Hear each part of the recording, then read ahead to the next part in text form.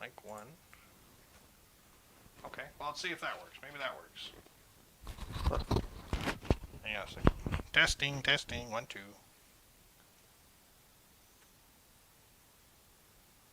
Just give it a second here.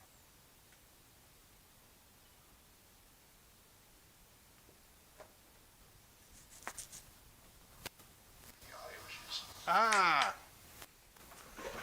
I figured it out. Alright. Okay. Yep, sorry about that, guys.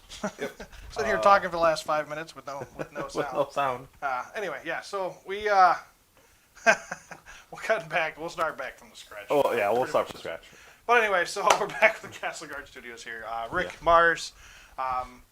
Yeah, we're having audio issues because I hit a wrong button, I guess, apparently. So, but anyway, so yeah, we're going to be doing our part 2 of the faction focus for Drukhari today.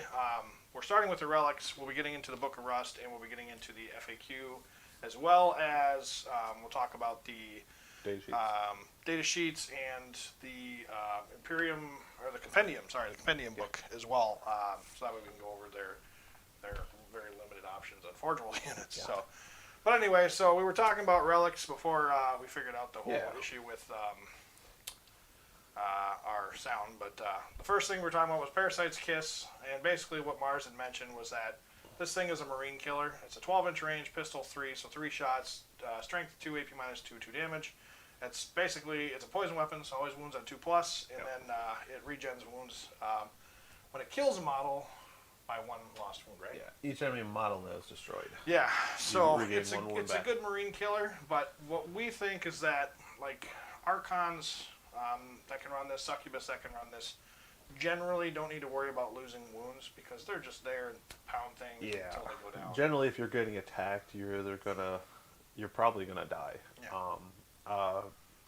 Because either you're an Archon and you still have your 2+ invuln Shadow Field, and once that's gone, you're probably gonna die because it drops you down to like a 5-up armor. That's right. Or the or the Witch who has like 4 or 5 wounds, but she's only toughness 3. So generally, most things are gonna do a lot of damage to her. Right.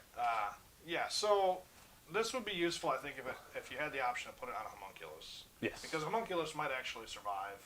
Yep. You can get them up to 6 wounds. Yeah. They're a little more durable, but unfortunately, this 5. weapon doesn't quite work on them, which is I think where the problem lies with this weapon. But I think overall, I mean, it's still good. Because you have to take a splinter pistol to replace and take the Parasite's Kiss, and the homunculi have a stinger pistol. Yeah. So it's not the same weapon. Not the same thing. Unfortunately, it doesn't quite work with them. But either way, I mean, it still kills Marines. It's 3 shots, so it's pretty good. And it's always hits on 2s, always wounds on 2s because of the Archon's Ballistic 2 and because of the poison weapon ability, which actually overrides Transhuman, which we clarified again today. We had a question in one of our group chats here about that, asking about whether or not always wounds on a 2+, does that override Transhuman? And the answer was yes. Yeah, according to the rule book, when an attacker has a rule, it overrides a defender's rule that would conflict with it. It's one of the rare rules, and it's called attacker's priority. So anytime a rule would counteract another rule, the attacker gets the priority over the defender. So, at least when it comes to attack rules. Because I believe Fight First is different. Yeah, Fight First is that's a whole different thing all on its own. But in terms of like how rolling works, the attacker gets the benefit of the doubt. And that's for hit, wounds, stuff like that. So, poison weapons are amazing and for a good reason. Which now all of a sudden you're trying to transhuman my poison 3+, poison tongue. Your Cabal. Units. Good luck with that. Nope. I'm still wounded on 3+. Love it. Nope. So it's good stuff. Good stuff. They are, the Parasite's Kiss is an interesting pistol because not only is it a pistol, which means you can shoot in combat. You're going to be in combat a lot anyway. The Archon, maybe not as much.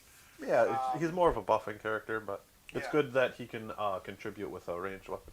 Yeah, but it's still good. And if you're running around popping a Marine or 2 here and there throughout a game, even 5 Marines, the Archon's easily going to pay his points back. Alone, just not including all the buffing. It's only and like stuff that he's doing. 65 points for an Archon. So he's going to run around and mulch some Marines, and while he's doing that, he's going to be buffing his whole army. So it's great. It's kind of a neat little pistol. Another thing we were mentioning too was that they have like such a limited number of relics. There's only 6. Yeah. Mars and I came to the conclusion that you do have the options in the Cabal, cults, and covens. Yep. Pages where they're all separated or whatever. They kind of have their own relic options too. So technically, you do get 12 relics, right? Because each one has. It'd be 9 plus Or, the 6, so so it'd be like 15. Plus, you get. But granted, you're not running all the covens, cabals, and Yeah. at the same time. And then also too, you only get 6 general ones to choose from. But we also talked about a little bit how there's only 3 characters that can really customize. Yes. You can customize it all, which are your Archon, your Succubus, and your Homunculus. So the fact that only those 3 can be customized, you really only need a couple of relics in terms of options to be able to choose from, really. As long as they're strong enough and they do what they're supposed to do for the army, that's all that matters, right? Quality, in this case, beats quantity. Yep. So another thing, too, to consider is you also have the Cult of Strife pages that were released in the Book of Rust, which also gives you another option for another relic, which I think is pretty good. That helps you build that Super Succubus, which everybody loves so much. So but we'll get into that here in a little bit. So let's move on to the Helm of Spite. The Helm of Spite. So this is a weird one because if your opponent, in your opponent's psychic phase, bearer can attempt to deny 1 psychic power as if it were a psyker. If it successfully denies that power, the psyker attempting to manifest the power suffers perils of the warp. Yeah. So that's really cool. The book doesn't have any psychers because they're Dark Eldar, and this gives you a little access to psychic defense. Correct. In which you otherwise have none, I think. I think this is like the only thing there might be in the one entire other book. option in the book, but I'm pretty sure, this is one of you are very limited in your psychic defense. Yeah. With that being said, you might be fighting someone who doesn't like Tau, who don't have any psychers. Yeah. So the only time you'd be taking this is when you spend the stratagem to get extra relics. Right. Because you don't know if you're going to use it or not. Yep. Obviously, the relic, the initial relic you want to take is a relic that's not going to be, it's not going to be interfered by whatever your opponent's playing in their army. Yep. You spend the CP for the extra relic because that's done prior to the game, but it's after the list is made. So it doesn't affect how you take your relics and whether or not you can or cannot use them because of the way 9th edition listing is built. Yep. So, definitely Helm of Spite's one of those things you're just going to want to save until you need it. And then when you do need it, it's there, you take it for 1 CP, and it's worth it. Totally worth it. Oh, yeah. And not only is it just a psychic deny, it also forces them to Perils of the Warp, which is pretty awesome, considering you can't touch their psychers most of the game anyway. Now, all of a sudden, their psychers have a threat on the board. Yeah, which it could potentially just kill that psyker. Right. I mean, the fact that you can sit and all of a sudden start pinging a psyker that otherwise is untouchable, and even more so the fact that you don't have any anti-psyker in your army, this relic makes that ability to be kind of an anti-psyker pretty cool. So it's definitely a good one. Helm of Spite, again, like I said, you're gonna wait until you need to pull it, and then you're gonna pull it in for that 1 CP, and all of a sudden you're cooking with fire. Yeah. So moving into the Nightmare Doll. The Nightmare Doll. So it can only be taken by Homunculus, and each time the bearer would lose a wound, roll a d6 on a 4+, that wound is not lost. Simple, cut and dry. The problem with this, though, is the homunculi already ignore wounds on a 5+. So all this is doing is taking that 5+ to a 4+. Which is still pretty strong. It's still pretty strong. It just seems minimal, really. It takes it from succeeding in 1 of every 3 to succeeding in 1 in every 2. So that's pretty strong. Yeah. But I just feel it's a little weak for a relic. I'd like to see it have like a little something extra. Well, and the way I look at it here is like, okay, let's say you don't want to take a relic. You don't need a relic in your army. There's no reason to have it. But you have you're running a homunculus army or homunculus list, a list that does happen to use the homunculus, and you don't need the relic. So all of a sudden, I need to fill a relic slot because I get one for free anyway, right? Yeah. Well, all of a sudden you're like, all right, well, fine, I'll just take this because it boosts my homunculus a little more than nothing. So, it's not the greatest relic out there. It does make your homunculus a little obnoxious, a little more obnoxious than he already is. Yep. So now all of a sudden, your opponent's like, darn, this guy all of a sudden went from like hard to kill to like really hard to kill. He'll always have at least a a big deal. 6-up armor or invuln, and then has a 4-up feel no pain on top of that, Yeah. and then you'll be toughness 5 with 6 wounds. Yeah, they're durable. They're very durable. They're not like super durable, but they are durable for their cost. So Nightmare Doll, it's good. I'd just like to see it do a little more. Yeah, it probably won't have. It's a situational thing too, where it won't always have an effect in the game. And generally, you want to try to avoid relics that don't have an effect throughout the game. So I think this one's kind of a hard one because it's like, well, if your character's not getting shot at, your character's not getting targeted, then what's the point of having it? Now all of a sudden you just wasted a CP or you wasted a relic slot for nothing. So yeah, I don't know. It's kind of fun. It's fluffy. I think it's okay. It's just not something you're going to see a lot of. So, all right. So moving to the Jin Blade. So a model equipped with a Husk Blade only. So I'm pretty sure that's only an Archon. It is only an Archon. Yep. So it is a melee weapon, strength +1. So I believe I'll bring him strength 4, AP 3, flat 3 damage. Yeah. Each time the bear fights, makes 2 additional attacks with this weapon. And at the end of the fight phase, roll a d6, and the bear, if you roll any ones, the bear suffers 1 more wound. Yeah. So it kind of has like it's a demon sword. Demon type of it bites you back a little. Yeah. But but otherwise, that flat 3 damage is really why you're taking this weapon. Absolutely. I mean, and the extra 2 attacks is obviously good. I believe in the previous codex it was D3 damage, right? I want to say it was D3 in the old codex, but I could be wrong. I'm not sure. Either way, it was good before. Now it's great. Now it's great. It is awesome. AP 3 awesome. and 3 damage. Yeah, it's only strength 4, so you might run into a little. You might not wound every time. You might not wound every time, but like there's warlord traits in here that'll give you like reroll wounds. Yeah. So that'll be really good with a Jin Blade. I think this weapon pairs up really nicely with units like Incubi, units like Drizar. It pairs up well with Dark Lances, Heat Lances, and Liquefiers even. Liquefiers are more of they're a homunculus thing, but that 3 damage is really nasty because all of a sudden it when you look at 2 damage weapons, they are great, but there's a lot more armies out there. And obviously the first one that comes to mind is Death Guard, where all of a sudden they're reducing their damage by 1, and your multi-damage weapon all of a sudden turns into 1 damage again, and it's like, well, that sucks. Yep. But this thing turns it up a notch, and it's like, no, you don't get to survive my attacks. 3 flat damage turning down to 2 will still wipe out. It'll still kill Plague Marines. It'll still wipe out Plague Marines. Yep. It'll kill pretty much slaughter its way through an entire Death Guard army. It won't, because the new Death. It's not going to kill their new Terminators. Yeah, it's not going to kill their new Terminators, but it'll kill regular Terminators just fine. It'll kill the new Terminators, but it won't outright wound kill. Sure, you'll need like 5s to wound. Like we said, you can probably take a warlord trait to get reroll wounds, but it'll kill heavy intercessors. Yeah. Just AP 3, so you get a 6-up armor. Yeah. And flat 3 damage. Oh, I'm gonna transhuman. Okay, I'm only strength 4. Yeah. Well, and the thing with Drukhari weapons and I have too. like 7 attacks. Mm-hmm.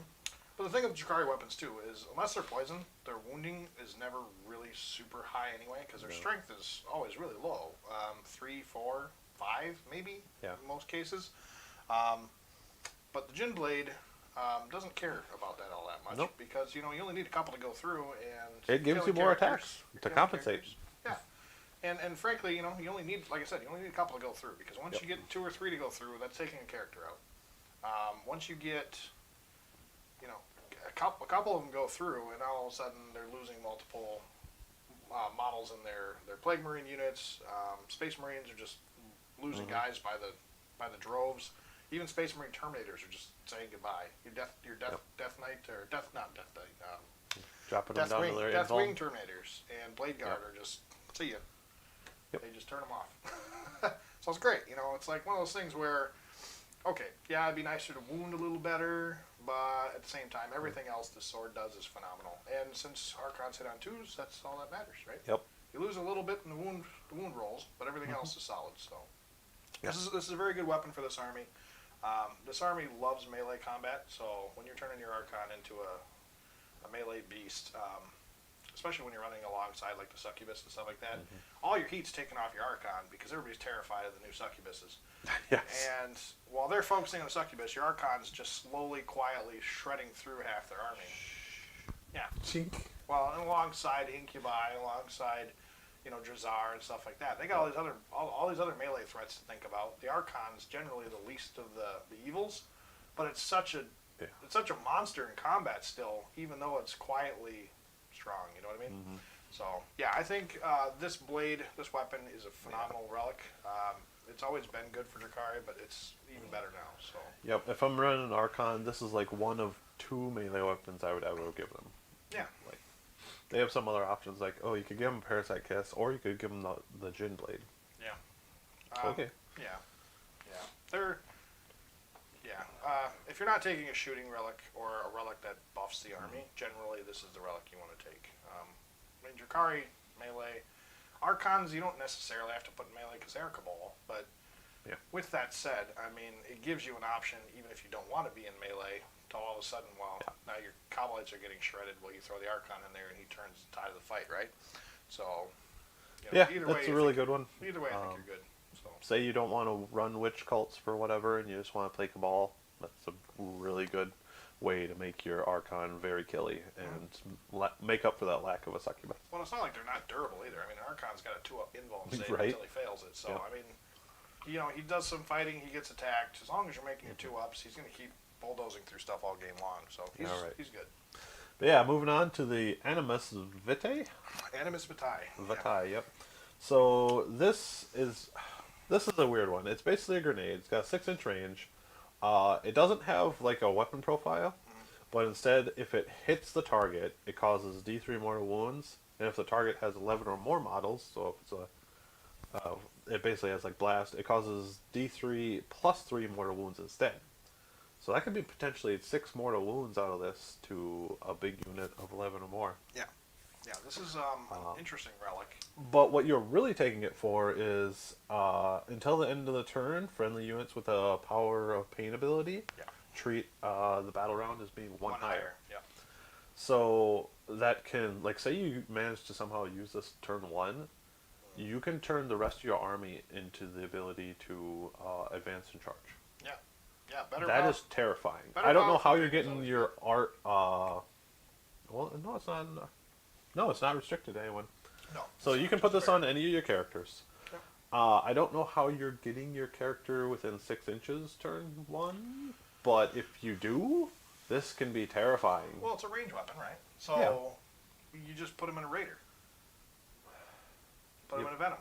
They can still throw stuff. Oh. It's still open-topped. Oh, yeah, because you can just... And then you just charge in with any of your units, and all of a sudden, you can blaze it down. You can blaze it downfield, get within 6 inches. if we're being fair, the problem with this whole tactic is that you can't get a melee unit, except for maybe Hellions and Scourge, which are not melee, into combat turn 1, and therein lies the issue with this. Yeah. However, if I guess if you can somehow, if your opponent puts their stuff too far forward, or they got units that deploy forward too far, you theoretically could get Incubi there. You could get Witches there. They all move pretty quick. So, Oh, yeah. Basically, that was my thought process, is like, how do I just charge turn 1 with my entire Drukhari army? They're not like White Scars, so they can't just, run up the board and drop everything on load turn 1. Their shooting is violently strong up close turn 1. With that said, they're limited in terms of what they can do in melee turn 1, just because of the fact that they got to move, they can't disembark without the deep strike stratagem, and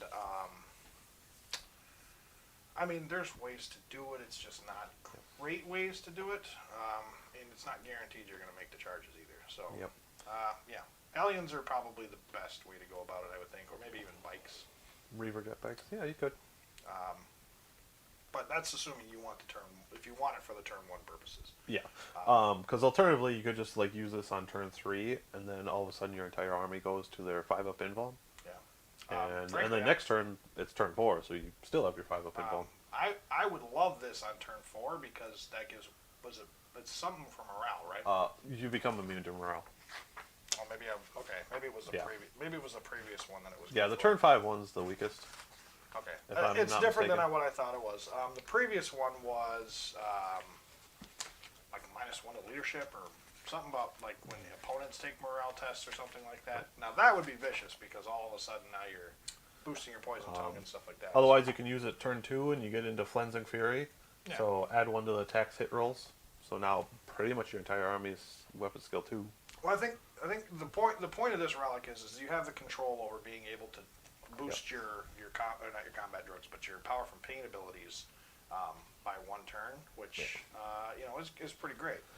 Now you can only use it once per battle. But the secondary clause there, the increasing your power from pain, I don't believe it has to hit. It just says until end of the turn when you use it. Yeah, this is it's not relevant towards any unit or anything like that.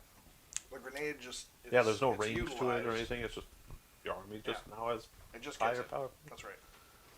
So anyway, it's a good relic. I think. Yep, it's think definitely there's a one lot you have to build around. I feel. Yeah. And it frankly, in my opinion, it works with Cabals more than it works with anything else.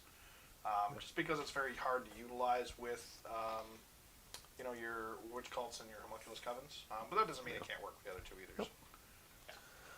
Good. Moving on to the triptych whip. Triptych whip.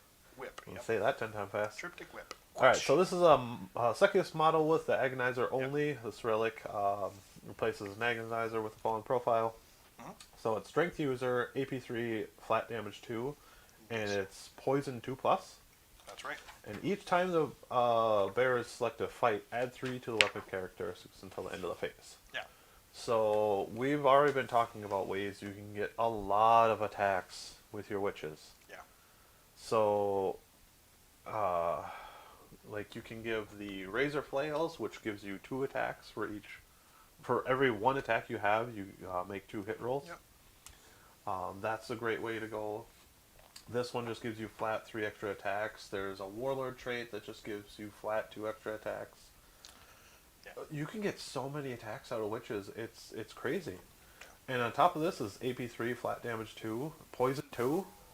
You'll just murder intercessors. Yeah. Murder them. The Triptych Whip is it's one of a few ways to build a succubus to be very, very killy. Agonizers by themselves are already pretty strong. The Super Agonizer is very strong. It's still not the way to build the Super Succubus, but it's still fun to run her along with the other ones as well. So Yeah, there's so many ways to build your succubi. I don't know if one's necessarily better than the other.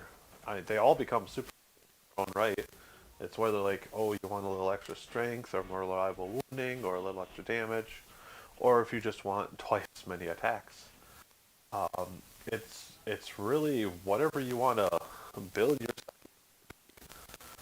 There's so many ways. Like this is one of 2 relics I'd ever give the succubi if I ran them.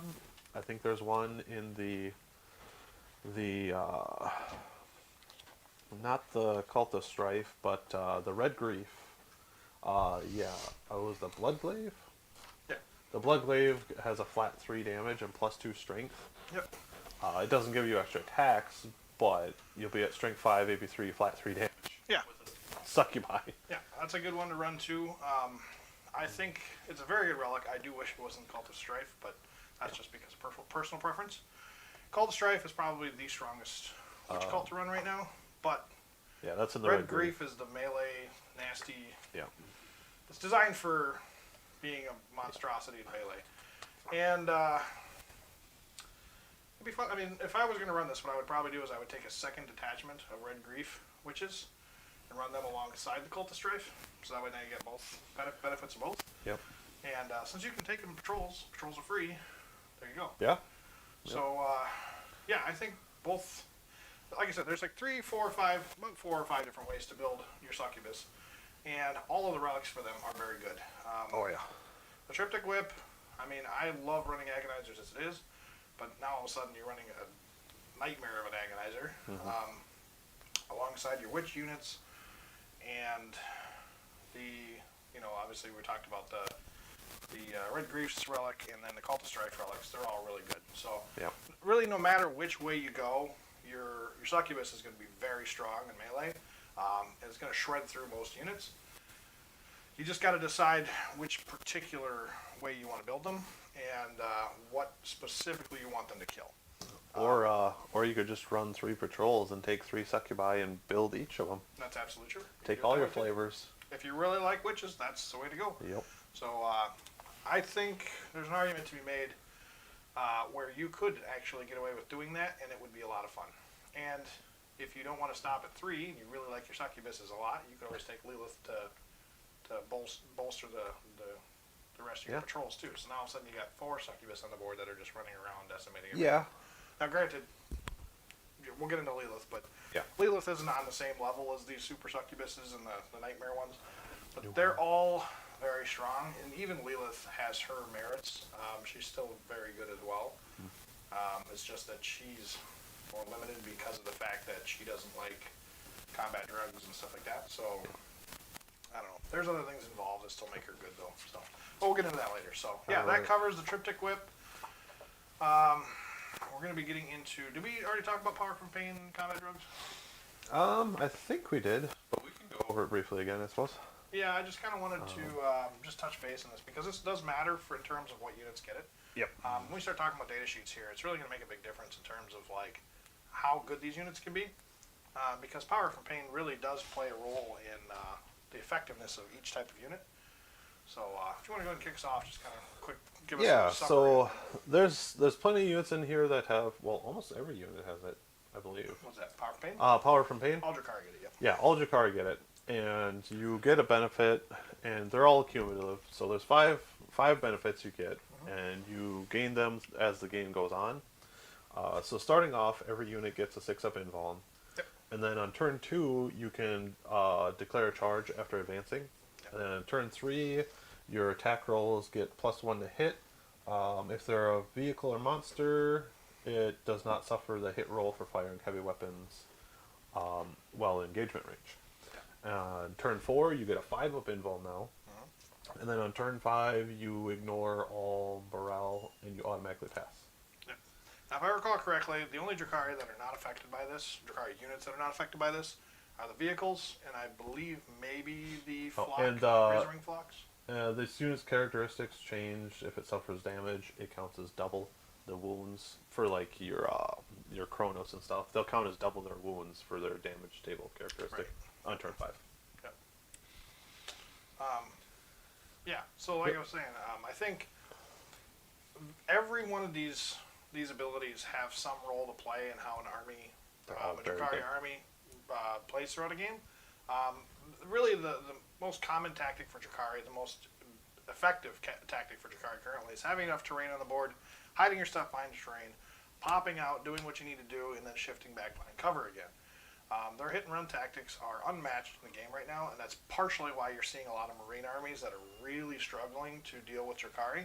Yep. Because Marines like to fight fair, whereas Drukhari, they don't fight fair at all. So they're very good at doing what Marines hate the most, and that's why Marines are struggling so much against them. Obviously, Marine players are going to have to adjust their tactics to make sure that they're able to take units that can withstand some of this stuff and maybe play a little bit different role than what they currently have been using them. But I think Drukhari are in a place where, because of power from pain, each one of those as they stack on later in the game, as they go through their progressions, they just keep getting better and better and better throughout a game, and they never run out of gas. And that's one of the most effective things about this army, is that even though they are very, very glass cannon, over the course of the game, they keep getting stronger and stronger. So as you're losing units, as you're losing resources, no matter what, by the end of the game, you're still packing quite a punch. And as long as you got models left on the board, that's all that matters. Because you're covering the objectives that you need to cover, you're hitting hard, and these extra benefits that boost, especially once you get to the turn 5, now all of a sudden you're not losing morale. Yeah, just like one witch on turn 5 has a 5-up invuln. It hits on a 2+, and it ignores morale. Yeah. It can advance and charge. Yeah, and then witches, I mean, they're even more so in this new realm of like how good they can be later in the game, just because of the way combat drugs works and stuff like that too. So they get benefits on top of benefits on top of more benefits. So why don't we go into combat drugs? With that being said, so a few units in the book get access to combat drugs. Pretty much all witch calls. And how it works is you have 6 different characteristics on their data sheet that you can basically enhance by 1. If you choose movement, it enhances by 2 instead. Correct. And do you have to? You can keep picking the same one for multiple units, right? You pick them prior to the game. Once they're there, they're Yes. there. The ones you can It choose. used to be you had to pick a different one each time before you could pick the same one again. But now you can just give all your witches, no matter how many you have, extra attacks, right? right? That's what you're saying. Yeah. They can all pick one type now, and then you, for like extra ones and stuff that you get, you can roll for those instead. Yes, you can pick one, or you can randomly pick 2. Roll for 2, right? Yep. Yeah. And there's like succubus stratagems and abilities and stuff like that that give more combat drugs on top of that. Not Lilith, but Cult of Strife, I think, has one that does something like that too. So either way, your combat drugs, you can stack on a whole load of these things, and all of a sudden you're really powerful. That in combination with power from pain is just absurdly strong. And they're not like none of them are like incredibly strong buffs, but they're all very good. And when they all start stacking together, they become incredibly powerful. I think most Drukhari players are already aware of this, but the change to the way the charts work now, they went from being kind of, you had to play them a specific way in order to utilize them and make use of them properly. And the way the chart was set up, it was just kind of lopsided. It seems like some of the abilities should have been in different spots. Yep. Now the chart's in a spot where almost every ability you get plays to the turn that it wants to come in as. So most of the time, the turn that you want to use it, you're getting the one you want. Yep. At least from power from pain. Combat drugs, you get to choose those prior to the game. And you get the one you want no matter what. Yep. Or you can roll for 2 and hope you get one that you want, another one that just kind of helps out.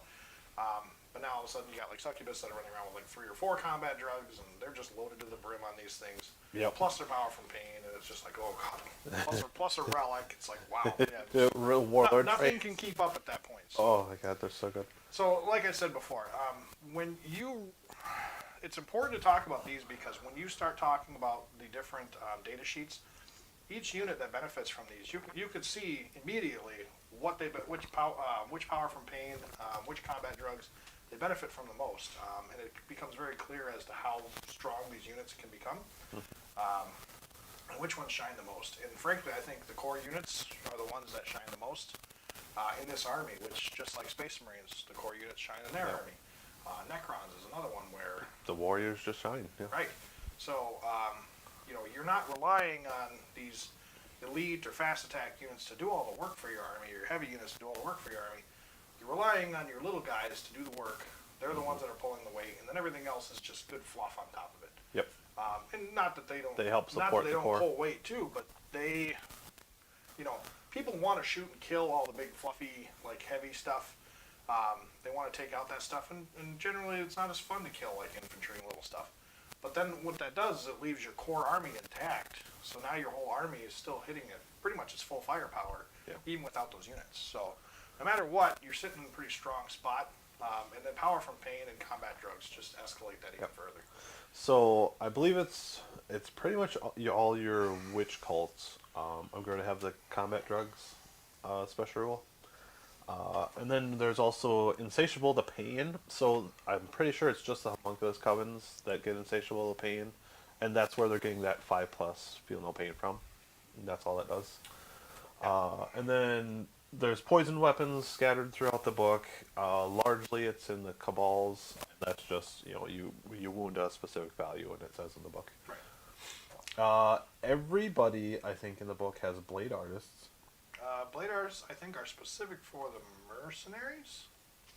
I could be wrong, but I could. Because I know the witches have it. I know the racks have it. I'm pretty sure it's Cabal. Melee units, if it is. I know Incubi. Blade artists. Blade artists.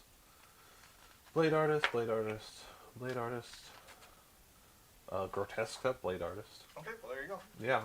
Vast majority of them have it. So the yeah. non-Drukhari units probably don't. Yeah, but like Razorwing Fox and Kamari and stuff like that. But yeah, pretty much everything has Blade Artist, and what that does is whenever you roll a 6 to wound, it improves AP characteristic by 1. Yeah, which that's And nothing. most things in here already have an AP of 1. Right. So bringing it to AP 2 Well, on a 6 is always nice. Anything that boosts AP is great for an army, primarily because of the fact that you got units like Space Marines out there with 3+ saves, units out there like Sisters with 3+ saves. It really helps them deal with stuff that normally are just making their saves or cover saves, stuff like that. This chops that down a little bit. So. And this is such a good ability to have on pretty much your entire army, because even like your Kabbalite warriors have it. They're just 8-point little guys who are strength 3, but they have 2 attacks. The leader has 3, and then you have Blade Artists on that. So even if you're stuck fighting like powered armor units, you can still have you can still punch your way through their armor a little bit. You roll a handful of with your guys who are preferably going to be shooting, right. But if they do find themselves in combat, they can still defend themselves. Little 8-point guys, and I love that. Yeah, that's cool. It's a good ability, and it fits in nicely with poison weapons, which generally, for the most part, either are on characters or on like your little smaller melee units. Characters, smaller melee units, and then a lot of your shooting units, splinters and stuff like that, to generally get the poison. So it pairs up very nicely. I think they're good in combination with each other. Both those rolls are pretty good. So. All right, so now we're getting into the data sheets, and we got here our 3 customizable characters. You don't really have much in terms of characters when it comes to Drukhari. However, the ones you do have are amazing at what they do. They're all pretty cheap. The Homunculi, I think, is like 80, but he's really tanky, which is probably why. So starting off, we have the Archon. We've talked a lot about him. He's highly customizable. You can run him in the Real Space Raid detachment, so he gives this aura of reroll 1s to your entire Drukhari force. Otherwise, he's got the Overlord aura. When a friendly Cabal core or Incubi unit within 6 of this model makes an attack roll, you can reroll hits of 1. So he just has that naturally, so if you're not running the Real Space Raid, he just still has that ability. Sure. And then, like we said, he has the Shadow Field for the 2-up invuln. If he fails it, you're dropping down to your 4+ armor save. I suppose he has, but otherwise he's toughness 3, 5 wounds, and a 4-up armor outside of his Shadow Field. You can customize him with a few different weapons: an Agonizer, a Husk Blade, a Venom Blade. The Venom Blade is just a poison 2+ blade. That's about really all it does. Yeah. So none of his weapons are terribly great. The Husk Blade is flat 2 damage, AP -2. So that's kind of good, but generally what you're going to be doing is you're going to be taking the appropriate weapon to try and get a relic on him, I feel. Otherwise, you're just going to be running the bare bones just for his reroll 1s. Yeah. I think an argument can be made for pretty much everything on his data sheet in terms of what is available for him. Yeah. I think they're all pretty good. The Venom Blade, it's only 1 damage, but wounding on 2s is still pretty solid. Yeah. And you especially since you're strength 3. Well, and the thing is, Archons aren't necessarily designed for melee combat, even though they can. They generally, you take an Archon, the Archon's really there to defend the army. It's supposed to buff them, it's supposed to give them that aura reroll, stuff like that. And I think, even if you want to go cheap, because I think most of these are free. So you get to pick most of these options for free. Yep. The Power Sword, I think, might cost something. I don't remember if it does or not. I don't think so. I think the Agonizer costs some points, as well as the Blast Pistol. But for the most part... Yeah, the Blast Pistol, for sure. But for the most part, everything on their chart is free. It comes along with their weapon, or with their profile. So you kind of get to pick and choose which one you want. So he's 65 points, the Blast Pistol is 5, and the Husk Blade is 5. Yeah, so everything else is free. So that means basically you're getting an AP -3 +1 strength Power Sword.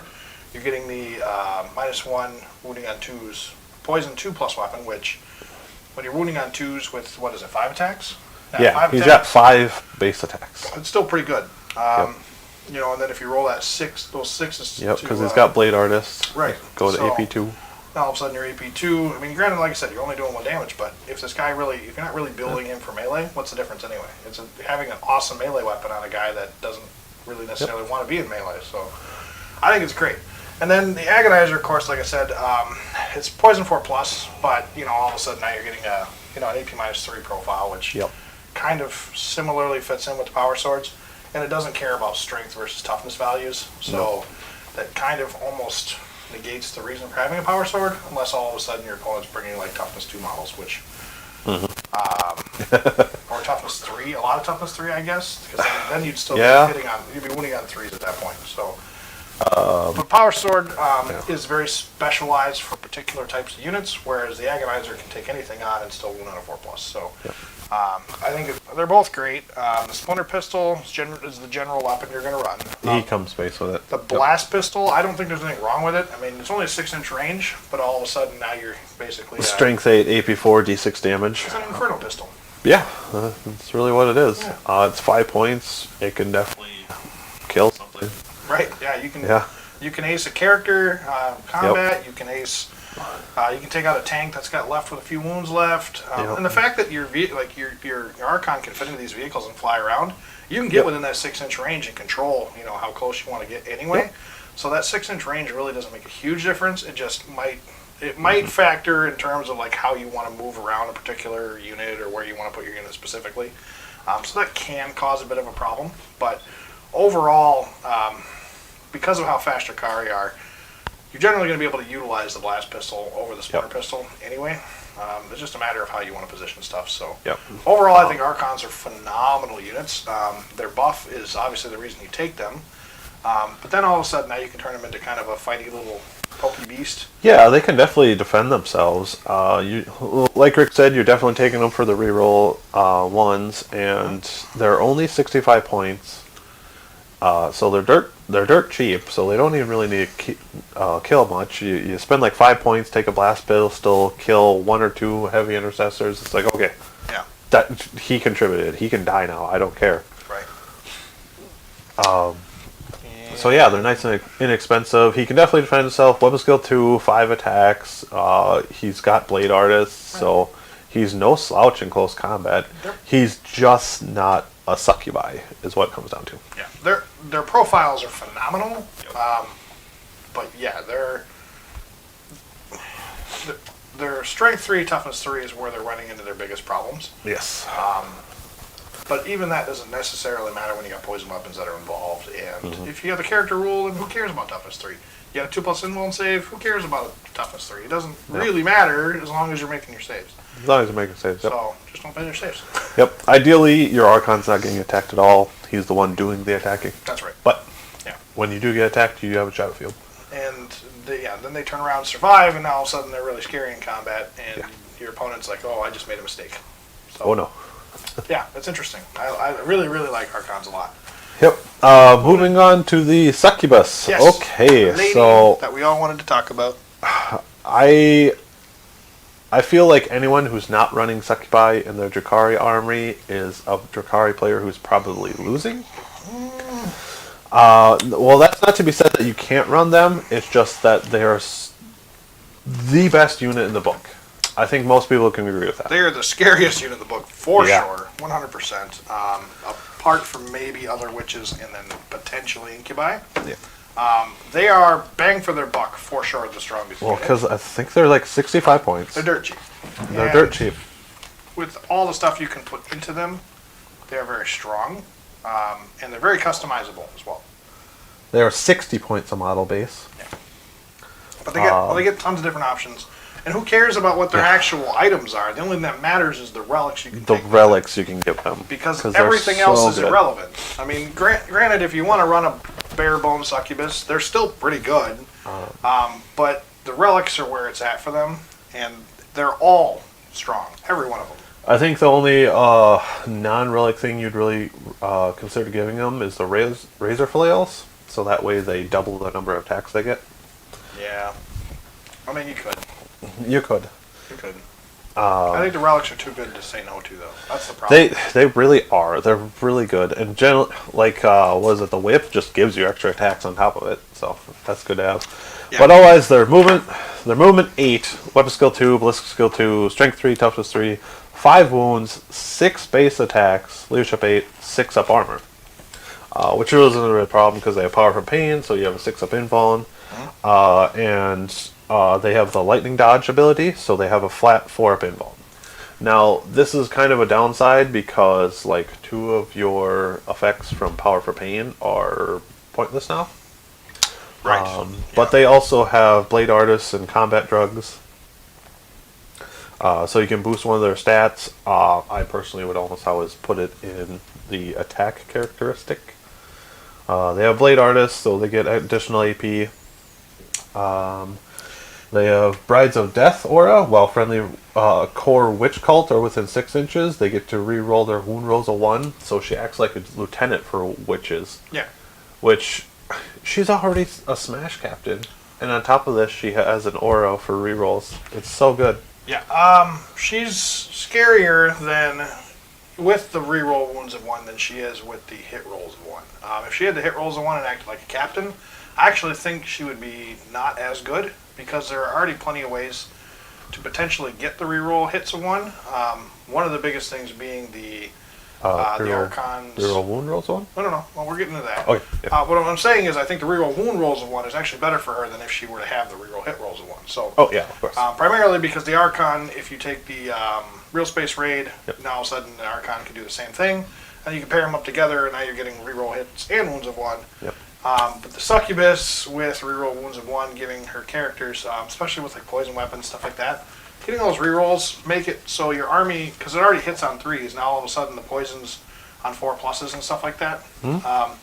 It turns your characters into the ability to, your witches into the ability to all of a sudden be more consistent with their wound rolls, which is something that Drukhari lack in because a little bit. Because their wound rolls, they don't get a whole lot of rerolls to wound, but what they do get is the consistency in their guaranteed wound rolls no matter what the profile looks like because of the poison weapons. But, well, your poison weapons only hit on 50%. You got 20 witches, only 10 of those attacks per, per round of attacks the witches get are going to wound. And that's assuming that they all hit. Well, they hit on 3s, they're wounding on 4s. Now all of a sudden you're rerolling wounds of 1. That makes them so much more consistent in terms of how they're wounding, and it pushes that profile up a lot harder than the reroll hits would do. So it's definitely great that the Succubus gives the reroll wounds of 1 because that's more important than the reroll hits of 1. Yes.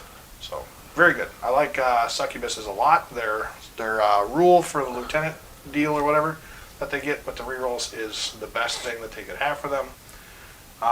Plus, like Marsh said, they're a smash captain in a bottle, and they are absolutely ridiculous in terms of how strong they can be with how many attacks they can get. And they're so cheap. And they are dirt cheap. They can punch so high above their weight class. Yeah. I mean, they got 6 base attacks.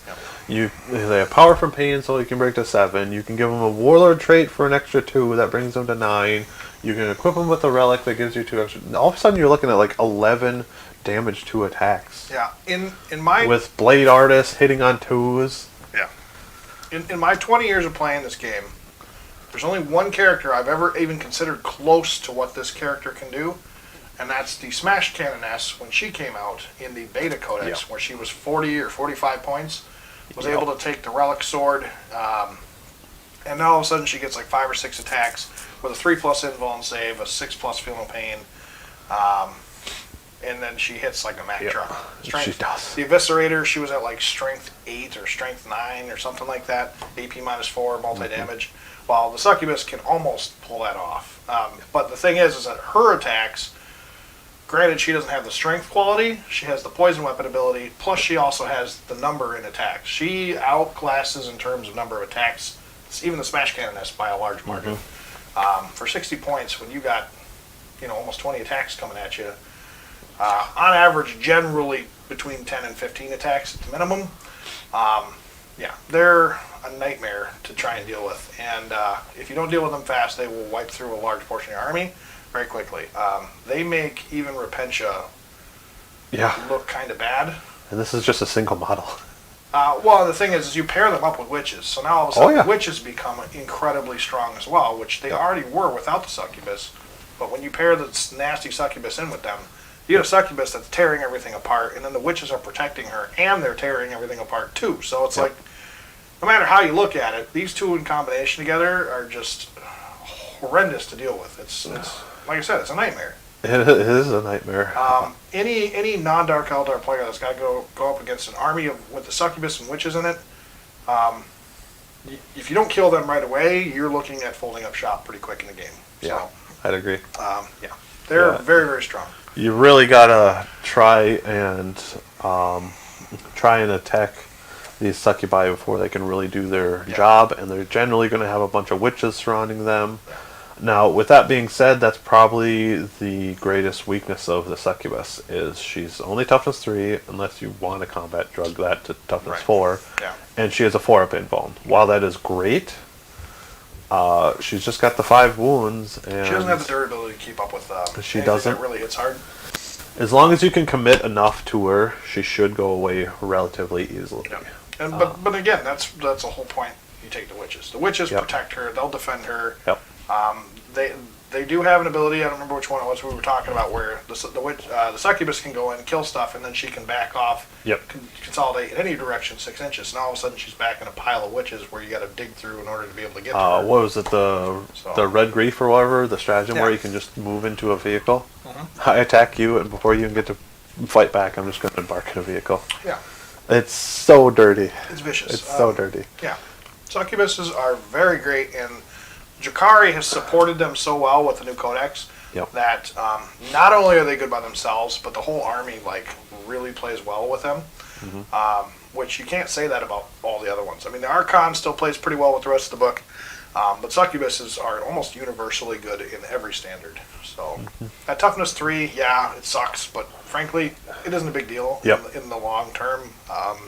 When you look at everything, especially if you lose a succubus, it's 60 points. Big deal. It's 60 points. Big deal. It's not the end of the world. Like, if she got a round of attacks in, she's probably already done her job. Oh, for sure. For sure. Yeah. She would have to have a horrible attack phase, rolling miserably in order to not easily pay back her points. And that's assuming she didn't already do it with the rerolls on the witches. So, she's very strong. So, moving into the homunculus, The homunculus. I like the homunculus covens. They're probably the ones that are going to see a bit of less play. I mean, the racks are very good. The homunculi himself doesn't do a whole lot for your army outside of the covens. So he has the Master from Pain aura, while friendly homunculus coven core units, so basically just your racks are within 6 inches of this ability, add 1 to their toughness. So that's what makes the racks really good, because it bumps them up to toughness 5 on an 8-point model. Yes. That's crazy good. He has Insatiable from Pain, so he ignores wounds on a 5+. He has base toughness of 4 and wounds of 6, but what is it? There's a warlord trait where you can just give him toughness 5 and 7 wounds. Yeah, they can be durable if you want them to be. You can make him really durable. He's got power from Pain, so he has a flat 6-up invuln. But otherwise, what you're largely taking him for is the Fleshcraft. So in your movement phase, select a friendly homunculus monster or grotesque unit that is within 3 inches, and the selected model can regain D3 lost wounds. Each unit can only be healed once per turn.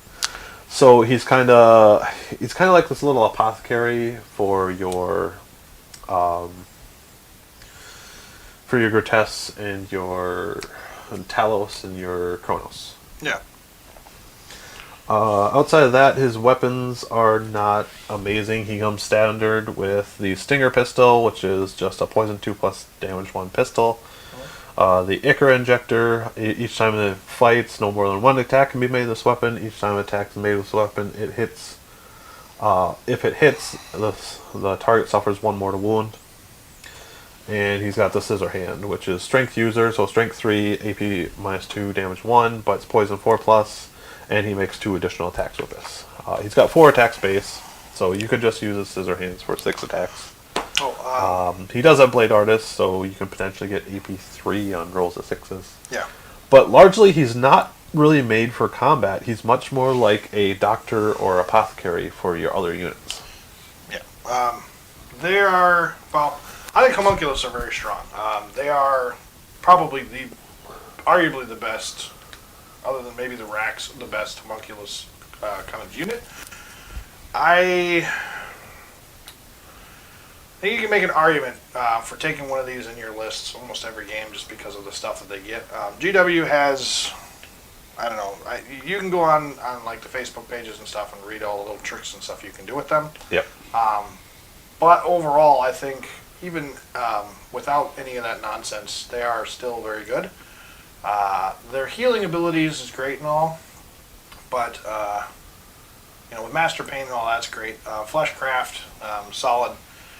Everything about them is good, and the fact that they add durability to your army in one shape or form than others is great for the army, because the army doesn't, if you look at the other two, there's nothing in the army that really gives them real durability, where homunculus, the whole group of them can really add some durability to your army that your army really can't have otherwise. So even though they may be maybe less popular to an extent, we're still seeing a lot of tournament lists and stuff that are winning with homunculus being utilized in the real space raids, stuff like that.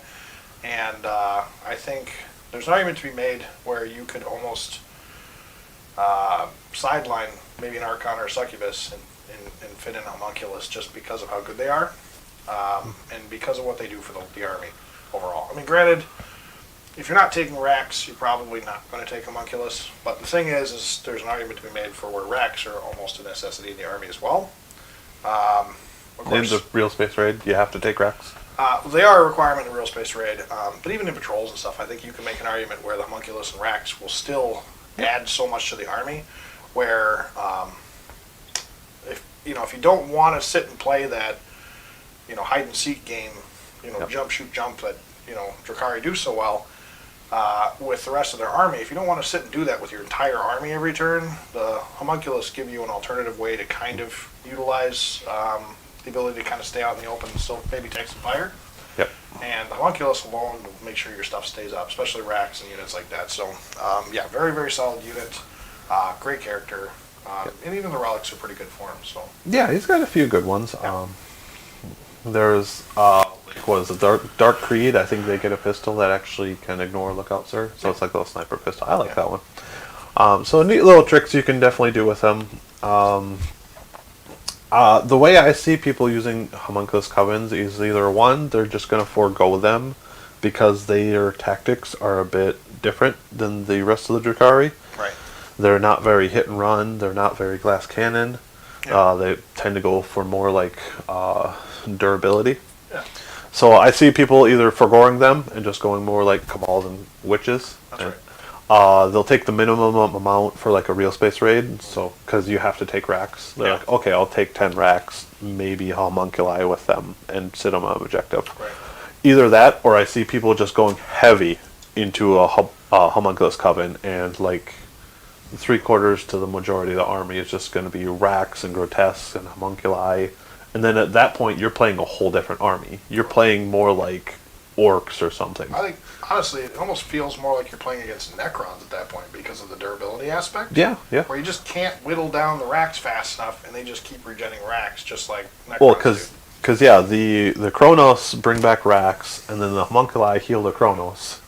So Well, the Warlord trait from Homunculi can also bring back racks as well. So Yeah. you're getting back at least a few a turn per unit. or no, the Chronos doesn't bring back racks. I don't believe. Yeah, He it just makes them. We'll get into it. We'll see. But The Homunculus alone, though, is going to be a solid character for your army when you're running racks. You almost definitely want to take one because it's what makes the racks so good. yes, Racks by themselves are okay. Master of Pain. Racks by themselves are okay, but they're not really great until you start, until you throw that homunculus in there. And then all of a sudden, combat, they're not combat drugs, but Power from Pain starts adding in, and you start getting those stacks on top of them, and that's where their durability So really all of comes a sudden from. you have 8-point models that have a 6-up invul, and potentially a 5-up, depending on what turn it is. They're toughness 5, and they have a 5+ to ignore wounds. Yeah. So you have just these multiple layers to dig through, and then at the end of the day, you killed an 8-point model. That's right. It's like awesome. Yep. Well, even homunculus are cheap too, so you lose a homunculus, big deal. No big deal. It's not the end of the world. I just want to double check, make sure. I keep quoting them as 8 points, and I'm pretty sure they are, but I just want to make sure. They're far cheaper than I think than the witches. Yeah, 8 points a model. Yeah, witches are 10. So. Yeah, witches are 10, and that's mostly because they have combat drugs. Well, that because they're freaking insanely strong. They're really okay, good. so the Lilith. 2 of the 3 named characters in here. Yep. We'll start with Lilith Hesperex. Lilith Hesperex, she's my favorite character in this book. I see what they were trying to do with her, but she just falls a little short. So, okay, first let's talk about the model, right? So the model released as opposed to the previous model, which was Finecast, or I don't know if there was there a pewter version of her? I don't know if they made a pewter version from the Finecast. I think it was just Finecast, if I recall correctly. Either way, the Finecast model was fine. There was nothing wrong with Finecast model, other than the fact that it was Finecast resin. But the sculpt was pretty decent. Now all of a sudden, they're like, okay, we're bringing out the Lilith Hesperex model. The plastic model looks fine too, but you got to paint it a specific way. GW has a tendency of putting out models where they paint them, and I don't know what their painting team is going for, heavy metal, but they have a tendency to really butcher the model in terms of what it probably could look like, to go for hard for a specific aspect. Like this, this new model, they wanted to make her look really rough and tough and mean. Lilith has always been kind of a finesse. She played like the sexy character or whatever that just was smooth and cool and chill in the battlefield. That just was unstoppable. She was just an unbeatable character that was a nightmare, but she didn't show it through the way she acted. She showed it through the way she killed stuff in the battlefield. There's death by 1,000 cuts and all that stuff. Well, all of a sudden her new model came out and she just looks like this mean brute. Well, yes, the sculpt is phenomenal, but the problem is that the way they painted her made her just look like this ripped She-Hulk, which I mean, it looks fine, but if somebody paints them and they don't paint her to look the right way, it looks kind of weird. She just looks like this vampire, who is just really angry, starving. Man. But here's the thing: the model looks fine otherwise. I don't know. You compare the old model to the new model. I don't know. I don't know which one I like better, honestly. Probably the old model, just because I'm a guy. But that's a whole other story. Yeah. The new model still looks good in terms of how it's sculpted and everything. I feel like so much emphasis was put on her hair in this model. Yeah. And I mean, that's not necessarily a bad thing. Her hair is legendary, so it is. It makes sense that they would spice it up. And it's funny because you actually look at her hair and then compare it to the Incarn or Yvraine. Yeah. Their hair is actually very similar in how their hairstyles are done, where they're really long, they're done up really high, and just all whippy, and they're interesting. But in terms of the model's fine. For anybody who's starting a Drukhari army, you're probably going to hear a lot of people talk about how Lilith, the new model, is just awful. I don't think that's true. I just think she needs to be painted a specific way. Because I have seen some people's renditions of her, and it really looks good. She's got a lot of detail, but they don't do it justice in here. It's just so bland colors. Yeah, heavy metal just has a tendency to use hard colors, and they try to make her look a specific way. It didn't turn out well. I mean, it's phenomenally painted. The problem is that just not. It's not the right kind of look for her, is what I'm saying. So, but anyway, that's neither here nor there. That's the model. In terms of her data sheet, right? Let's get into that. The data sheet, like Mars said, we know what they're going for. They're going for the death by 1,000 cuts. It fits her lore perfectly. The problem is when you compare her data sheet to that of the Succubus, what the Succubus does, once you stack on the relics and all the other stuff, all of a sudden it's like, really? Why is she like this and they're like this? They tower over her so high that unfortunately makes her look useless. Yes, and one of the And why would a named character? well, there's be worse? like two big problems with her. One, she only has 1 damage. Yeah, that's the Her attacks only deal 1 damage. The worst problem with her for sure. There's no like, oh, you deal more damage if you score a 6. I mean, if you score a She gets 6, more attacks. you get an extra attack, but that's still On her only warlord 1 traits, the damage. same thing. You deal damage, you get more traits. You get more attacks.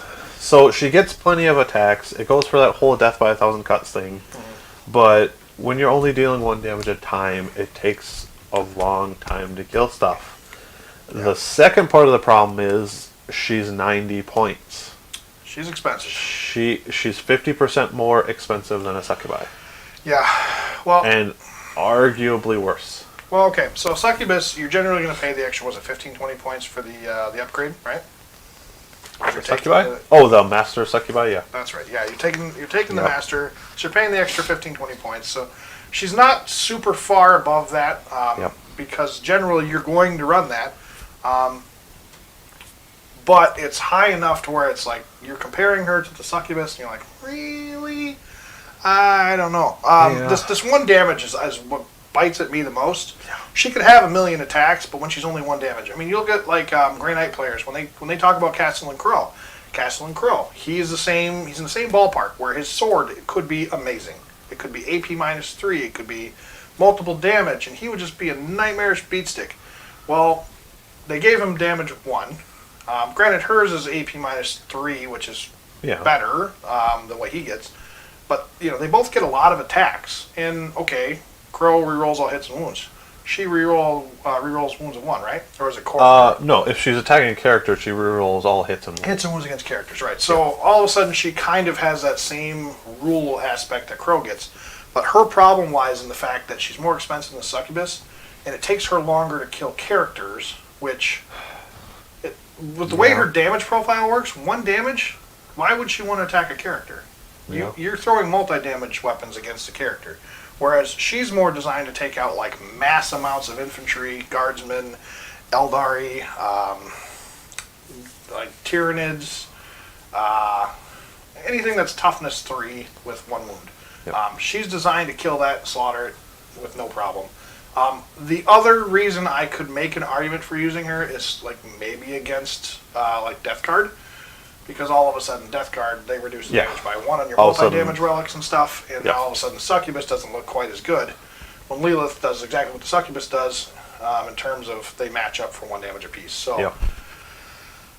yeah, I don't know. I don't know if any of her abilities merit taking her over the other succubuses, unless you're going against a specific army that you know she's going to utilize the 1 damage better Yep. than the multi-damage succubus. So she can fall back and like charge different units, and she has the deadly dance. So after she makes her attack, she can consolidate in any direction up to 6 inches. Yep. Now, if you take a master succubi, you can do that as well. Right. So you're going for this acrobatic dance, death by 1,000 cuts feel. So like we said over and over again, it's very fluffy to what she is in the lore, but on the tabletop, it just doesn't work out that way. One thing I think why she's so expensive is any attacks against her are -1 to hit. So I feel that factors into her costs for a model a lot, because plays a role. that can definitely play a role in keeping her alive. But again, like we keep saying, if you're getting attacked, you're probably going to die anyway.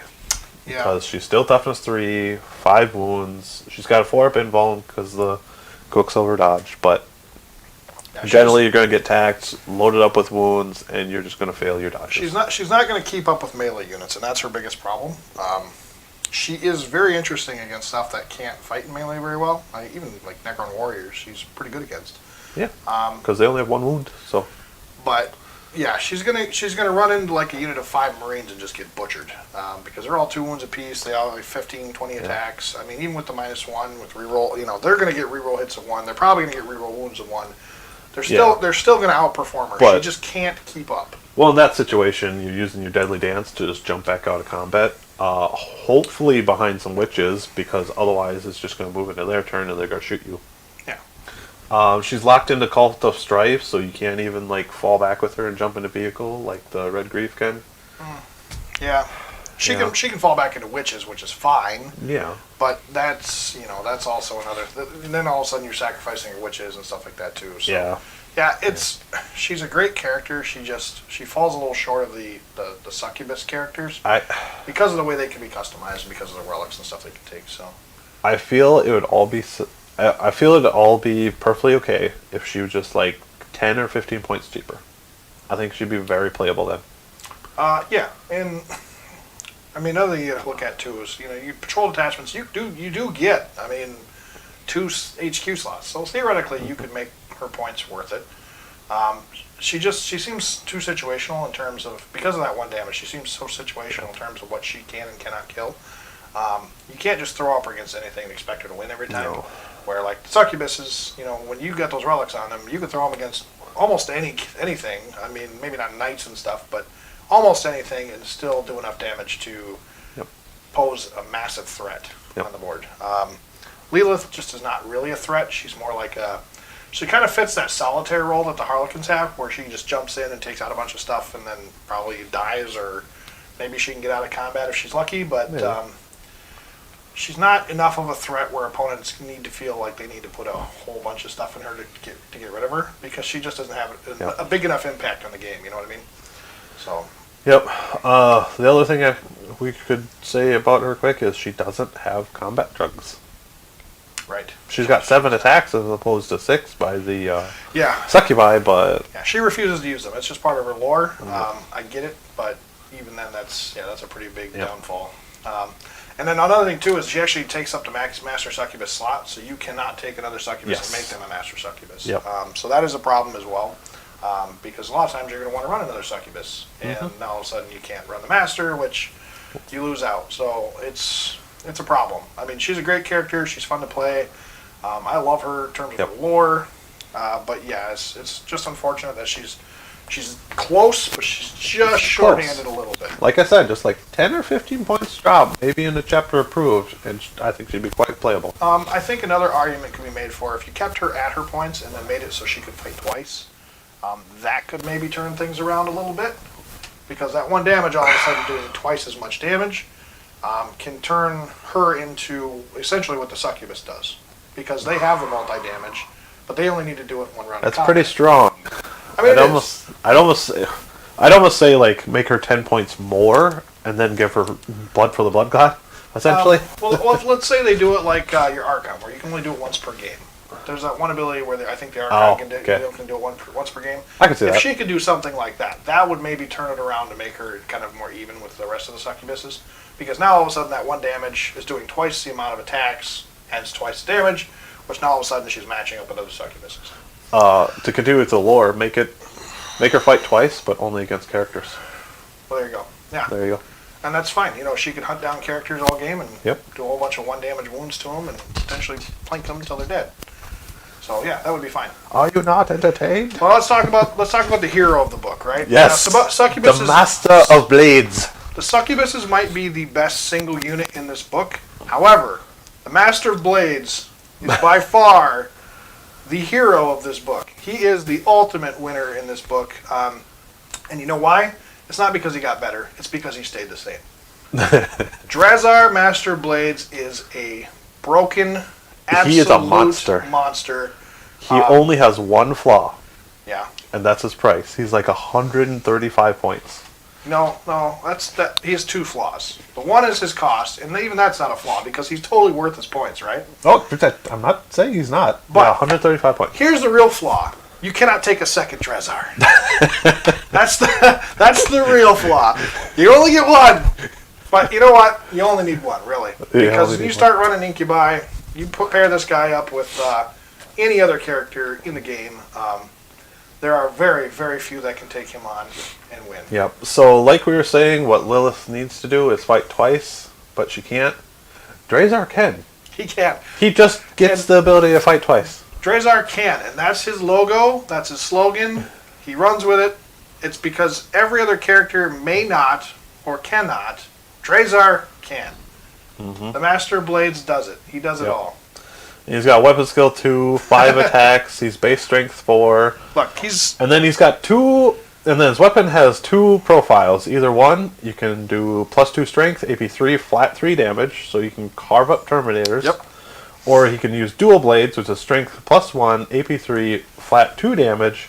And if he fights, he makes 2 additional attacks with his weapon. So that'd be 7 attacks. And keep in mind, he fights twice. Yeah, well, he's also got add +1 to his wound rolls. Does he get the incubi rule where they get the +1 damage or +2 damage or whatever? I don't believe so. Maybe he doesn't get it, but either way, I mean, 3 damage weapon.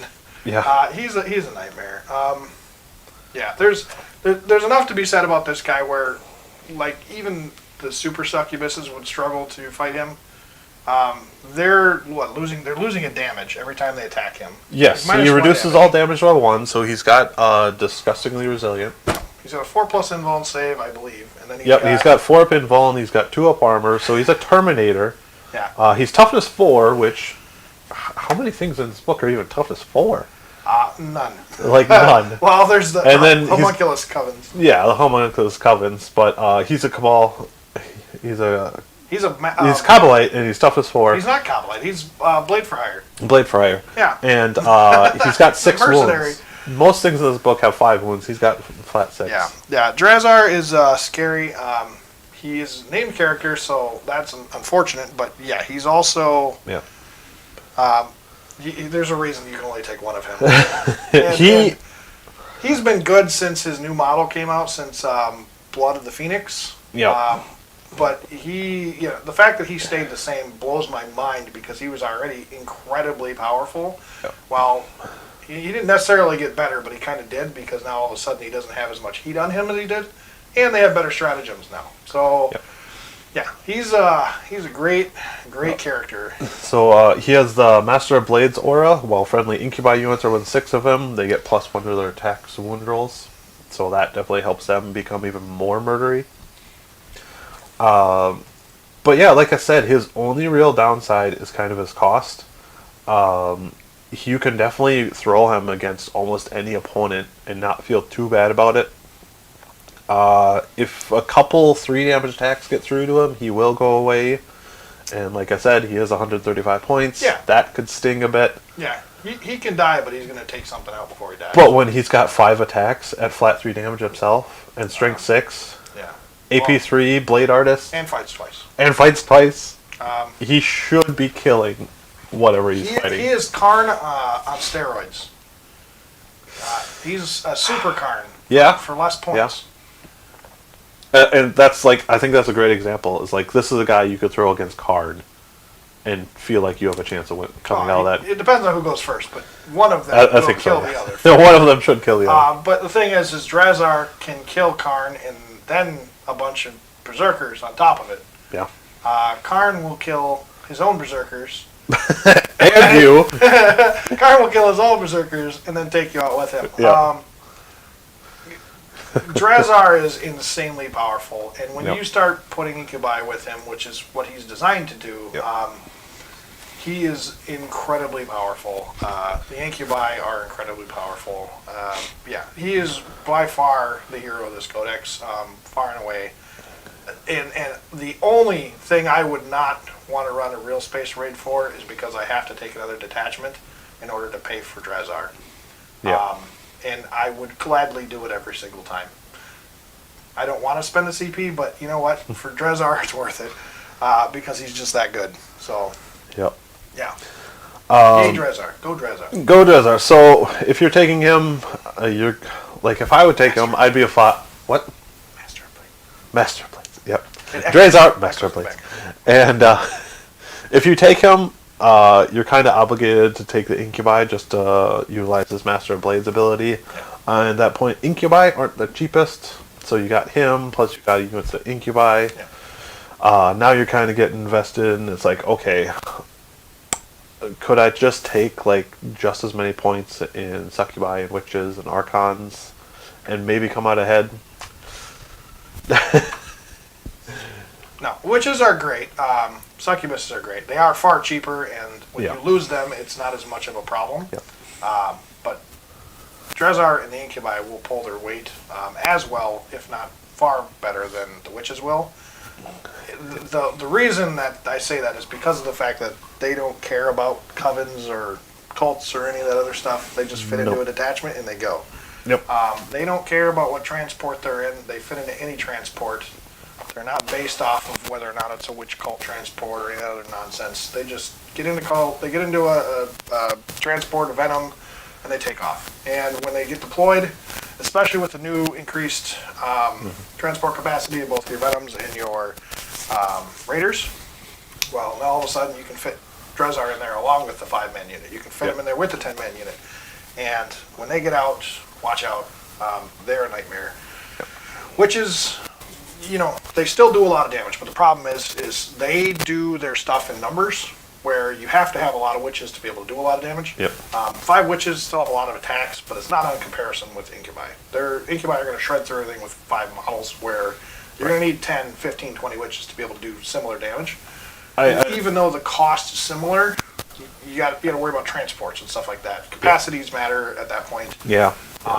And I think it's for that reason is why the Incubi and Drezar are going to be better in most cases.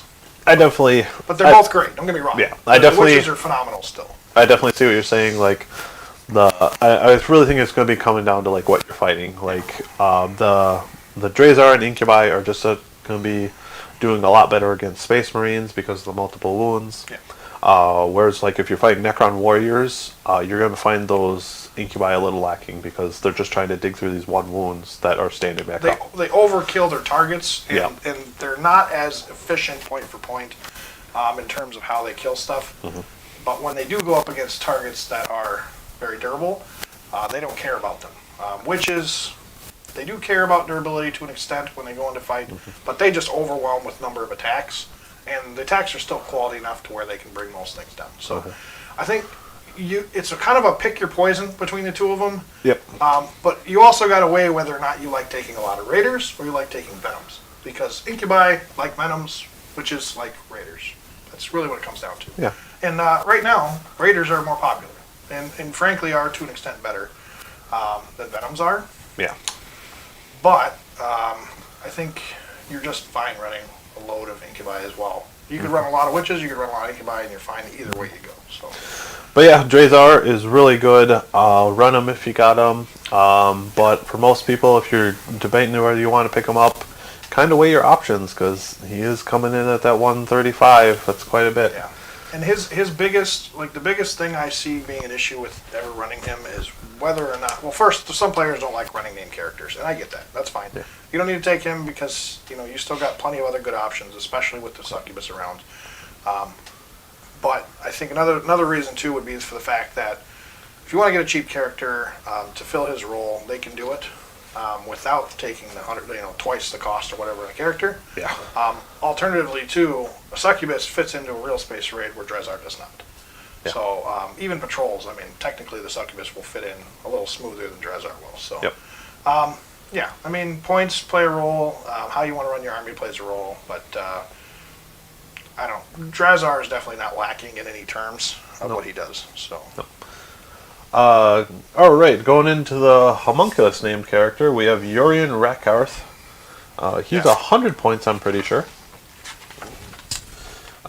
He's got basically the same stats as any. Yeah, he's 100 points. He's movement 7, with skill 2, strength 3, toughness 5 with 6 wounds, so he's actually 1 higher toughness than the regular homunculi. And then he's locked into a specific warlord trait, which actually can potentially give him an extra wound and an extra toughness, if I'm not mistaken. Yeah. So he can go up to toughness 6 with 7 wounds. A character with toughness 6 is pretty ridiculous. All of a sudden, las guns can only hurt you on 6s. That's crazy. He's got power from pain, so he's got a 6-up invuln. Otherwise, his armor save is only a 6+. Yeah. And he has the clone field, so he has a 4-up invuln. So negate what I just said, because the power from pain doesn't do as good on him. Well, but he's still got. Becomes irrelevant. Yeah, he's still got his 4-up invuln, and then he's got the 5-up from insatiable to pain. Yeah. And then on top of this, like I said, he'll be toughness 6 with 7 wounds. Yeah. So he can become quite tanky. Yeah, and this is where we were talking earlier about that relic that gives the 4-up feel no pain. Well, Yep. I mean, Well, he can't take it, but well, he can't specifically, but Yeah. when you start comparing him to like the regular homunculus Yep. and whatnot, when they do get the relic, well, now all of a sudden, would you rather have a 4-up with a 4-up feel no pain or 4-up with a 5-up feel no pain? Which one looks scarier? Obviously, the 4-up feel no pain can play a huge role in that. Yep. But even just their base stuff alone, Urian is one of them, but even the regular homunculus, they are very durable even without anything. So they are very good. Urian, I think, is still. He's one of those characters where you got to debate on whether or not you want to run him. If you're going to run like a lot of homunculi, then I would maybe consider running him. Yeah. I don't think I would run him in like real space raids most of the time. oh, he's also in Prophets of the Flesh, and I believe that's the one who's like always transhuman. Something like Yeah. So like I think it was 1-2s or 1-2s. If you're strength 8, unless you're strength 8 or higher, 1, 2s, and 3s fail. That's right. So, yeah, that's what he's in. Yeah. So yeah, he'll be toughness 6, I'm pretty sure. Yeah. So he has the Diabolic Soothsayer, so he gets +1 toughness and wounds. So he'll be toughness 6 with 7 wounds. And then 1, 2s, and 3s fail against him unless your strength's 8. So even if you attack... Oh, that just feels awkward, actually. Because the only way that would really work is, what, against tough strength 7 weapons? Something like that, yeah. Because a strength 6 will wound you on a 4 anyway, and then a strength 8 ignores it. So that feels awkward. Well, and I think for him, like the tactic isn't as necessary for him as it is for like the regular homunculus. But I mean, it's still there, and it still plays a role, which I think, you know, the fact that it even plays a role is still pretty good. Yeah, and he the other half of it is every model in the Coven regains a wound at the start of the turn, so they gain living metal essentially. Yeah, yeah, he's a great character. He's a named character though, so you're running into problems with you know whether or not you want to run him, just like with all the other named characters. But overall, he's a great character. He's got that assault 2d6, range 12, strength 3, AP 2, 1 damage weapon. But I think you can get away with running him, and he's solid. Yeah. So I like, if I were running homunculus, I'd probably like to run a more of a customizable one. But with that said, if you're really into Urian Rakarth, you could run him, and he's very good. yeah, Very so good. he does have contempt for death. So each attack that's alligator, you reduce the damage. You cut it in half, rounding up. So he reduces all damage. You basically can't wound him on 1 through 3s unless you're strength 8 or higher. And he's got sustained by dark science, so he gets like a 2+ get back up. Yeah, well, he gets back up on 2+ in the battlefield. Yeah, once per battle he gets back up with D3 wounds remaining, and then like we said, he regains 1 each turn. Right. So this guy is just unkillable. He's so durable. He's a pain in the neck for sure. I don't know how much of an impact he'll make in the game. Just like the regular homunculus. Exactly. He probably won't make a massive impact, but with that said, if anybody does decide to engage him, they're going to have a hell of a time trying to take him down. It's just going to be this punching bag, Well, and he's like, they'll be you wasting call that a punch? They'll lose a lot of efficiency trying to take him down because he makes every unit that tries to fight against him inefficient. So, But ultimately, what he does for the rest of your army is he increases all your racks by +1 strength and +1 toughness. right. Otherwise, he's got his fleshcraft, so he heals your grotesques and monsters. But outside of that, he's just kind of just a beefed up, unkillable homunculi. Yeah. And I don't know how much. I'd play him because I like having like unkillable models as opposed to super killy ones. But I don't know how much of an impact he'll have on the game. I don't think he's necessary. I think what he'd probably work best as is if he was like a follow-up to like a unit of racks or something like that. So say if your opponent does happen to take down your racks, that's hoarding on a middle objective or something like that. Well, now Urian's still there to claim the objective, and they're going to have a hard time taking him out. So I think he's still a good model, a good unit. I think if you really like running him, run him. but I think it comes down to Oh, that's right. You can only fire his Casket of Cleansing once per battle. Yeah. Ugh. Yeah, it's a little annoying, but like I said, I mean, he's really only there to kind of follow up with other units, and he does the buffing auras and stuff like that too. So that's really what he's there for. I don't know. I like I said, I'd probably want to run a more customizable one than him. Yeah. But with that said, I mean, you can still get away with running him if you like the characters. So either way, it's fine. He's still cheap enough to where you can take him and not feel too bad about him. So I'd say like I love him very much, like lore wise. He's just this unkillable abomination. But as far as on the tabletop, he's locked into Prophets of the Flesh, which I'm not a big fan of. I'd rather go Dark Creed myself. But I don't know. I'm trying to say like you should avoid him and go for a more customizable homunculi. yeah. But if you're running like pure homunculus, then maybe take Urian and another homunculus, but you could just as well take 2 regular customizable homunculus as well. It's so hard though because I'm like as far as like a Drukhari Codex goes, like I'd say like avoid him because it's not what your book is doing or is all about. But because I'm a Necron player and I like to be unkillable, I have a real soft spot for this guy. And that's the point, right? Yep. So you got a unit in here that's durable, where Drukhari doesn't have that generally. Yep. So he plays a role that the army does not have normally. Yep. So I think it's worth making an argument for him. Not my favorite overall character for sure, but I think there's still something to be said about his usefulness. I'd like to see somebody play a bunch of games with him just to kind of see how it shakes out, because I think he's obnoxious enough to where an opponent's going to waste a lot of time trying to take him out for no reason. So especially if you got like Assassinate or something, good luck trying to take him out for that last his points. weapon skill 2+, poison 2+, with 5 attacks. Yeah, he's no sham. I mean, the guy's He's got fine. Blade Artists. He's fine. He's fine. Yeah. So, all right. Well, let's move on to the troops. Yep, the troops. Kabbalite Warriors. Kabbalite Warriors. So this is going to be your basic troops. They're your guardsmen, if you will. They got no. These are super duper awesome guardsmen. They're a lot better than guardsmen. Guardsmen are not good. These guys are good. So they're 8 points. So they're not throwaway units, but they're cheap enough. You won't feel too bad when they die in droves. I love when they die. That's awesome. They're toughness 3 with a 4-up save. They have ballistic skill 3+, weapon skill 3+, movement 7. So it's pretty speedy. Yeah.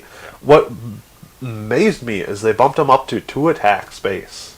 Yeah. And I'm like, that's awesome.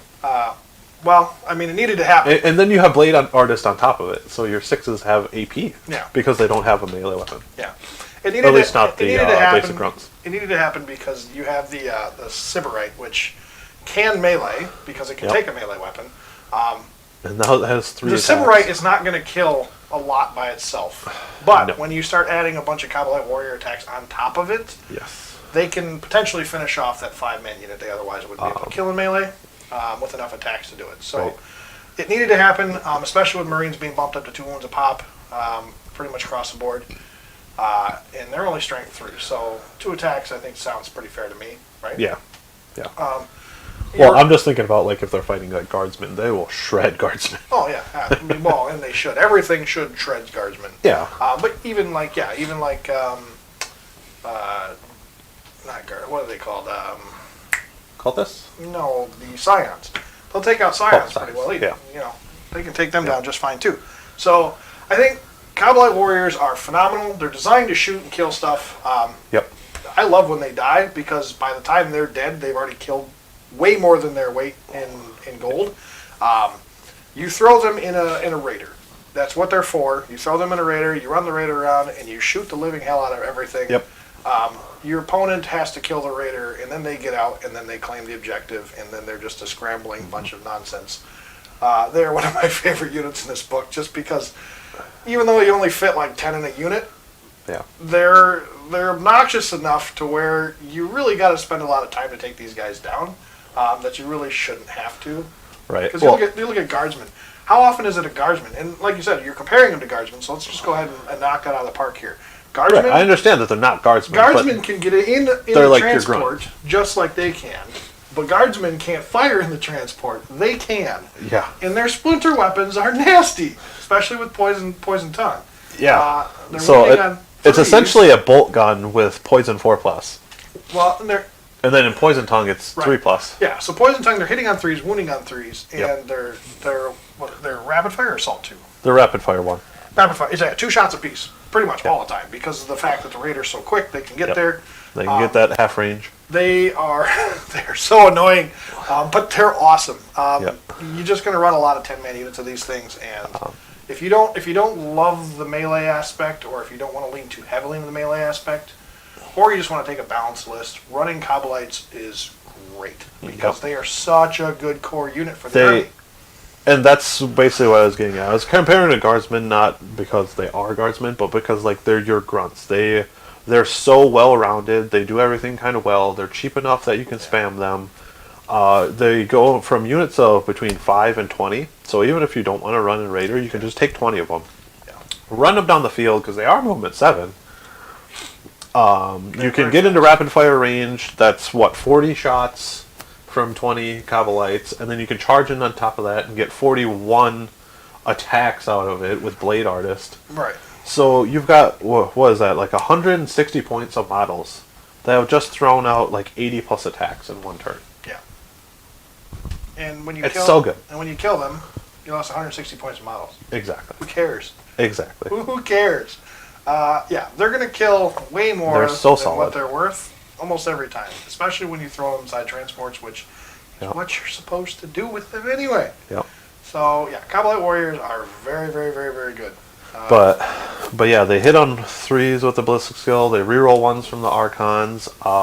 They have power from pain. So on what is it, turn 3, if you charge them in, they're now hitting on 2s because their weapon skill +1. Yeah.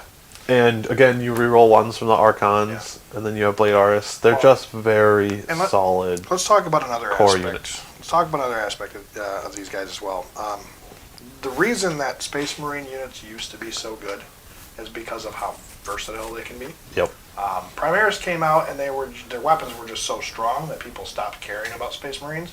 Yep. But let's not forget the Space Marines were still okay when they were because there was no other way to get like special and heavy weapons in your squads. Kabbalite Warriors give you that. They give you the blasters. They give you loads of special weapons that don't seem like much initially because you only get 1 or 2 of them per unit. When you start taking 3, 4, 5 units with these, not to mention your Archons get them, all your other units, Scourge can take a whole bunch of random different strong weapons. All of a sudden now you got such a massive amount of like heavy weapons fire in your army with a ton of splinter weapons that are still wounding on 4s or 3s or whatever the case. That you literally have all your bases covered in terms of the type of firepower you need. And all you need is Kabbalite Warriors to do that for you. They got to dig through all of your splinter weapons before they can even touch your blasters. So, yes, they're not durable by any means, but you still got to kill the transport. When the transport dies, you still got to get through 10 bodies. Yep. It's a pain to do that, regardless of how garbage they are. They could be toughness too, and it would still take a while to chew through everything. And then even at the end of the day, when you kill the transport and the Kabbalites inside, like we said, that's like 160-ish points. Yeah, you don't feel bad. Give or about it take. at all. And you're like, oh, okay. I have 10 more. Right. Oh, no. Right. Yeah.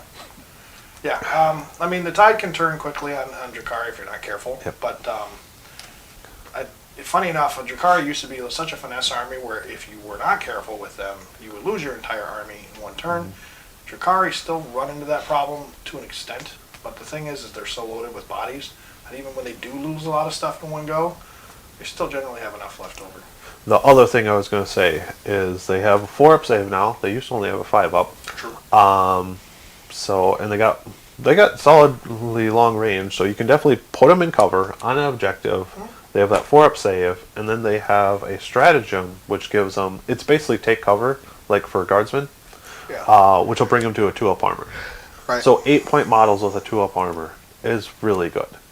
Especially when you compare it to like sisters, who have 11-point models who are in cover with a 2-up armor. Or how about Kroot, who get they're 6 points per model, and they have a 6-up base. At best, can get to a 4-up. Yeah. So, yeah. I mean, granted, we're looking at an 8th edition Codex as opposed to 9th edition Codex. Yeah. But point is that Kabbalite warriors, for as cheap as they are, they get a lot. They get a lot for what you get. So much bang for your buck. Yeah. So, but anyway, that covers the warriors. Yep. Anything else you wanted to go over with them? I don't think so. That really covers them. They're so good. Like if you have them, run them. You will not be disappointed. Yeah. Like we were talking about earlier, the core of most armies is what really does a lot of the legwork. Yeah. And I think your Kabbalites are going to be that. I think one other thing to add in too is the fact that you do get the Sybarite too, which is basically the sergeant of the sergeant of the group. And not only does he have the ability to take the melee weapon, in addition, but you also have blade artists as well. So Yes. the AP -1 can add up, and you're still, even though you're not generally designed for close combat, now all of a sudden you can kind of still do some combat and be good enough to potentially fight back. So. Yep. Just make sure you're the one getting the charge, not the other way around. Yeah. Unless your Overwatch is good, I guess. But Yep. anyway, So moving to the digress. witches. So Yes. witches we have talked a lot about as we were going through this, and for good reason. And for good reason. They are. You're going to see a lot of them in competitive play. They have so many attacks that they're just going to overwhelm their opponent. Yeah. With their blades. But they have a lot of weapons too to choose from. Yeah, they have a lot of weapons to choose from. Generally, I think you're just going to see their simple Hekatari blades. Yeah, that's the most common. Yep, because it gives them an extra attack on top of their base 3 plus combat drugs. So that's how you get like the 5 per model. And their base AP1 plus blade artists, so they can potentially be AP2. Yeah. Now they are 10 points, so they're more expensive than your Kabbalites or Racks. Right. And then they're toughness 3 with only a 6-up invuln, at least initially. Yeah. So they gotta be in melee to get the 4+. Yeah, when they're in melee, they get a 4-up invuln, so that'll help them.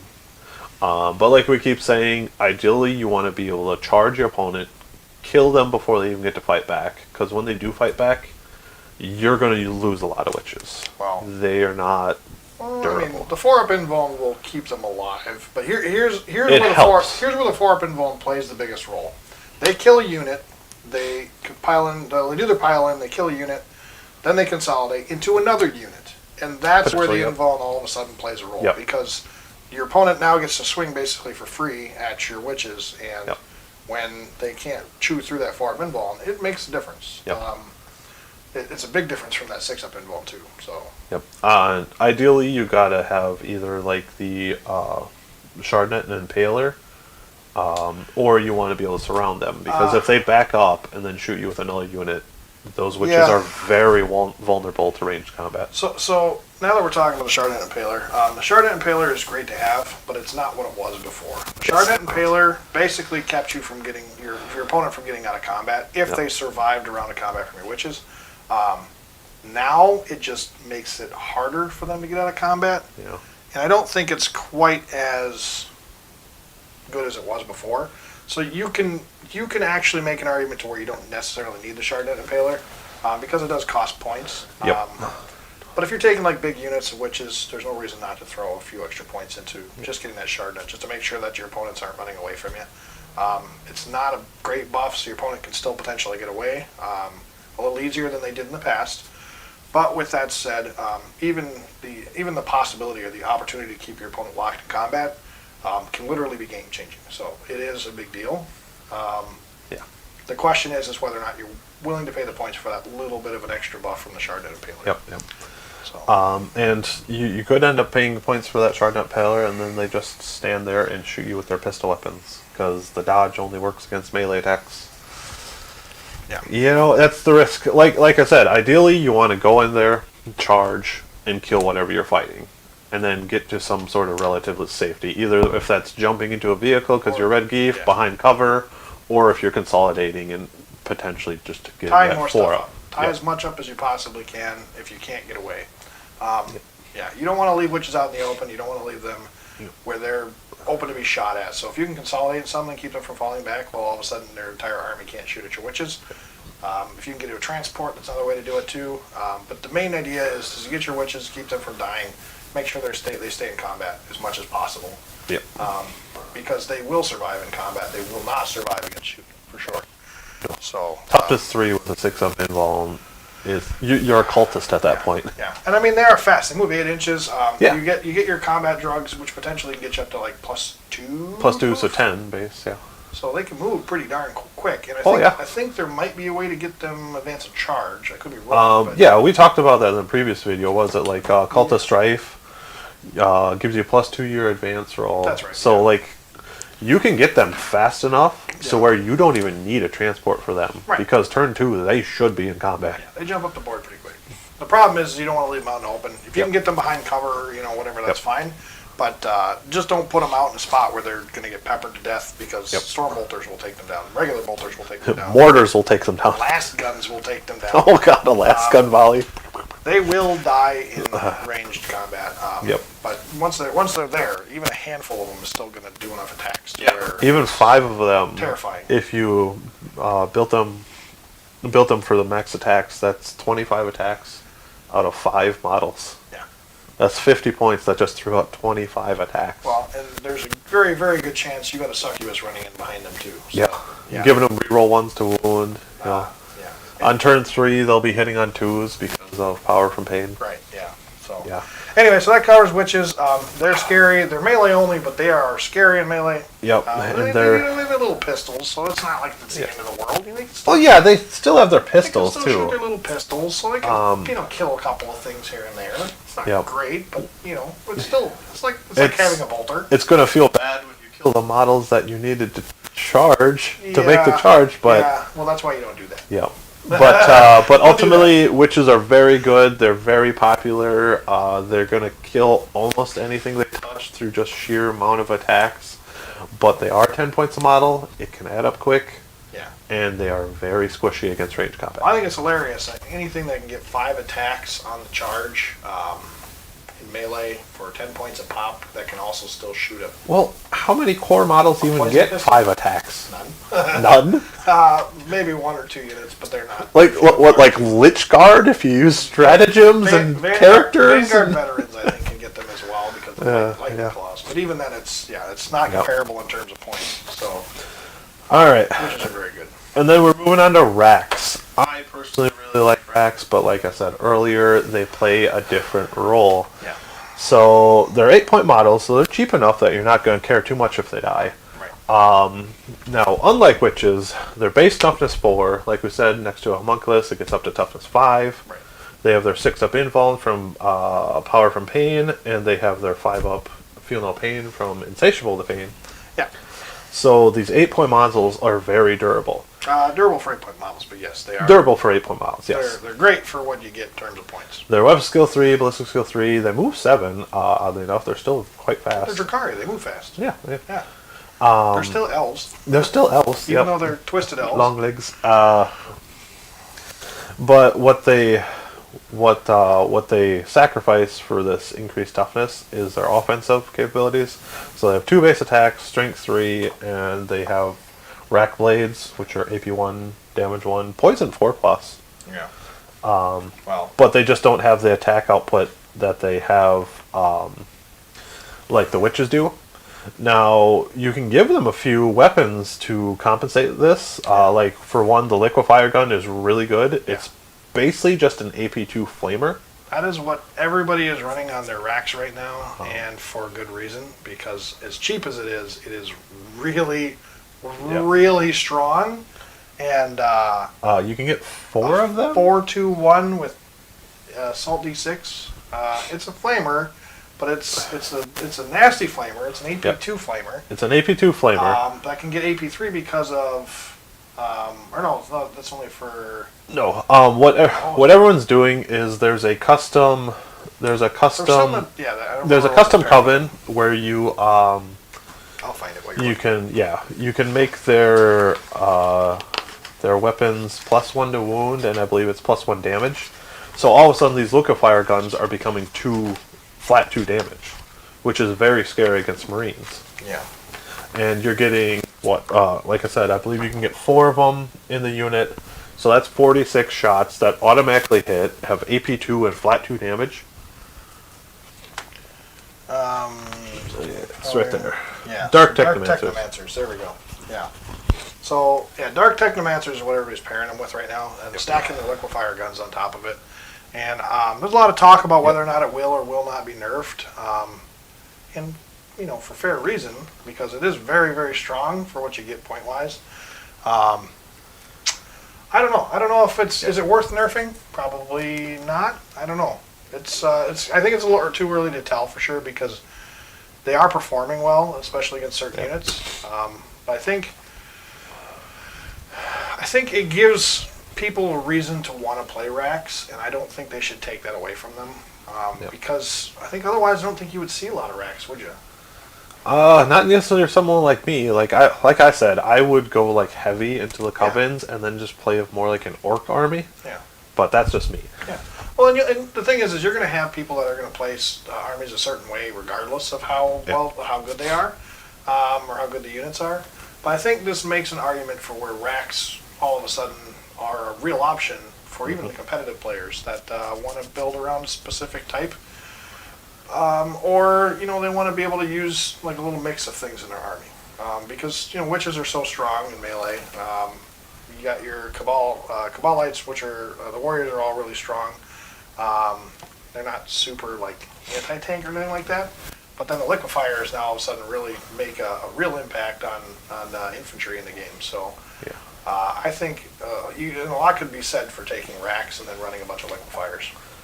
Yep. So everyone's running that Dark Technomancer custom coven, and then you have your 4 liquefier guns, which are now +1 to wound. So generally they're going to be wounding Marines on 3s. They're AP 2, damage 2, and because they automatically hit, they get around the downside of Dark Technomancers, which is if you roll any ones to hit, you suffer mortal wounds. But they automatic hit, so you just get around that. Right. So there is no downside. Yeah. Well, and that's where people are probably finding the biggest problem is because they just slaughter Marines, and a lot of Marine players are unhappy about it. But change your lists up, Marine players. Sorry to tell you, everybody else has to change their lists around what you guys do. So, not to make anybody feel bad, but I think it's deserving that racks can play a role in an army that they otherwise wouldn't see play. Now all of a sudden they're actually really good against one of the top tier units in the game, right? Mm-hmm. Your average Space Marine that's 2 wounds a pop, running around with T4 transhuman. Well, this makes a pretty big difference. So. And then your sergeant unit, your Akathist, can takes a hex rifle, which is basically a sniper rifle. Yeah. It's strength 6, AP 2, again flat 2 damage, but. If you're Dark Technomancers, all of a sudden this is strength 6 with +1 to wound and flat damage 3. Yeah. And you can shoot it at characters. And then it has the sniper rule, so every time you roll a 6, it inflicts a mortal wound in addition. Yeah, it's cute. I think it's kind of funny because now all of a sudden you're putting snipers in the hands of troop units. Your big horde of like 20 guys has a sniper just sitting in there. Thick, yeah. Oh, I see a character over there. Doo! Here's 3 damage plus, I rolled a 6, so there's another mortal on top of it. Well, you only had 4 wounds?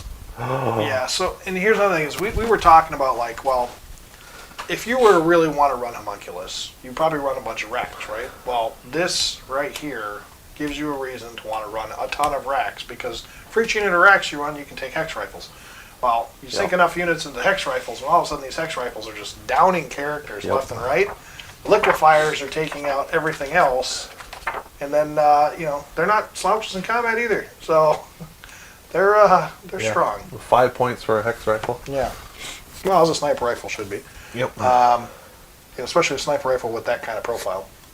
So I think they're very good, and racks are interesting because racks you almost kind of want to park on objectives anyway because of their durability, especially with the way 9th wants units to play. So you just move them up the board, find them the spot that they need to sit at, and they can just sit there all game and snipe. And if someone gets close to them, they liquefy them with their Good luck trying to run into them in melee combat because they'll just overwatch you with liquefiers and melt you before you get there.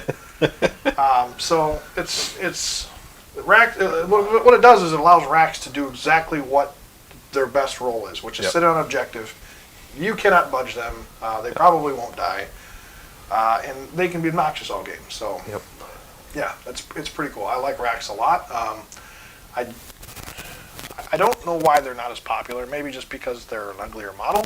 It's not that the sculpt's bad. It's just that maybe people don't like that twisted look quite as much as they like the. Well, I think, Eldar look. like I said, I feel like they don't fit the Drukhari's, fire and fade and glass cannon as much, Yeah, because they don't play the normal role with the rest of the Drukhari army. they go kind of different route. They're like, okay, we're more durable and we've got our weird weapons and we're going to defeat you using those rather than going all in on so many attacks and so much AP and just killing you before you can fight back. For sure. They're much more of a brawler unit. Yeah. Well, and I think Racks, in terms of homunculus covens, Racks are the strongest unit. Homunculus are really great because they obviously mesh well with them. They're designed to help them out. Yep.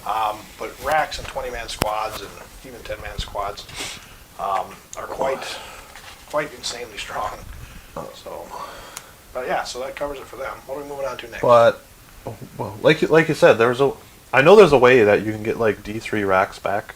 Yeah, per turn? It's a warlord trait for sure. I don't remember which one, but the homunculus does it, and I think the Chronos does something. It's a strategy. The Chronos right? doesn't bring them back, but he has the Reservoir of Pain, so he can make them.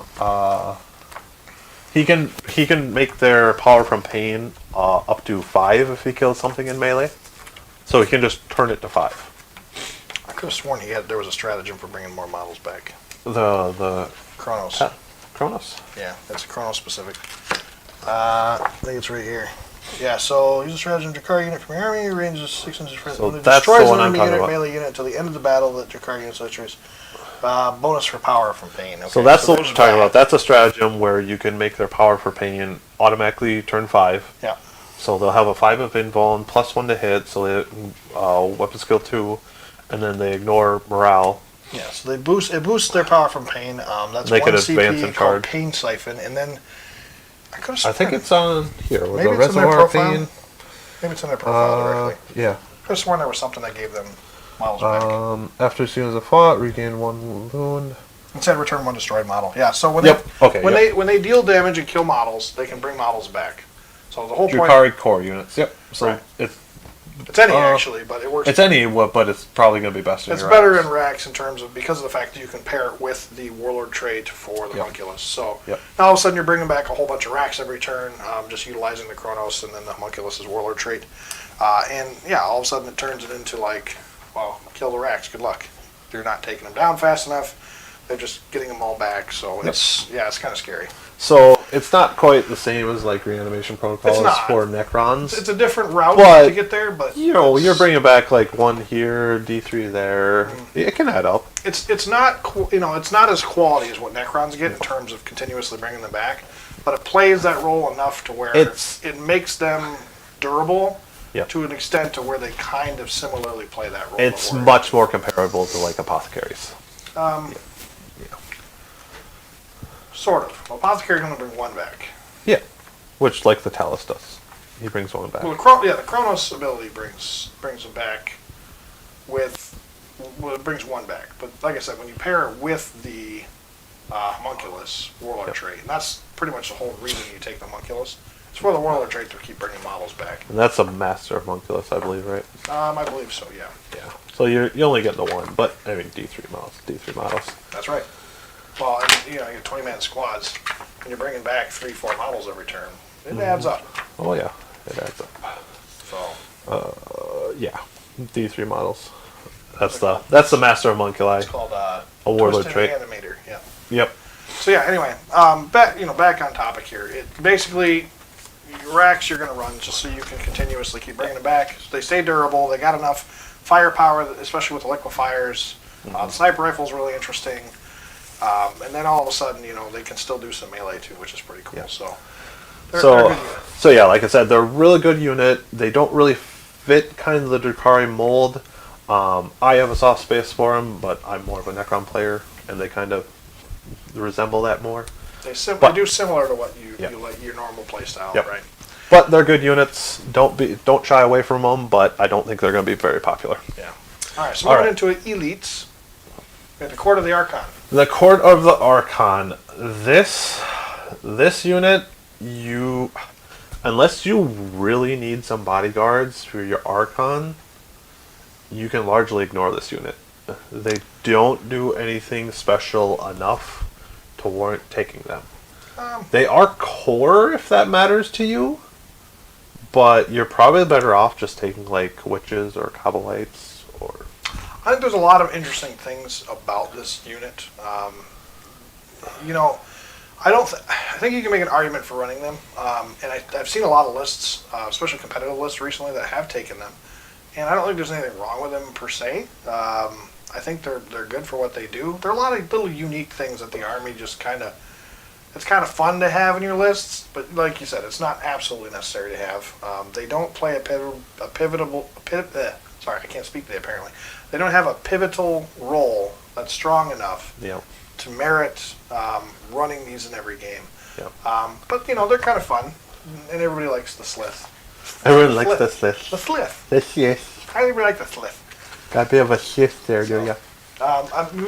There's not really much to talk about. They're all a bunch of unique little like character type units. They're expensive too. They use, range between 16 points a model and 22 points a model. Yeah.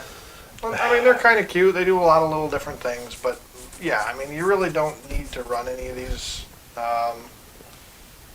You don't have to have them, and that's really what it comes down to. Yeah.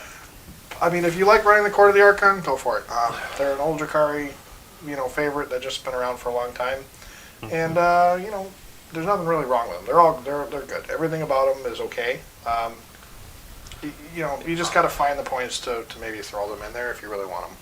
Yeah. So I wouldn't say they're terrible. It's just that you have just more options in other units that are tailored better to what you need them to do. Well, this is kind of a master of all trades unit. Yeah, it does a little bit of everything, and I think, like you said, there's more pressing concerns for the lists. To where, I mean, if you have points left over and you really like the Court of the Archon, then go for it. Otherwise, it's one of those things where it's like, do I have to have it? Probably not. But it does add some flavor to the army that otherwise wouldn't get it. And they're good enough to where they add the flavor without taking away much from your lists. The only thing I was going to say is the cold-blooded bodyguards. Nothing else in the book can bodyguard. Bodyguard for the Archons. For the Archons. Yeah. So that's the only real thing they bring to the table. Hey, I can do this, and no one else can. Otherwise, everyone else can probably do what they do, maybe a little bit better. Yeah, they're interesting. Yep. Moving into Incubi. Incubi. Yeah. Yep, they are also a core unit, They are which an awesome core unit. Feel is kind of weird for them, No. being a Necron player who only has 5 core They're units. so amazing. Fine. Incubi are awesome.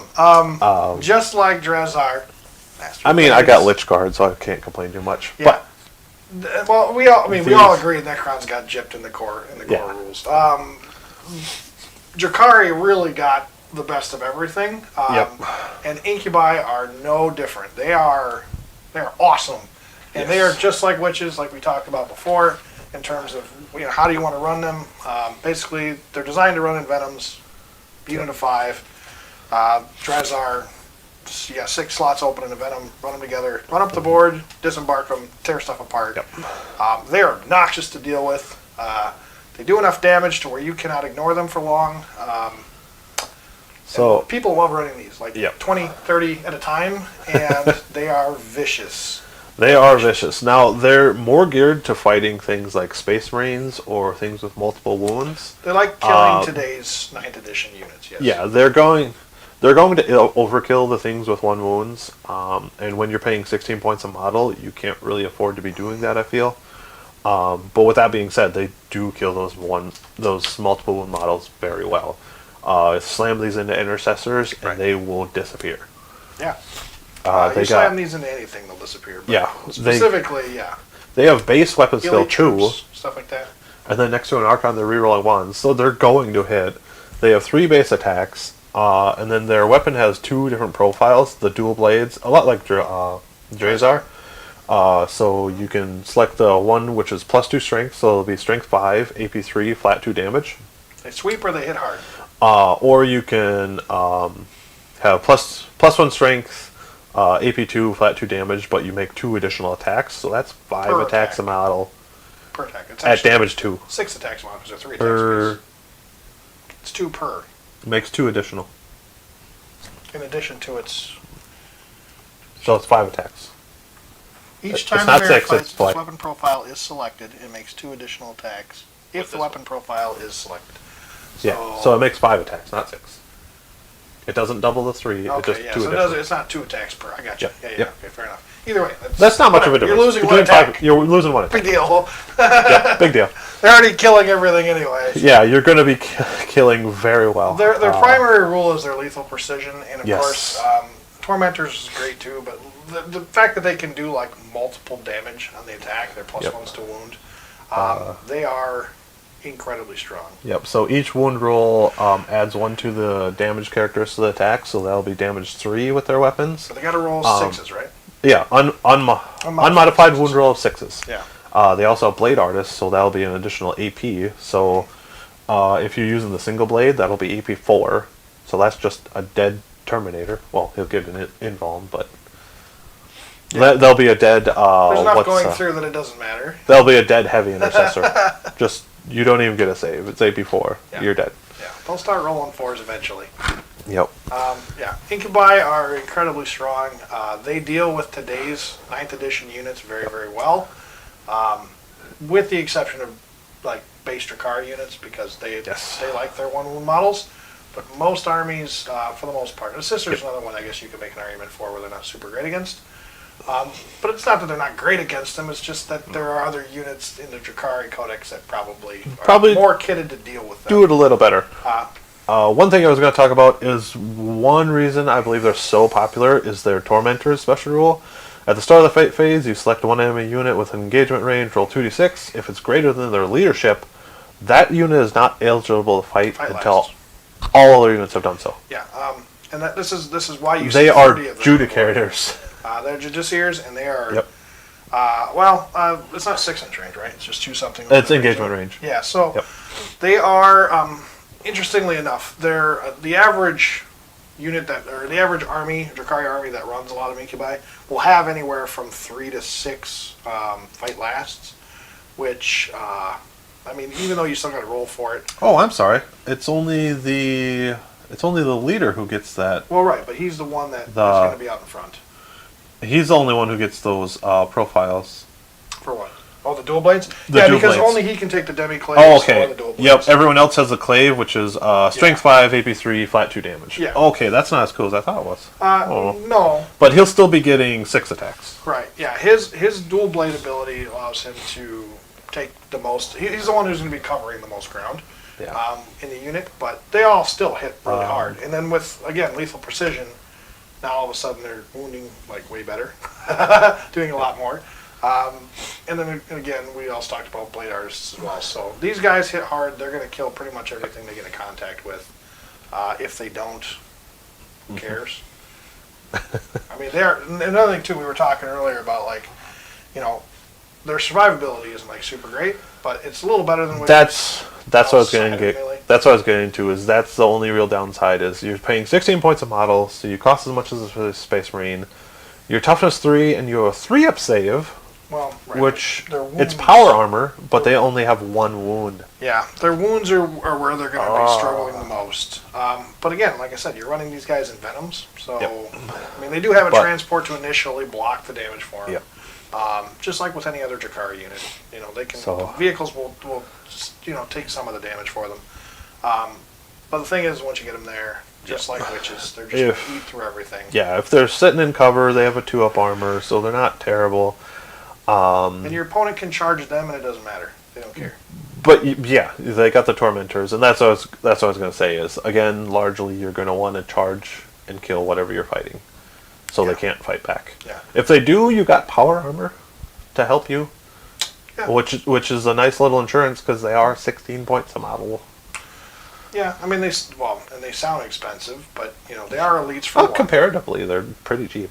Right, yeah. With what they do, the thing is, once they're there and they start making the attacks, every 16-point model is going to kill twice the amount of points in its attacks, probably. I think so, yeah. So, I mean, 3 attacks a pop. Hitting on 2s. They're going to shred through things pretty hard, so. You're going especially to with hit. Razar there, they're great. Oh yeah, he gives them +1 to wound, so they're probably wounding on 2s. Yeah. AP3 flat 2 damage. Roll 6s and it's 3 damage. Yeah. AP4. Yeah, it's a good thing. AP4. It's a good thing it's unmodified 6s because I think they would probably hit it. You'd see a nerf bat for them pretty quickly.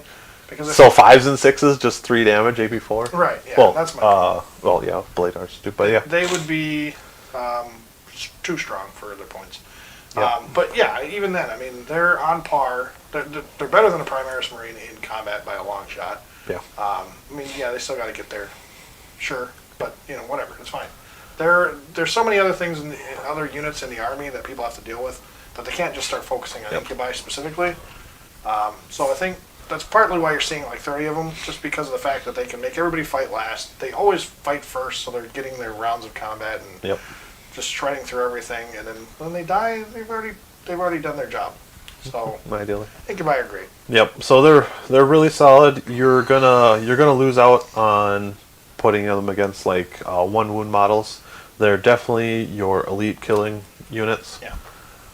But otherwise, they're really good at what they do. Like I said, the only real downside is the toughness 3 with 1 wound. Yeah. Funny enough, I actually think they pair with witches really well. You can run like really small squads of witches, run them in with the witches. Now, as long as you can keep your at least a model or 2 of your witches alive, well, now they're in combat together and nothing can peel out of combat from them. And if something does charge them to try and help out that unit that's getting shredded, well, now they're fighting last and you're fighting first, and it's like, well, okay, you're losing your units in melee anyway. So it kind of protects the Incubi just having witches by them, which is great. So like I said, the Tormentors is a big selling point for them. For sure.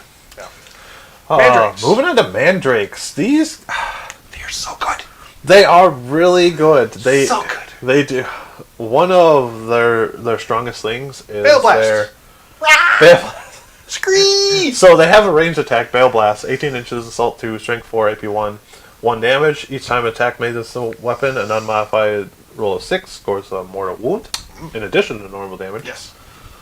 2 shots apiece with 10 of these guys? Oof. Yeah. Gross. Gross. They're relatively cheap too. Yeah. But they have a 5-up invuln in naturally, so that kind of feels awkward with their power from pain. Yeah. But they're not they're 15 points a model. They're actually a little more expensive than I thought they were. It's an 18-inch Assault 2 that does mortal wounds. Right, and it's 18 inches, so it's pretty long. And this coupled with their Out of the Shadows during deployment, you can set them anywhere on the table 9 inches away from your opponent's deployment zone. So they use the Bale Blast turn 1. So you're just going to get the turn 1. Not to mention they have an 8-inch movement, and you're 9 inches away from their deployment zone. Yeah.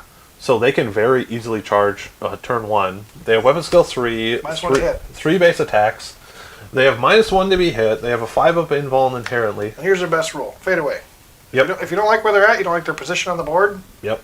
And you want to reposition them and use their Bale Blast on something a little bit more useful. So pick them up, reposition them. Yep. Once per battle, you can throw them into the deep strike, and then next turn they can deep strike 9 inches away from the enemy. And you might be losing a turn or whatever for them doing something, but but whatever. I mean, it allows them to reposition and reutilize their abilities that they do best. Exactly. Repositioning can make or break a game because, like, oh, I need to be over there to get that objective now. Okay, Mandrakes, get over there. Right. And in addition to that, they're also infantry, so now all of a sudden they can deploy scramblers, stuff like that. So yeah, they're great. They're and there's a reason why, even though they're fine cast models, they are sold out across the board. You cannot find them. They are unbuyable right now. They need a resculpt. They would look so good. I like their sculpts. I think their sculpts are great for fine cast. Like, they could be even better in plastic is what I'm saying. Yeah, I agree. I totally agree. Yep.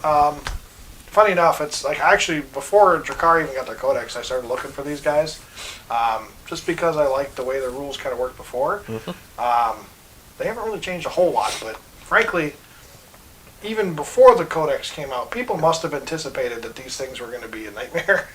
Because, I mean, they don't sound real strong initially, but when you think about their positioning, which is huge, your opponent has to deal with them right away. You see this all the time with, like, scouts and I believe it's reavers.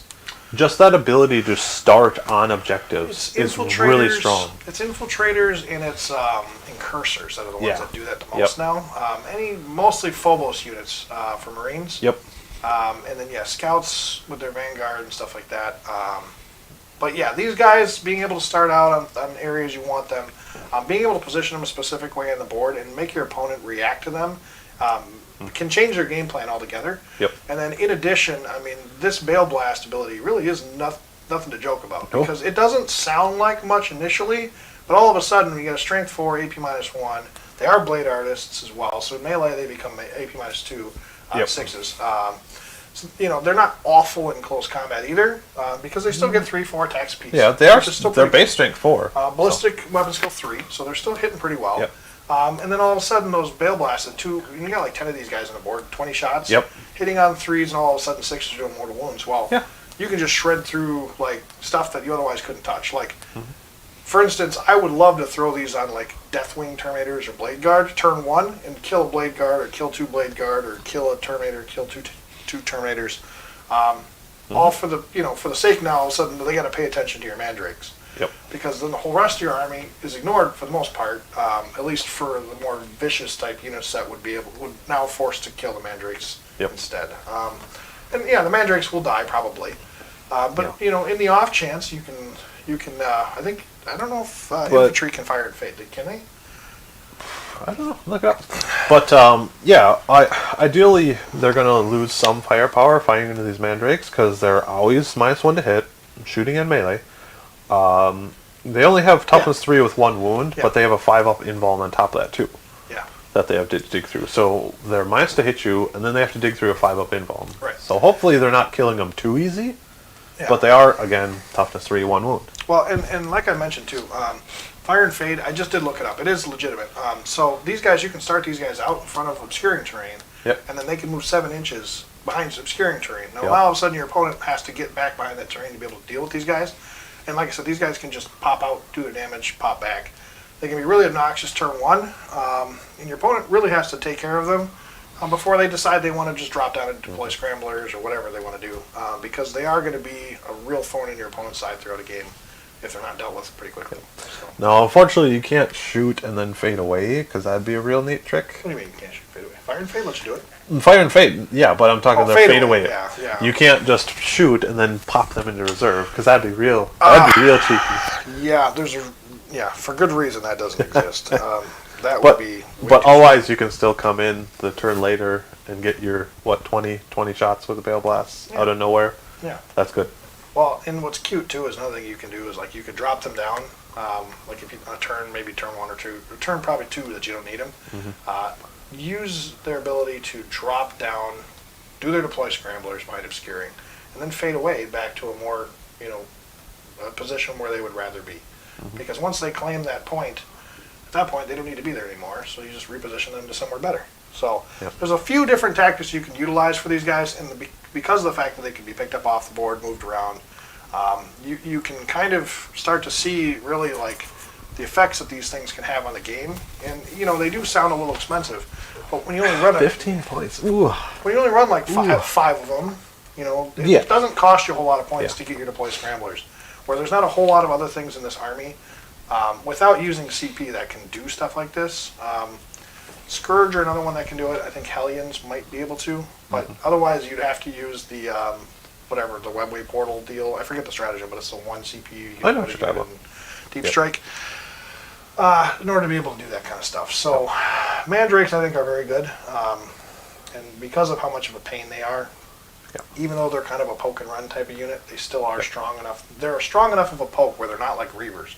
Or Reavers, they do poke, but their poke is so poor that opponents don't care about them. I feel their real strength is not necessarily like their combat is fine, but it's not really where their strength is. Right. It's more about being able to deploy out of your deployment zone like that, being able to score points, like we said, the pushing buttons, deploy scramblers. Yeah, scramblers. Yep, that's where their strength is really going to come into play, I think. Yeah. Well, they're one of the few units in the army that can utilize that ability really well. Yep. So I think you can still use the stratagem to do something like that, but they never have the ability to fade away like these guys can. Where these guys, once they've done the job, they can be repositioned into a better spot for them. Assuming they survive, of course, but if you position right, you should be fine. You should be fine. So. And you got a couple layers of defense, like your 5-up invuln and your neg 1 to be hit. That's right. Helps you out. Right. So moving into grotesques. Now, I like these guys. They feel very much like Chaos Spawn. They're relatively cheap at 40 points a model. You can have between 3 and 6 of them. They're toughness 5 with 4 wounds, and they only have a 6-up armor, but they have power from pain, so they have a 6-up invul, and they have insatiable with pain, so they have a 5-up ignore wounds. So they're just a big body that has lots of wounds on them, and they got these layers of defense on top of it. And then if they're standing next to a homunculi, the homunculi can heal it. Yeah. In terms of offense, they do have weapon skill 3 with 4 attacks, and they're, monstrous cleaver? They come with base. So that'll bring up to 5 attacks at strength 5, AP 2, flat 2 damage. So they can chop down intercessors pretty well. If you're not real fan of incubi, this might be another way to go and get kind of the same amount of punch. Well, I don't know about the same amount of punch, but pretty comparable. They hit hard. They hit hard. They got access to liquefier guns, so this is a way to get more liquefier guns into your list. So each one of them can take a liquefier gun, so all of a sudden you have a unit of 6 liquefier guns. And then, like we said, if you take them in the Dark Technomancers, they have +1 to wound and AP 2 and flat 2 damage liquefier guns. And they're only 5 points for liquefier guns.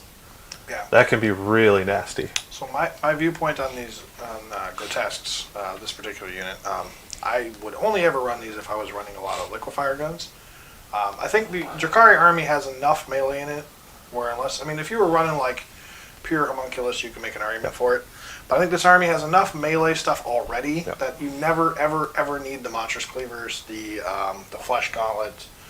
The liquefier guns is where it's at for them, because the liquefier gun is a flamer, which the army actually doesn't have a lot of. It ignores the hit rolls, which this army actually suffers from a lot of leaving rerolls and stuff like that. Yep. It suffers in terms of like modifiers, so if something gives it like a -1 to hit, now all of a sudden they're not hitting very well. This completely ignores that, and liquefier guns are that strong, especially when you took them in Dark Technomancers, where all of a sudden they become a real threat, and grotesques are nothing to shrug at. They're not weak by any means. Nope. So I think the melee profiles, sure, they're great to have, I guess, but I think if you're going to run these things, run them with the liquefier guns and scare your opponents to death.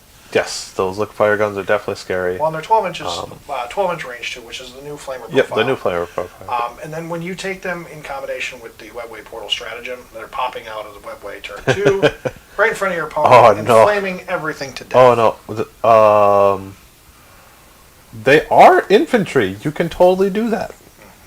I was gonna say, wait, that's only on infantry. That's another pretty common stratagem that's being used right now, and that's kind of crazy that they're actually infantry. I think racks are still better for point for point. Probably. But grotesques with a full unit of liquefier guns is actually pretty scary, and they add something to the army that the army doesn't generally have. You can dabble with it with racks, but grotesques are the epitome of what this particular weapon does. Because they focus around it. So they're relatively cheap at 40 points a model. Now they have 4 wounds, but because they're core, oddly enough, why are these things core? I'm not sure. But it's good because when they're next to a homunculus, he boosts them to toughness 6. You now have toughness 6, 4 wound models. Yeah. With a 6-up, potentially 5-up invuln, and a 5-up feel no pain. Yeah. They can just take a lot of damage. Now, if I recall correctly, they get both the cleaver and the gauntlet, right? So if they replace the cleaver with the liquefier gun, they still get the flesh gauntlet. So they have both. And they are blade artists. So what's nice about this unit is they kind of play a similar role to what's the chaos? Not spawn, but the what are they called? Flesh metal ones?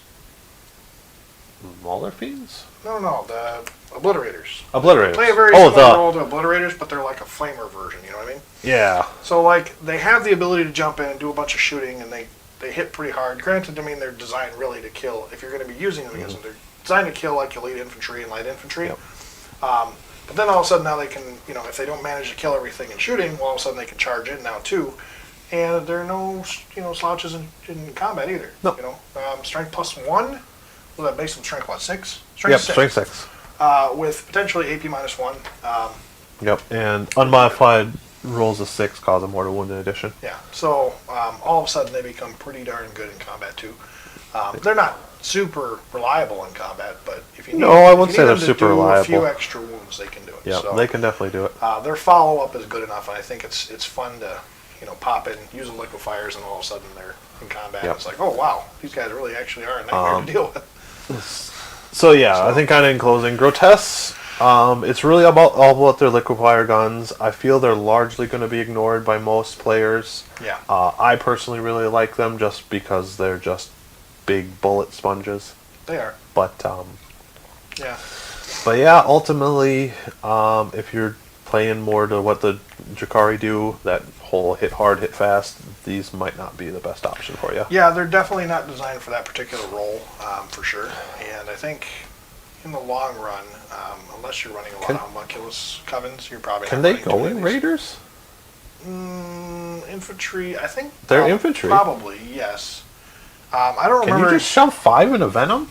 That can't be right. No, that can't be right. They got to take up multiple slots. I don't. They got to take up multiple slots. I don't remember exactly how they work, but generally, for the most part, most homunculus aren't really designed to be taken in vehicles. So there's probably some limitations, but I don't remember exactly what it is.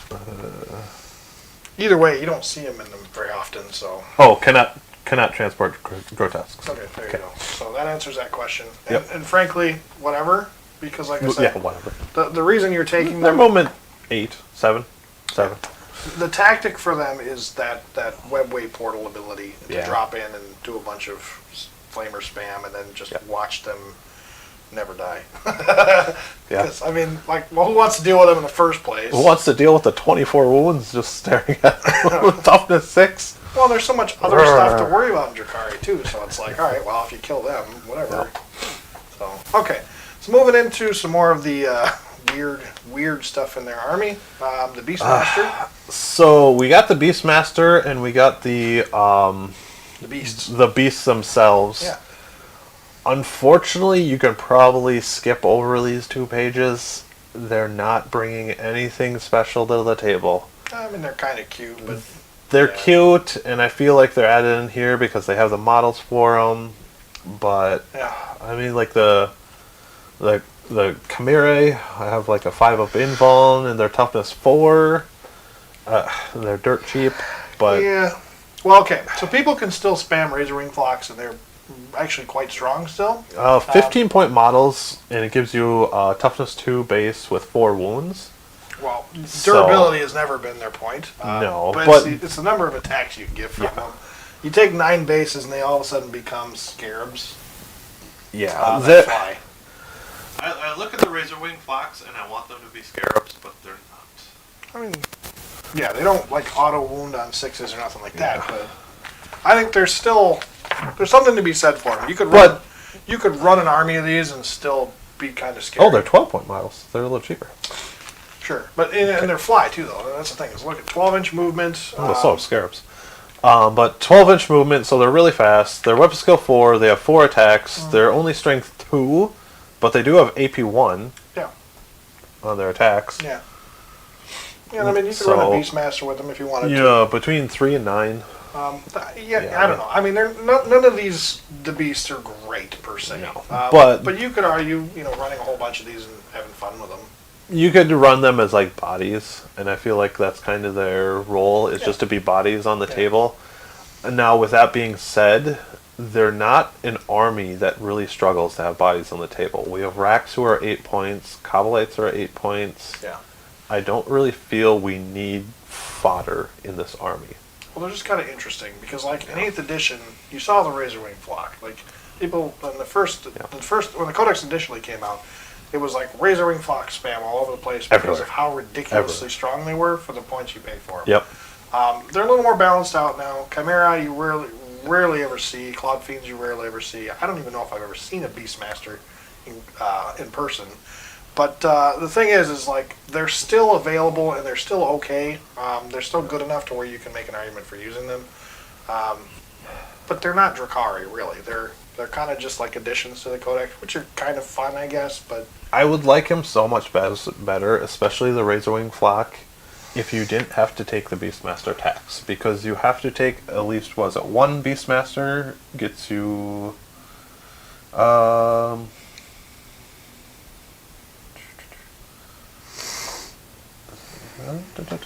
let's see where we're at.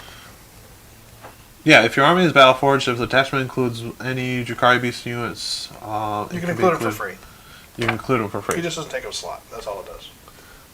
You don't have to have the Beastmaster, but you're just allowed to take them for free. You can only include a maximum of 3 Drukhari boost units for each Drukhari Beastmaster in the unit. So you have to take 1 Beastmaster in order to get access to 3 Beast Right. Yeah. Beast units. Yep. And then if you want more than that, you have to take another Beastmaster. So he's this tax you have to pay for them. Yeah. The upside is And- he doesn't take a slot, but yeah, it is more points. Yeah, you he gotta doesn't play take a into slot, something, but you it's know. more points you're spending into something, Yeah. and he's not.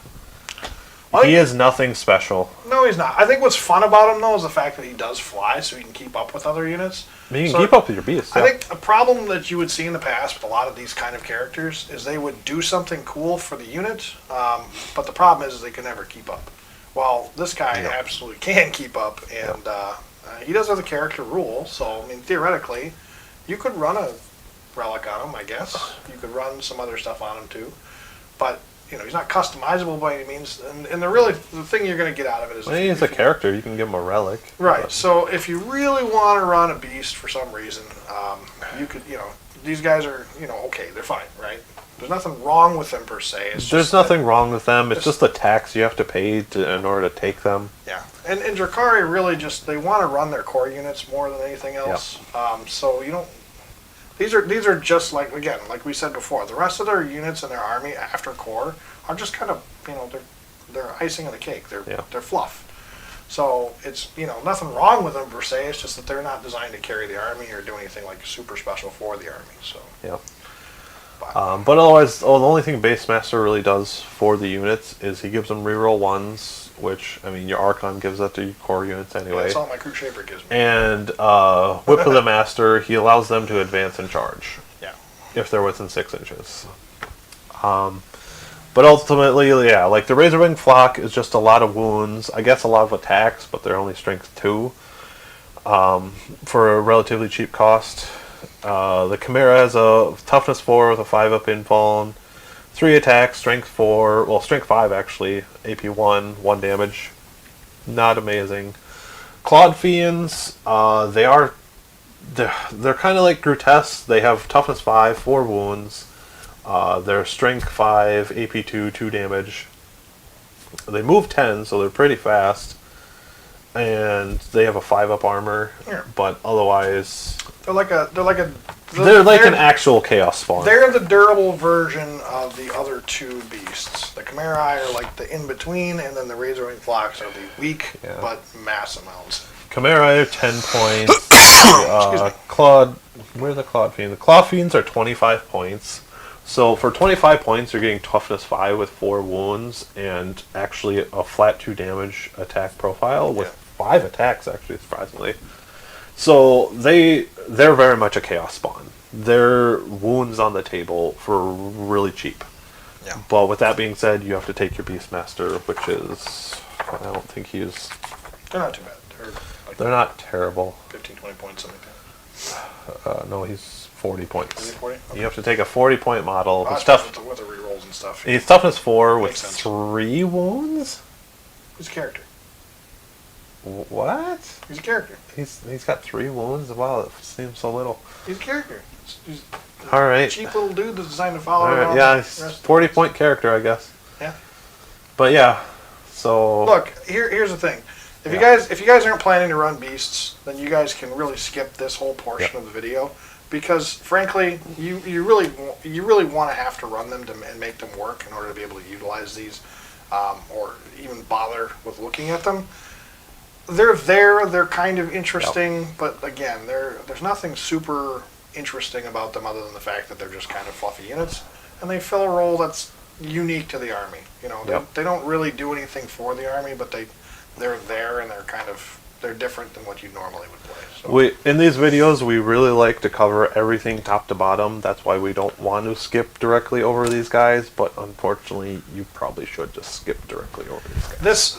These guys are like, you could find a way to use them in the lists, and again, just like everything else in this book, there's always something, and I don't, again, looking at this codex, I don't see any real weaknesses, and I don't even consider them being weaknesses. No, I don't say they're weaknesses. They're just like something that if you want to take on the side and you got points for it, it's not going to hurt the rest of your army to run them. It's only going to cost you a handful of points, so not a big deal. I don't feel they're bad for what you're paying for. I think there's just better stuff in your book.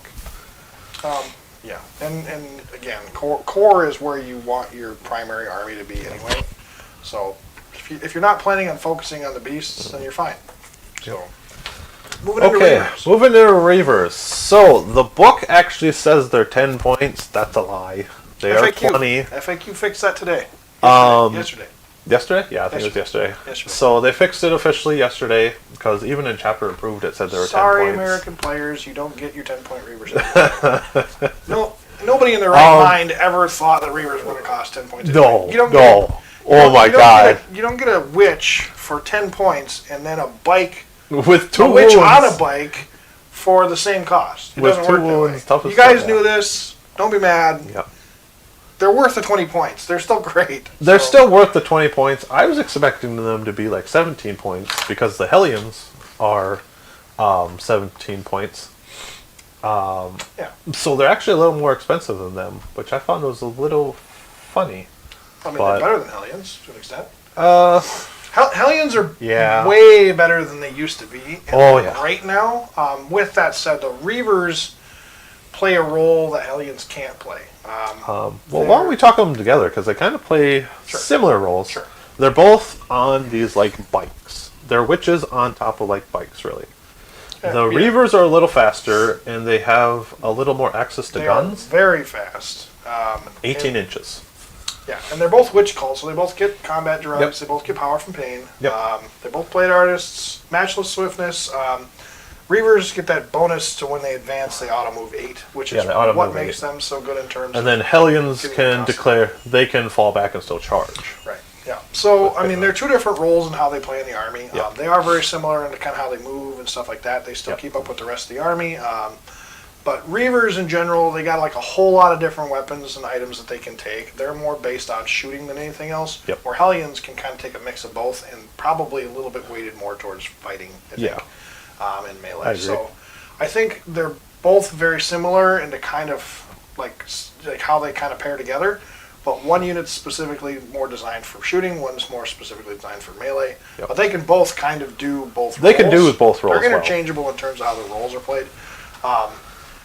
Reavers, again, I think everybody knew that they were going to 20 points. There was no reason or rhyme as to why they would be 10 points. But they're broken at 10 points.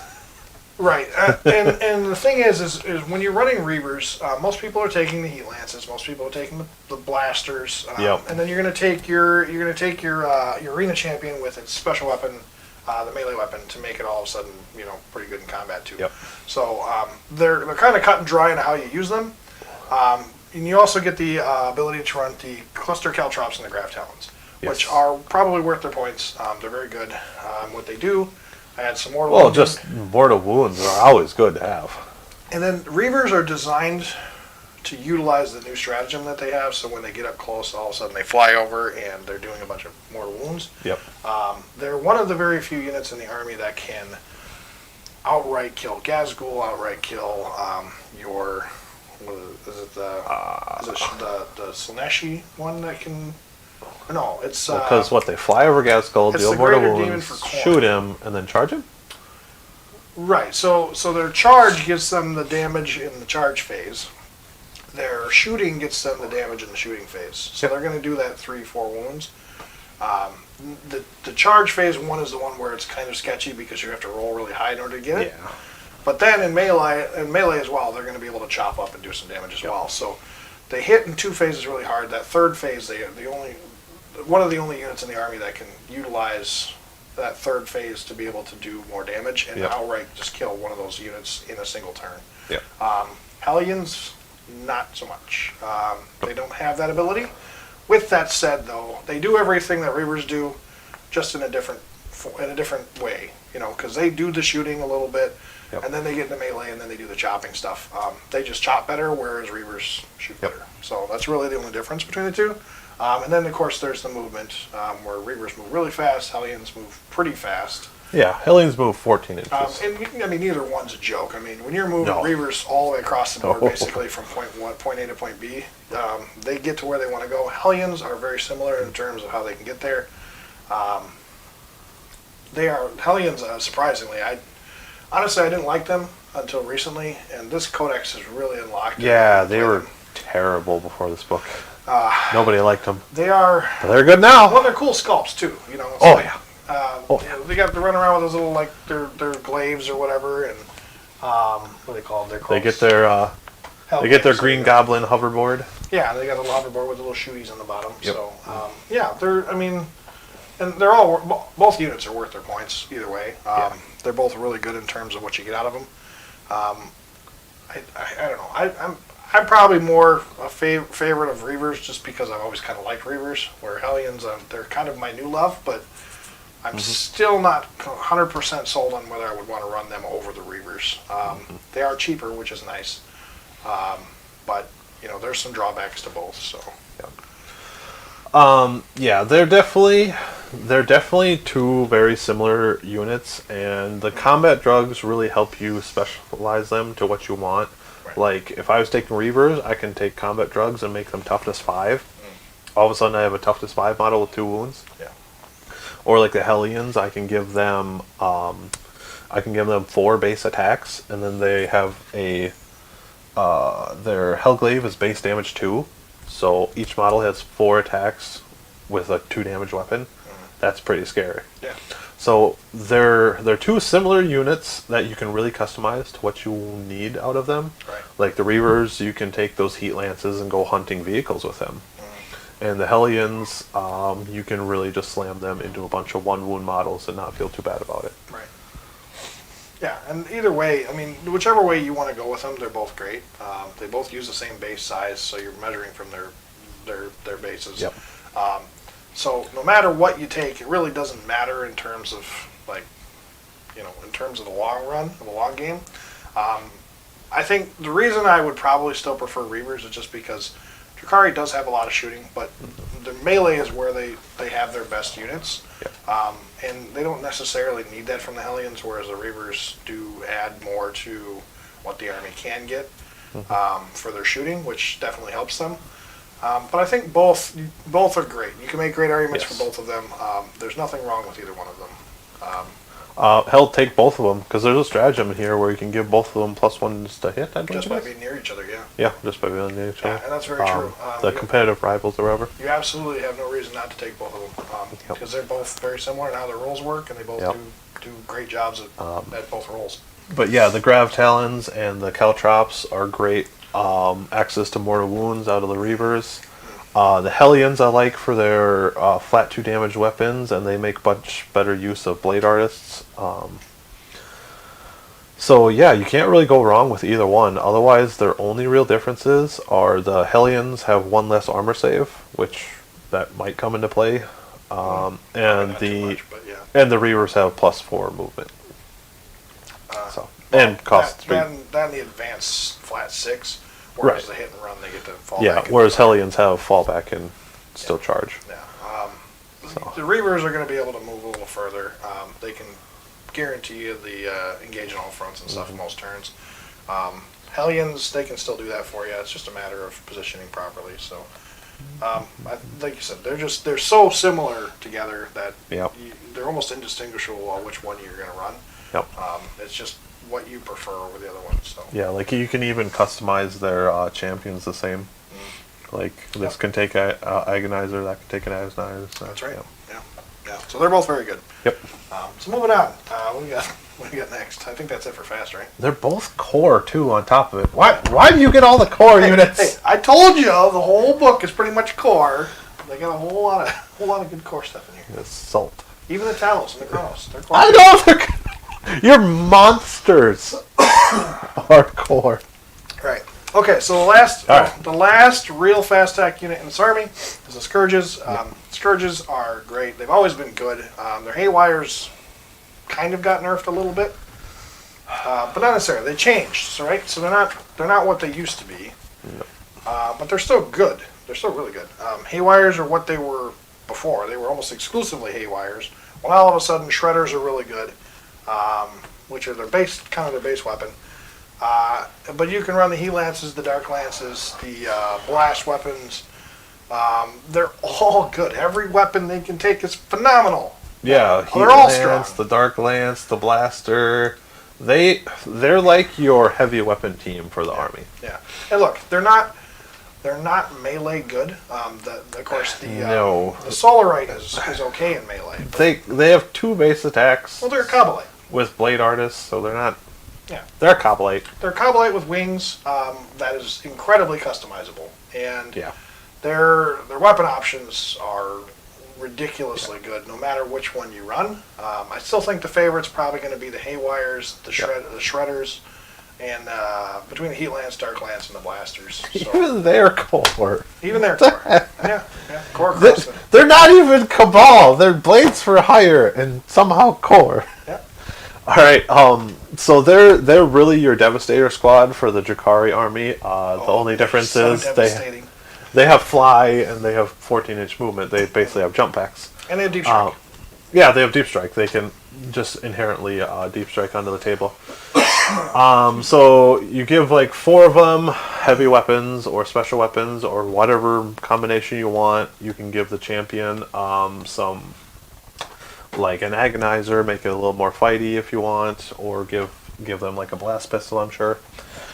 So they're a heavy weapon. Generally you're gonna build them with tank hunting weapons, come in, try and blow up a tank. I'm not a huge fan of them because they get expensive fast. They're 12 points a model base. With a 5 up invul and a 6 up feel no pain? They don't have a feel no pain. I don't think you can get a feel no pain. No, that's no. Yeah, that's right. So they're 12 points base plus you're paying for the weapons, which are anywhere between like 10 and 15 points, somewhere around there. So you're getting this like 20-ish point model. 20, 25-ish point model, and the only thing you're relying on defensive-wise is your 5-up invuln.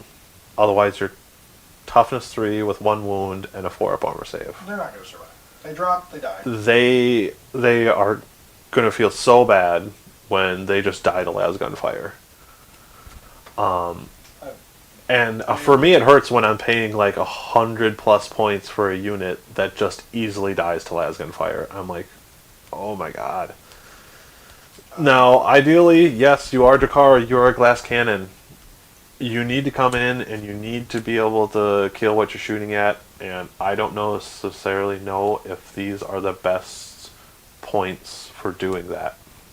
I feel like I'd much rather invest my points into like a Ravager than these guys. We are on very, very different viewpoints on this. I don't think they have the firepower to make up for their huge lack of defense. Well, the durability is terrible. They're going to die the second they drop. But I can't think of any reason why they can't kill everything they target. They're 100 points for a 5-man unit. With the weapons you would normally run on them. Well, what would you normally run them with? Well, Haywires are the first thing I have in mind. Mm-hmm. Haywires are 10 points a pop. Costs, let's see, it's 100 points exactly for your Haywires. Yep. And then you have 4 Haywires for 100 points. Right. That's essentially what you're looking at. Well, that's just one of the weapons. The Heat Lances are 10 points apiece as well. D6 plus 2 damage. No matter what weapon you run, they're all good, and they're all fairly similar in points, with the exception of the Dark Lance, which is 5 points more expensive. Yeah. Shredders are only 5 points apiece, which are still really good. But they're shredders. All right, but there's D6, 6, 1, 1 with blast, which if you're getting a blast profile, they're going to rip apart practically everything they get to shoot. Shoot them at Warriors. Watch Warriors just drop. At AP1? AP1, Yeah, because the Warriors only got, what, a 5-up? No, they have a 4-up, so they Oh, go right. to a 5-up. Right, so they turn to a 5-up. So you have 46. You're looking at like 13. 6 times 4. 24 tags. Well, yeah, if you roll perfect. Oh, blast. But on average, oh yeah, blast. Yeah. So 24 shots. You're gonna land what, somewhere in the realm of like 18. 18-ish. Well, yeah, we'll say 18. Yeah. You wound. What, 12 of them. I save 4 of them. You kill 8 warriors. Yeah. I mean, I'm not saying that's what they're designed for. I'm just saying that they're particularly good at picking a target. Yeah, I guess you can take shredders. That doesn't sound terrible. But look, they're 100 But- points for killing 150 points of models just from warriors. And that's the wrong target. That's the wrong target. So it really is. You're gonna run these things with probably heat lances in most cases. Yeah, I'd agree. Pick a vehicle, and it's going to down a 2 to 3 to 4 to 500 point vehicle in a single round of combat or a single round of shooting, and you're only paid 100 points for it. So, God, I just don't like coming in. well, I don't like coming in with 4 shots, getting -1 to hit because they're heavy. Hopefully those 2 hits actually kill that vehicle, because if they don't, I'm gonna get eviscerated by lasgun fire. I mean, yeah. I'm just not a fan of this high risk. Well, here's another thing too to consider as well. They also deploy scramblers, which is another role that you can take them for. I'm not saying. But then they're not shooting. Well, right. But if you drop, if you need to deploy scramblers, this is a unit you can take that can do both roles. It can drop behind something, it can deploy for a turn, and then the next turn it jumps out and shoots and kills something. They're just paid twice its points back over multiple times. So I don't know. Well, they come with a shard carbine base, Right. which is an assault 3, poison 4. The shard damage 1. carbon's trash. The shard carbine. Well, I was just looking at. They can go up to a unit of 10, but at that point they're just bodies. Yeah. The way I would run them is by stack. 12-point bodies at armor 4. Oh. The way I would run them is to stack shredders on them or dark lances on them. Heat lances are also really popular just because of the flat minimum 3 damage. Yeah. Dark lances are great too because of the fact that they're minimum 4 damage. Yep. With the potential to do 6. But I think either way you go, their threat potential is what makes them so scary. It's not so much that they're going to guaranteedly do something. Do they have a good stratagem? Probably. Their most popular loadout right now is the shredders because of that blast profile. Really? I would have never imagined that. But I mean, at 5 points a pop per. well, yeah, they're only 17 points at that point. It doesn't feel too terrible. No, like I said, I mean, at that point they're less than 100 points. They're like 85 points. Or something. I don't think there is one specifically for them. I don't think there's any specifically for them. No, I don't recall them having an actual name stratagem. Yeah, you can like re-roll But hit there's rolls little a things you can do 1. with them. Yeah. Prey on the weak, I guess. But they'll pop down. They'll kill a target, usually a character or vehicle, and then they die. Which, okay, whatever. But ultimately, what I'm getting at is like I just feel I'd rather put my points somewhere else, like a Ravager, because that's what the role I see them doing is hunting vehicles, and I could easily do that with the Ravager. The problem I have with a Ravager is you cannot protect the Ravager. It will probably die turn 1. But you can deep strike it just like you can do Scourges. Now you have to spend a CP You have to to do pay it. to it, yeah. All of a sudden you're eating up your CP to do and that's fine, I guess, sure. Yeah. My problem with Ravagers, they're on a whole different story because of the fact that Raiders are Ravagers, but better. They're transport Ravagers. Yeah. You can just have the Dark Lance on your Raiders. They don't get the number of shots a Ravager does, No. and all of a sudden they play a transport role too. So running Raiders is a good argument for not taking Scourges. I can give you that there. Because now all of a sudden you get a whole bunch of Raiders running around the board to transport all your units are all protected, and you're firing off pretty much the same type of weapons. Yep. I think Scourges are just interesting because they can play a role where, like I said, you can use the deploy scramblers ability with them, secondary form. And then they're kind of a threat where your opponent has to be careful about where they put their stuff, because all of a sudden they pop up behind your characters and they just face a character or 2 or 3 or 4. I mean, I can't tell you the last game I played in a tournament was against a Grey Knights player. Yep. And he put all of his characters in his back line behind all of his other units, and all I did was deep strike behind him and destroyed all his characters in a single turn. Like, I mean, that was his mistake, I get it, but at the same time, the Scourges play a threat that similarly kind of play that role, where if you're not careful, you're going to lose everything you got. I got it. I would change my tune in a heartbeat if they were like the Havocs for Chaos Marines, and they just ignore the penalties for heavy weapons. Yeah. They really need that. The fact that they just get a -1 for like half your options is just awful. Right, but Havocs are more and you might be like, oh, well, you can just sit still and shoot with them. It's like, well, now I have a 14-inch movement that I'm not even using. Or a deep strike ability, again, I'm not even using. I think you're going to find a lot of people where they won't find this as their favorite unit in the army. And it's fine, whatever. But they do play a role in the army that is still a good role. They're still a strong unit. They're just, yes or no. Do you want to take them? Do you want to play something else? And a lot of people just want more bodies, and that's fine. You want to spend more money, more points on your bodies and your transports and whatnot, and that's how most people are playing Drukhari right now. And then Hellions and bikes can kind of do the same thing too. Yeah. Bikes, they get blasters and all that stuff too, which kind of similarly play a role that Scourges otherwise would play. So, yeah, I think you can make an argument for not running Scourges. Or at least make them like 2 wounds. I like that a lot better too. I don't think they're necessary units. I just think that they have a role that can be good. And the fact that they have the deploy scramblers ability, it takes away from needing stuff like mandrakes and other units like that, or spending CP on units that you don't want to spend CP on. So, but yeah, I can definitely see the value in like the Shredder Bomb. Outside of that, I don't think they're a good pick. They're just too many points for not enough bang. All right, but moving on to the Talos. Talos isn't as good as he used to be. He's essentially just a Carnifex, really. He's got some guns on him he can definitely take. He's got a lot of different options you can equip him with. You can make him shooty, you can make him melee, but kind of at the end of the day, he is toughness 6, 7 wounds. He is core, so he'll be toughness 7 next to Homunculi.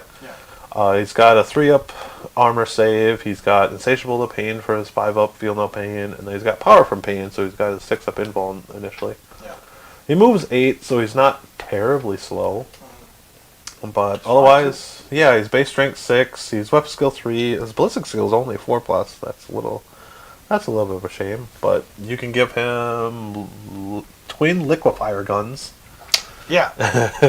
These almost play... More liquefier guns. Well, see, these almost actually do the same thing that Grotesques do, because they got twice the amount of shots. The Grotesques have the... But, there's a point difference there as well. Yeah, there's a real point difference. Another thing to look at, too, is the fact that they're not infantry, they're monsters. So I don't know if you can use a deep strike stratagem on them, because I think it's infantry only, right? You can't use that one, but there's a separate one that works on monsters and infantry.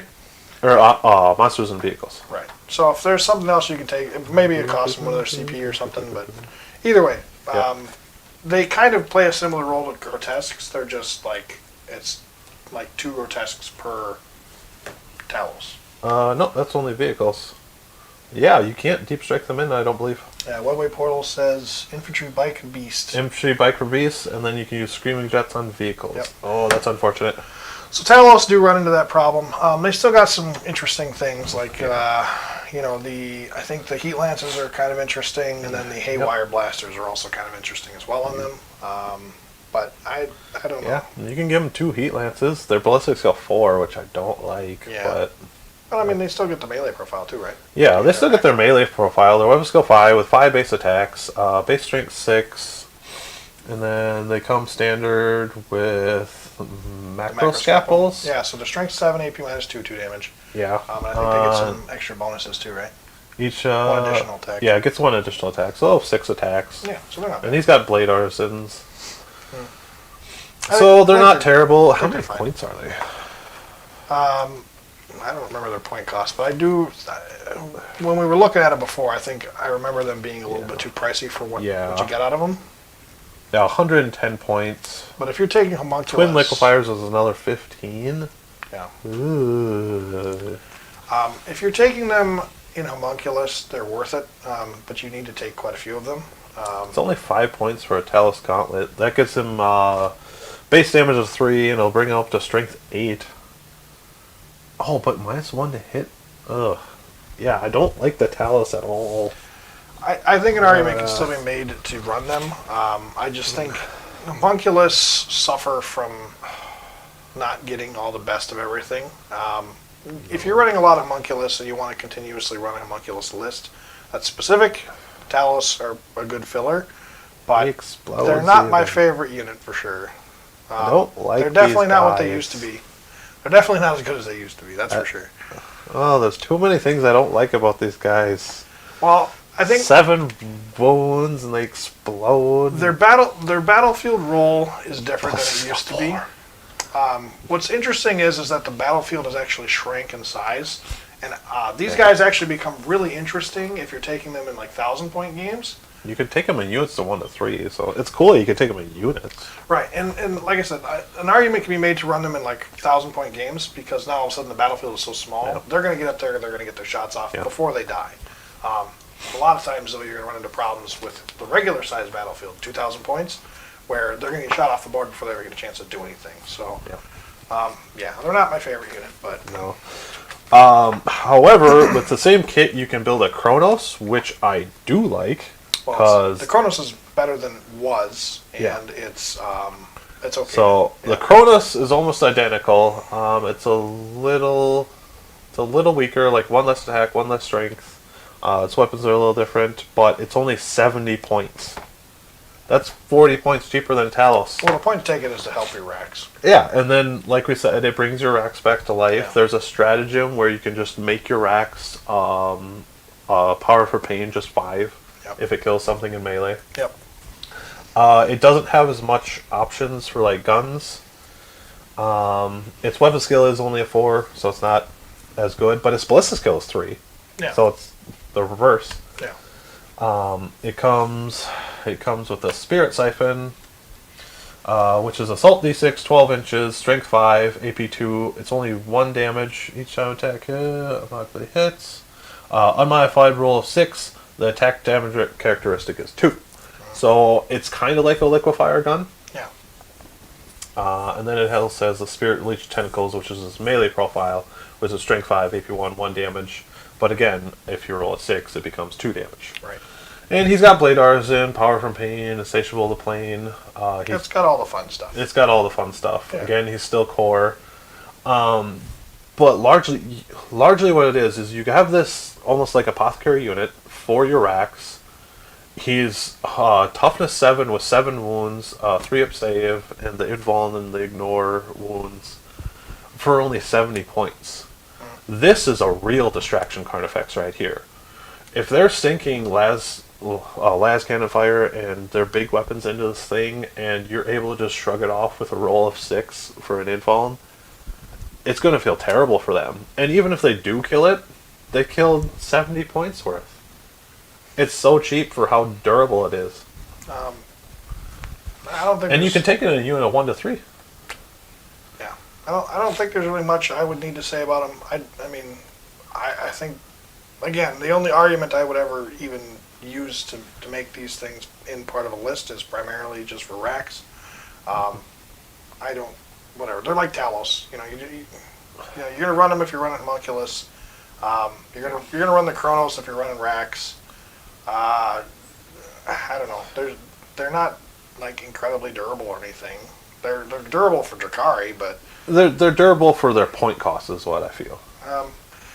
yeah, and again, this unit is really designed to just help other units around it. It's not really a unit that's designed to do its own thing, because it doesn't. It doesn't really do its own thing.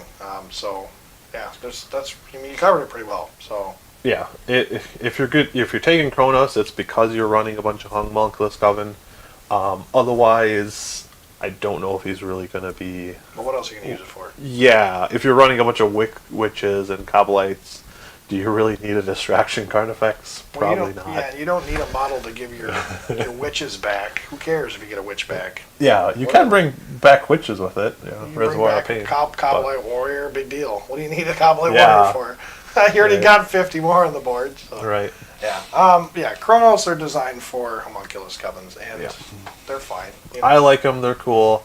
At the end of the day, if nothing else, they're distraction card effects. Yeah. But they're really kind of locked in with hanging out with the homunculus coven. Yeah, I don't think you would see them if it wasn't for the fact that there are new rules allowing them to bring stuff back and boost that power. Their from stratagem 5. helps a lot too. That I don't think that's you would really see them good. otherwise. So, but yeah, it makes them good enough to play. So, yeah. all right, moving into the Ravager. The Ravager. So, like I was talking about, this is essentially just this is your predator of the Drukhari army.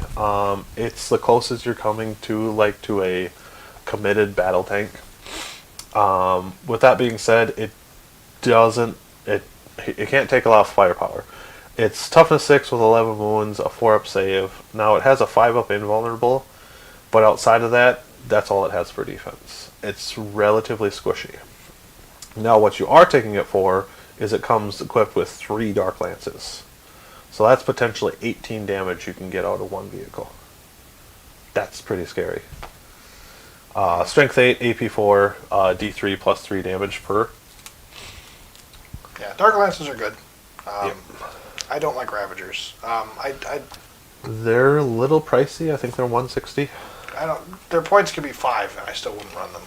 Okay. The problem with Ravagers is you're limited to a maximum of 3 for Yes. 140 there. They are incredibly weak in terms of their defense for vehicles.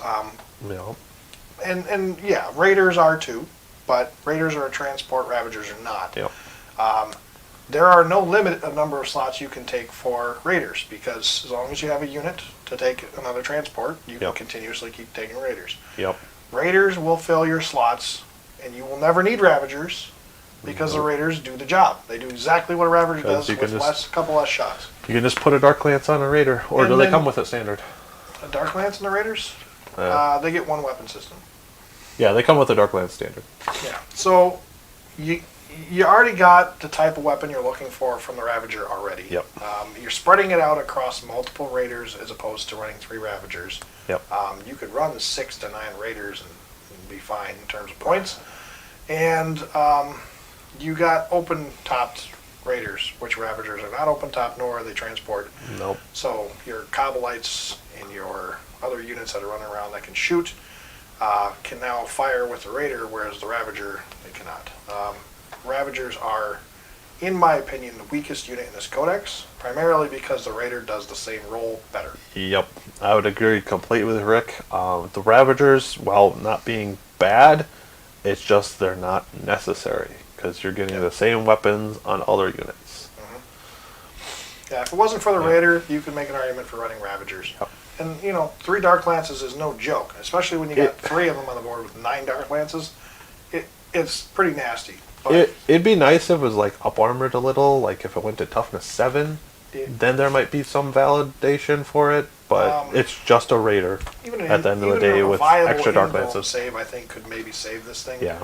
And there's nothing wrong with taking them per se. No. I don't think you could run 3 of them and be fine. You could run a bunch of Raiders plus 3 Ravagers, have a bunch of Dark Lances. They're still good. The problem is the Raider already does the job. Yeah.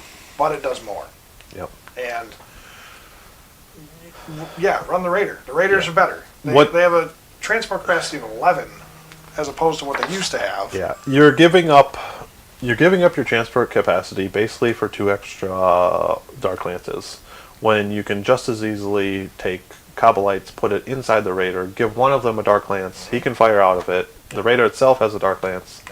So you're not really giving all that much up by just not taking a Ravager. Real quick, check the points difference between a Ravager and a Raider. Like 40-ish points? Yeah, and so for every... Well, it's 140 for the Ravager, and then the Raider is 85. Yeah, okay, so for every... 55 Every points? 2 Ravagers you run, you can run 3 Raiders. So you're getting 6 Dark Lances with the Ravagers. Yeah. You're getting 3 Dark Lances with the Raiders. And you're getting 33 transport slots. Yeah, the Raiders are the problem, in a good way, because the Raiders are awesome for the army, and You got the rams and stuff on them you can take, Yep. and the thing is you just blade get more, veins, you get yep. more numbers, which Drukhari want anyway. And the Raiders just fill the role that Ravagers already fill, and they don't take up troops. They don't take up any slots. They don't take up anything else the army needs, and they're so cheap that Yep. you don't feel bad when you lose them, as opposed to losing a Ravager. It's like ouch. Yep. You know. With that being said, your only other competition for your heavy slots are your Kronos and your Talus. So That is true. there's not really competition there, but it's good not to have to take up slots that you don't otherwise. Well, need to that's the take thing up. is you don't. I mean, what are the heavy slots? It allows you to take anything you want without having to fill a slot. That's why Raiders are so good, because they don't Yep. count towards any slot No. whatsoever. Whereas Ravager, you might need a specific you might need a specific detachment, and you don't have the slots to utilize. So I don't know. It depends on really. I guess if you want to run Ravagers alongside Raiders, sure, fine. Yeah. But Raiders still fill the role better anyway. Yeah. So now we're moving to the Raider. The only real difference between the Raider and the Ravager, in terms of stat line wise, is the Raider has one less wound. Which Big whoop. literally does not matter at That all. literally doesn't matter. It Otherwise, won't- you still have your 5 it up won't save impalm. Same amount of speed. You still have 1 Dark Lance, which Yeah. isn't 3, but you have a transport capacity now of 11 models. Yeah. So it can be a character plus 10, like we said, Kabbalites with a Dark Lance in there. Yep. And a Shredder or something. Well, you don't feel bad about these things getting in combat. They have No. they have the chain snares, grizzly trophies, phantasm grenade launchers, the shock prow, and the splinter racks, which are all upgrades. But most of the upgrades are phenomenal. Oh, yeah. And you want to spread out your army anyway. Like grizzly trophies, when you can spread out your army and then lay grizzly trophies on all these other units, all of a sudden all the rest of your army does really well against them. You can start forcing leadership tests. You can start winning combats you wouldn't otherwise. You got the shock prows. When you got 5, 6, 7, 8, 9 raiders on the board as opposed to 3 ravagers, you can hit with the dark lances and then charge with the raider, and you don't feel bad about that unit, that raider, all of a sudden being in close combat, because the shock prows are actually really good. You have the chain snares, which do some stuff too. Yeah, the chain snares give them an additional 3 attacks, so that brings them up to 6 attacks at their top profile. Right. They oddly enough have a weapon skill 4, so they're good in close Yeah, combat. Drukhari vehicles love being in combat. And then they have blade veins, so it's strength 7, AP 1, 1 damage. Right. So these are vehicles who can go in there, and like they're not perhaps as deadly as like a character, but I'd say they almost feel like a little bit of a monster. Well, they do In combat? they do real damage in combat, which Yeah. most vehicles are just kind of laughable in combat. Yeah, they are. They generally actually hit on can do 6s, something in have like combat. 3 attacks, Yeah. if that. So I think, like I said, like when you're making the argument between the Raider and the Ravager never wants to be in combat. The Raider doesn't care. You lose a Dark Lance shooting into a tank. Instead, you got to shoot at something that it's in combat with, maybe. That's literally the only drawback. And then all of a sudden now, they're actually doing damage in close combat. Yeah.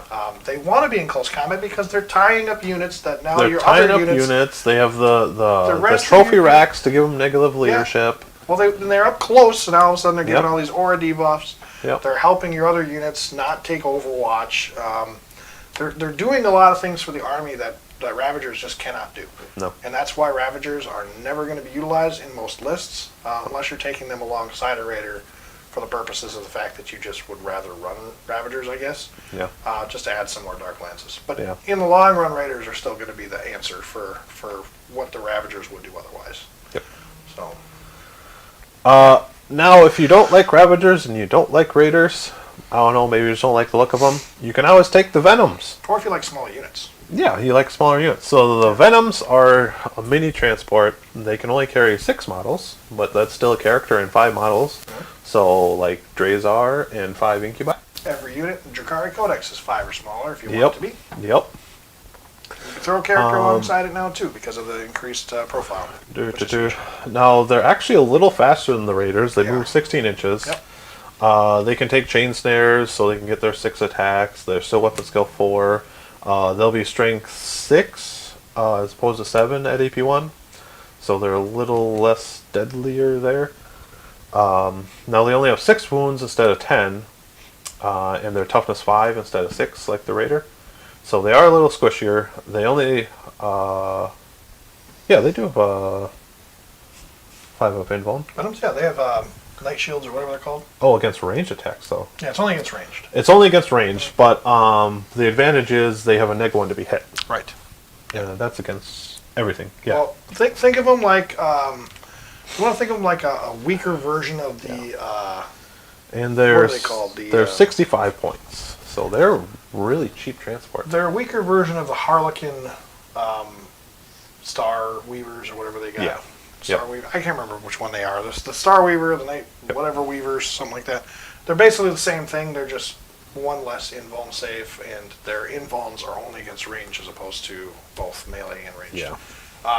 Venoms are phenomenal still, and if you're running Poison Tongue, Venoms are better than Raiders. Yes, 'cause that's what I was going to bring up. Is they can actually they don't get access to Dark Lances, but you can get them Splinter Cannons, which are poison 4+ weapons, Yep. and you can actually get them 2 of them. And then if you run them in Poison Tongue, those Splinter Cannons are now poison 3+. So you get 6. You take the twin splinter rifles too. Not an addition. It gets the twin splinter or the splinter cannon. You get to pick. Yeah, but you're going to want the Splinter Cannon, and then you take your second Splinter Cannon. I mean, you get more shots with twin splinter rifle, which is why the splinter rifles are good too. You can take one or the other. Yeah, but it's not flat 2 damage. That's the real point. Is the Splinter Cannons Well, are the flat 2 damage. Yeah. So you're getting 6 shots that wound on 3+ are AP1 and flat 2 damage out of a like 70-point model at that point. That's nasty. Yeah, and the splinter cannons are good. Yep. They're really good, and I think if you're running Cabal, especially Cabal, Yep. yeah, Venoms are going to be great. And I love the fact that Raiders and Venoms, they're not locked into particular. They can be Homunculus, Cabal, or Witch Cults. Yeah. They're all 3 now. You can pick which one you want them in. So you put them in a detachment, they fill that slot, and then they also gain the bonuses as well, which, of course, obviously Cabal, they benefit from it more because all of a sudden now the shooting becomes really good. Yep. But I think it's really interesting that your Venoms have the benefit from the Poison Tongue ability, which it makes them good. You know, hitting on 3s, wounding on 3s, it's a pretty big deal, especially when, like you said, with the 2 damage weapons, the 6 shots, it adds up fast. So when you got like 6, 7, 8 of these on the board running around, all zipping through pretty quick, they start chewing through stuff pretty fast. So Well, one thing I noticed is, yeah, because like we talked about earlier, they can be Homunculus Coven, Cabal, or Witch Cults, so they get those keywords, so they get their obsessions. So you can actually have some really interesting combinations with your Raiders and Venoms. Like we were talking about earlier, the Prophets of Flesh for the Homunculus Coven. Yeah. Now all of a sudden, 1, 2s, and 3s can't hurt your Venoms until unless they're strength 8 or higher.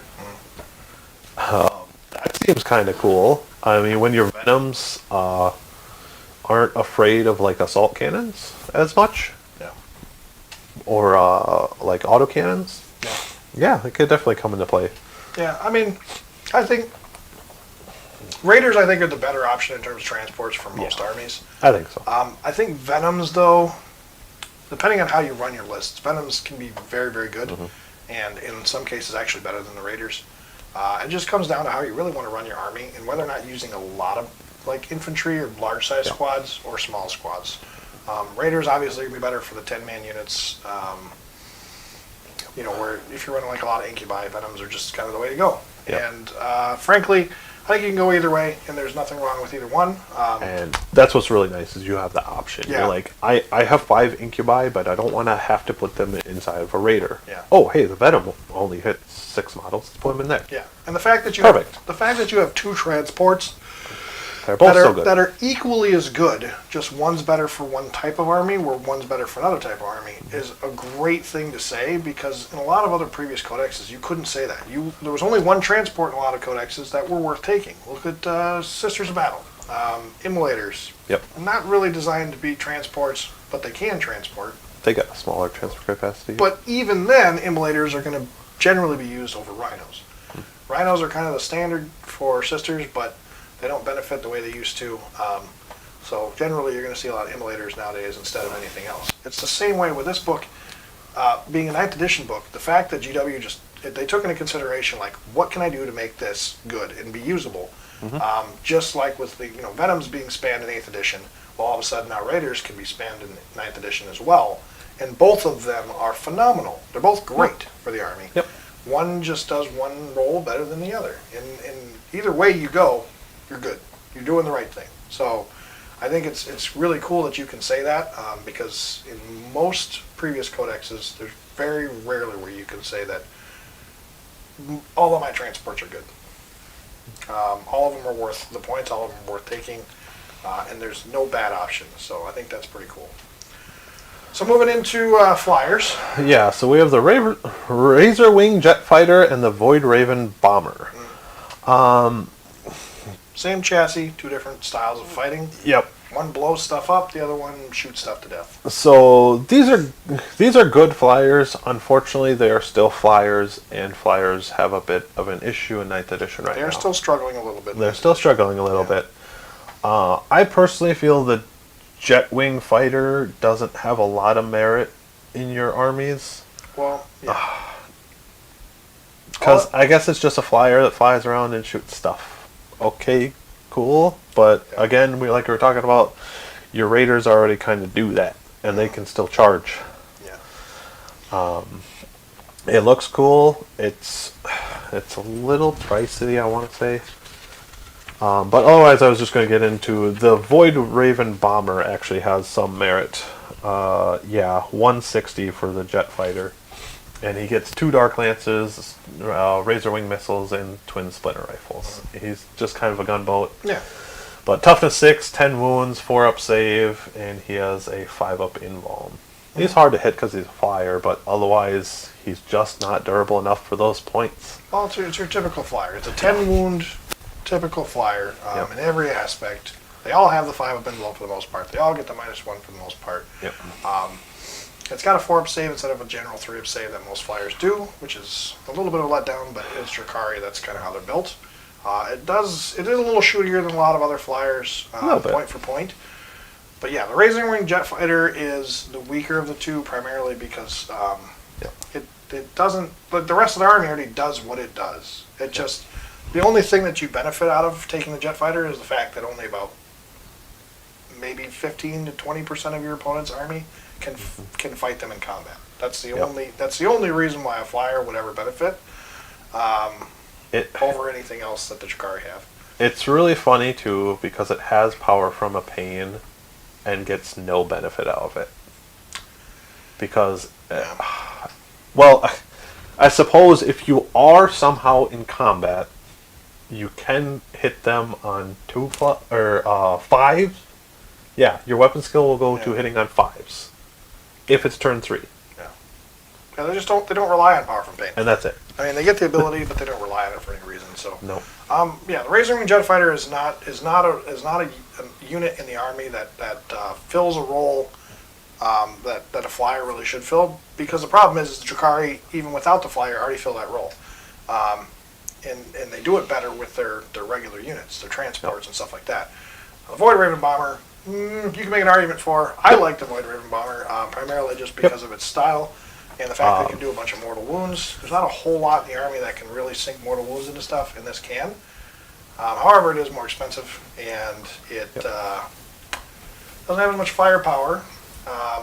And again, it still kind of plays the same role where it's a threat against your opponent, but it can't claim objectives, and that's always a problem for flyers in 9th edition. So, yeah, I don't know. I think they're fun. I mean, if you want to utilize 2 or 3 of these and you can get the bomb to go off, they're great. But the problem is if you never get the bomb off, you just wasted almost 200 points on nothing.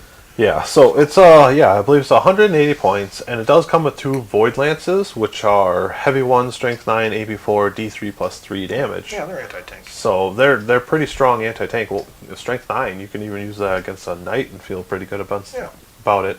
But it's really all about the Void Mine, which you can use once per battle. If you make a normal move or advance, select a point on the battlefield that you move over, roll a d6 for each unit within 6 inches of that point. So here, then 6 inches around it. Yeah, D3 mortal wounds. Subtract 1 if it's a character. Character keyword, excluding vehicle or monsters. And on a 4+, that unit suffers D6 mortal wounds. Yeah. That can cause a lot of damage. That's basically just dropping in a vehicle explosion on the enemy. It's really good, and it gives the bomber some merit because it's a better bomb than most of the other bombs in the game. Yeah, it's a really good bomb. The problem is getting it off. Yeah, you might never get to it. Yeah, you might get shot out of the sky because it does have 12 wounds, so it's a little tougher than the jet fighter. Right. But you might get shot out of the sky, never get to use it, or you might just never roll a 4+ for any of those units because it is kind of a bit of a coin flip. Well, it's a lot of points for something that may or may not do something. So. Yeah, and then after you drop your bomb, you got your void lances, and that's it. Yeah, I mean, this thing probably will not pay its points back throughout a game, but it will soak up some firepower for your army. And if it does happen to do what it can do, if it meets its potential, it's actually really good. The problem is the potential that it has just there's too much swing involved to make an argument for using this regularly. It's a very risky unit. I would be terrified if my opponent got first turn and had 3 of these on the table. Oh yeah. Just zoom, zoom, zoom. Yeah. Yeah. Oh god. That would be a lot of punishment really quickly. All right, so that actually covers all the units in the core Drukhari book. Yeah, so we're going to move into the compendium. And there's only 2 units in here that we need to cover. There's the Reaper, which is never used. And one thing I want to mention right off the bat is the biggest problem with the current Drukhari compendium units is that they don't benefit from any of the stuff that the new Drukhari stuff benefits from, new vehicles. So they don't get the power from pain. They don't get the blades or anything like that. Their problem is they're lacking from what the stuff that the Codex gets. They should have it. They just haven't gotten it. And I think when an FAQ comes out for the compendium, you'll start to see like the Tantalus and Reaper be used more. The Reaper is one of those that you just really never see because if you do see a Drukhari unit, it's going to be the Tantalus. The Tantalus it's the big heavy tank for the Drukhari. It's very popular because of just how sleek and how cool it looks. Oh yeah. It is a very beautiful model and it does hit like a Mack truck. This thing is vicious. It's even good in close combat too. You know, it's AP -2, 2 damage with 6 attacks, with a 4 up to hit. I mean, it's still nasty in close combat too. So, it's typical. It's not Titan, which is nice. So you don't run into any problems with. 7, yeah, you don't run any problems with it. You know, getting shot off the board like super fast, nothing like that. It does have fly. It does transport up to 16 infantry. It's the only Drukhari unit that can transport a unit that size. And grotesques, you can put them in there. And they only take up 2 slots apiece. 8 grotesques in there? Yeah. Well, 6 because that's the max unit. Well, a unit, yeah. You can put a unit in there, so it's kind of cute. When they advance, you just auto move 12, so it moves up to 28 in turn, 28 inches in turn, which is pretty fast for a vehicle this size. Yeah. It's got obviously the 5 up. It doesn't have a -1 to hit because it's not technically a flyer. But it also has the scything charge, so on a 4+ when it gets charged, you roll a d6 for each enemy unit with engagement range, and on a 4+ they suffer d3 mortal wounds, so it can deal a bunch of mortal wounds when it gets to combat too, which is kind of, it's unique to its type of unit, because the raiders, unless you're using the shock pro stratagem, generally don't do that stuff. So it's hovering and it's open topped, so it does fill the same role the raiders do in terms of its shooting. You can put a whole bunch of guys inside and still shoot outside and protect your units, which is great. It does have 18 wounds. It's toughness 7, which is uncommon for Drukhari, unheard of for Drukhari. And its pulse disintegrators, pretty good. 6 flat shots, strength 8, AP -3, 2 damage. And it's got 2 of them, so 12 shots. And a 36-inch range too, which is pretty solid. So this thing is actually really good. The only thing it's missing is the fact that it doesn't have the power from pain, which I believe it will get in the future. We're just waiting on an FAQ for it. I don't see why it wouldn't, because it checks all the boxes otherwise. Yeah, it does. It's not necessarily a super heavy per se. It does fit in the heavy support slot. It's not titanic. It's only heavy. It's only heavy, yeah. It's only heavy, so it does fit in the your regular detachments, which is what it needs to fit into. and you're not spending 3 CP on a detachment you don't really want to spend 3 CP on. So it feels good to take this thing, and because it takes up a heavy slot, now all of a sudden that makes Ravagers even less useful. Because you could run a Tantalus and be fine, and it's still cheap enough too. I mean, it's $310. I get it. It's a little expensive. That is expensive. It's a little expensive in terms of the way it looks initially. However, because of the fact that its quality still plays a role, it becomes a big scary unit that your entire opponent's army is going to be shooting at, which is great for you as a Drukhari player because this thing's durable enough to take some of that damage. And now all of a sudden, your opponent really has to kind of play around this model where the whole rest of the Drukhari army stays untouched. I mean, granted, 310 points is probably gone for turn 1. All right, sure. But, you know, another thing, too, keep in mind is when you're playing this thing, it's a Forge World unit, just like most other Forge World units. You're putting this thing on the board just to show off that you got this thing because it's cool, right? It's a gorgeous model. And there's nothing wrong with it in terms of the way it plays. It probably should be a little cheaper, sure. Yeah. It probably should be a little cheaper. But, you know, if you look at any other unit like this in any other codex in the game, this thing would not be 310 points. But it's because it's Drukhari that it's 310 points. It's cheap. It's expensive for Drukhari, but it's cheap for everybody else. That's the way I look at it. You really don't want to spend 310 points on a single unit in Drukhari, which is not generally good for you. However, you know, like I said, you go back and look at any other codex, any other model or unit that would fit this role that does what this particular model does, it's probably not going to cost them that cost. Yeah. So, I think Forge World is one of those. They're still, even though they did the compendium, GW did the rules for them. I think you're looking at. I don't think Forge World still quite matches up properly with GW's rules. Well, the Codex rules, I should say. They still don't quite match up, whether it's points or whether it's their specific rules, stuff like that. There's always little things in there. But for a Forge World unit, and because it's Drukhari, it's really their only viable Drukhari unit. For Forge World, I don't know. Yes, take it if you like it. It's like I said, it's a gorgeous model. It's fun to play. Oh, yeah. But this is not going to be something you see on the tabletop in competitive tournaments pretty much ever. No. Because nobody wants to throw 310 points. No. You can get 3 Raiders for this thing for less. 4 Raiders, just about, at 85 points apiece. Yeah. Almost 4 Raiders. Yeah. Yeah. So I mean, I don't know. My biggest qualm with it is the wound count, as opposed to the point cost. Yeah.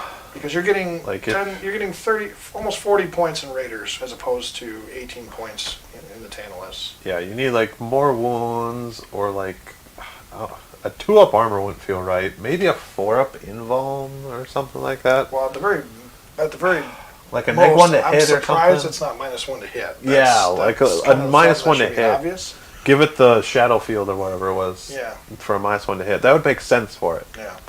It kind of it's clunky because it sort of plays like not like a Titanic unit, but like what they call super heavy. It kind of plays like a super heavy, even though it's not a super heavy. Yeah. So it's funny because like we look at my Tau Tiger Shark, and the Tau Tiger Shark has similar, just similar good things about it, similar bad things about it. I think in terms of the Tantalus, the problem is it just falls in with the rest of 40K. Whereas the rest of Drukhari and the new Codex is just so darn good that you're generally not going to run this unless you really want to take something cool. So that's really what it comes down to. So I don't know, is there anything else you want to talk about in terms of the Forge World units? No, I don't believe so. There's not much. There's only 2 units. Yeah, the Reaper's the other one, and like I said, the Reaper. I mean, it's got some stuff on it, but you get the Vortex Projector, the Prow Blade, and the Blade Veins. The Projector's got 2 different profiles, which I mean can be nasty. The beam's 36-inch range, heavy D6, and it's basically a Dark Lance times 6, essentially. Yeah. But the problem is it's 10 wounds, which is what a Raider is for 170 points. Yeah, for 170 points, like. It's too expensive for what it's going to die too fast, and that's the problem. So I don't know.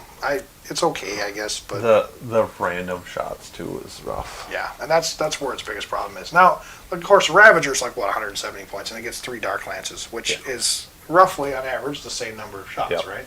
Yep. But the Ravager also gets two extra wounds, or one extra One wound? extra one. Something like that. So it's still a little bit better in terms of defensiveness, where this thing just doesn't have that. Plus, the the Ravager has the benefit of power from pain, where this does not. Yeah. So we need to see that update into the FAQ to make Yep. this thing even a possibility of playing. Yep. So therein lies our issues. So Yep. let's move into the FAQ, because I want to. We got the FAQ that dropped yesterday. Yeah. So we're just we gonna talked quick- about the Reaver. Yeah, we talked about So the we got 20-point Reavers. Blasters are 10 points. The Caltrops and the Talons are still 5 points apiece. We did talk about the Animus Vitae. Now that we were saying how that thing doesn't say you need to hit or anything like that. Yep. The FAQ did fact change that, and they said you do have to roll to hit with that thing in order to benefit from the second half of its ability. Oh, come on. So, well, that's a bit of a pain. It doesn't change a whole lot. You just No. have to get up there and use it. So, okay, fine. Whatever.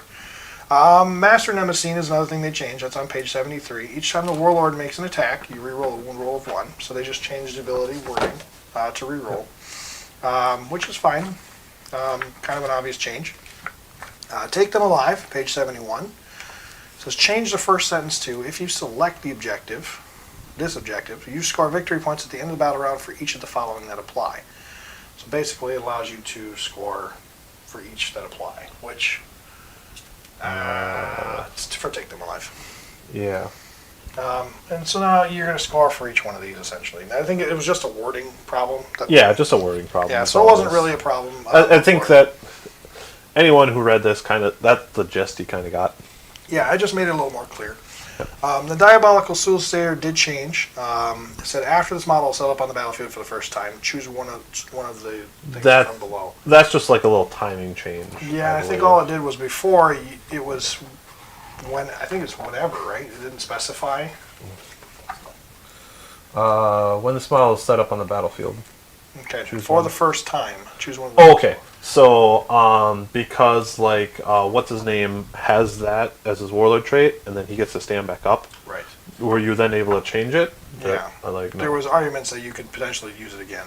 Yep. So that change isn't a huge change. It just specifically fixes an issue that could have come up in some random rare game. Yeah. Agile Hunters is probably one of the most important things on here. Yep. It changes the second bullet point to, if a unit with his obsession with a combat drugs ability has the Hypex ability, you add 3 to the unit's move characteristic instead of 2. Yeah, so in the book, under the witch cult special coven, there's one for to give them extra movement if you chose the high specs for their combat drugs. Yep. Which would give them 2 movement in addition to their normal. And if you took that specific one, I can't find it right now. It said it gave you 4 instead of 3, but since the combat drugs only gives you 2, it's like, wait, what do you mean? So they fixed it and said, oh, that's supposed to be 3 instead of 2. Right. Yeah. Not to mention 4 seemed like pretty crazy. Well, it's a good clarification, and it keeps the unit from being like way too strong in terms of its Yeah. movement. Oh, hey, I'm just gonna have my 12-inch move witches. Right. What? It's just too fast. Totally understandable change. I agree with GW 100% on why they changed that, Yeah. and it clarified things. So It was an errata. It was clearly not meant to be that way. right. Okay, so that covers the FAQ. We're moving into the Cult of Strife from the Book of Rust, since this is, I think, the last thing we need to cover, right? Yeah, I'm pretty sure. Yeah. So the Warlord trait, that's basically all just buffs for Cult of Strife, specifically. There's a new Warlord trait for, it's called Competitive Edge. Each time this Warlord fights, if all of its attacks target one enemy unit after resolving all those attacks, it can make a number of additional attacks against that enemy unit equal to the number of attacks that did not reach the inflict damage step of the attack sequence during that fight. So if the wounds do not go through, it can make more attacks based off of how many it missed, essentially. Right? Okay. So as long as you target one, yeah, I know it's a lot of back and forth. So as long as you target one enemy unit, after you've made all of your attacks, you can make an additional number of attacks that did not make it to the damage step. Okay, I think I understand. Yeah. So the damage step is after the saves have been made, after the wounds have been rolled for. If it doesn't quite make it to the damage step, all of those other attacks that did not go through. Now all of a sudden you get that many more attacks, which, if your opponent makes a lot of their saves, that's pretty freaking wicked, right? Mulligan. It's violent, yes. So very good warlord trait there. Unparalleled agility. Each time an attack made for this warlord, you subtract 1 from their hit. Made against the warlord, you get -1 to hit, -1 to wound, which is pretty good. Considering most things are probably wounding you on 3s, yeah. Yeah.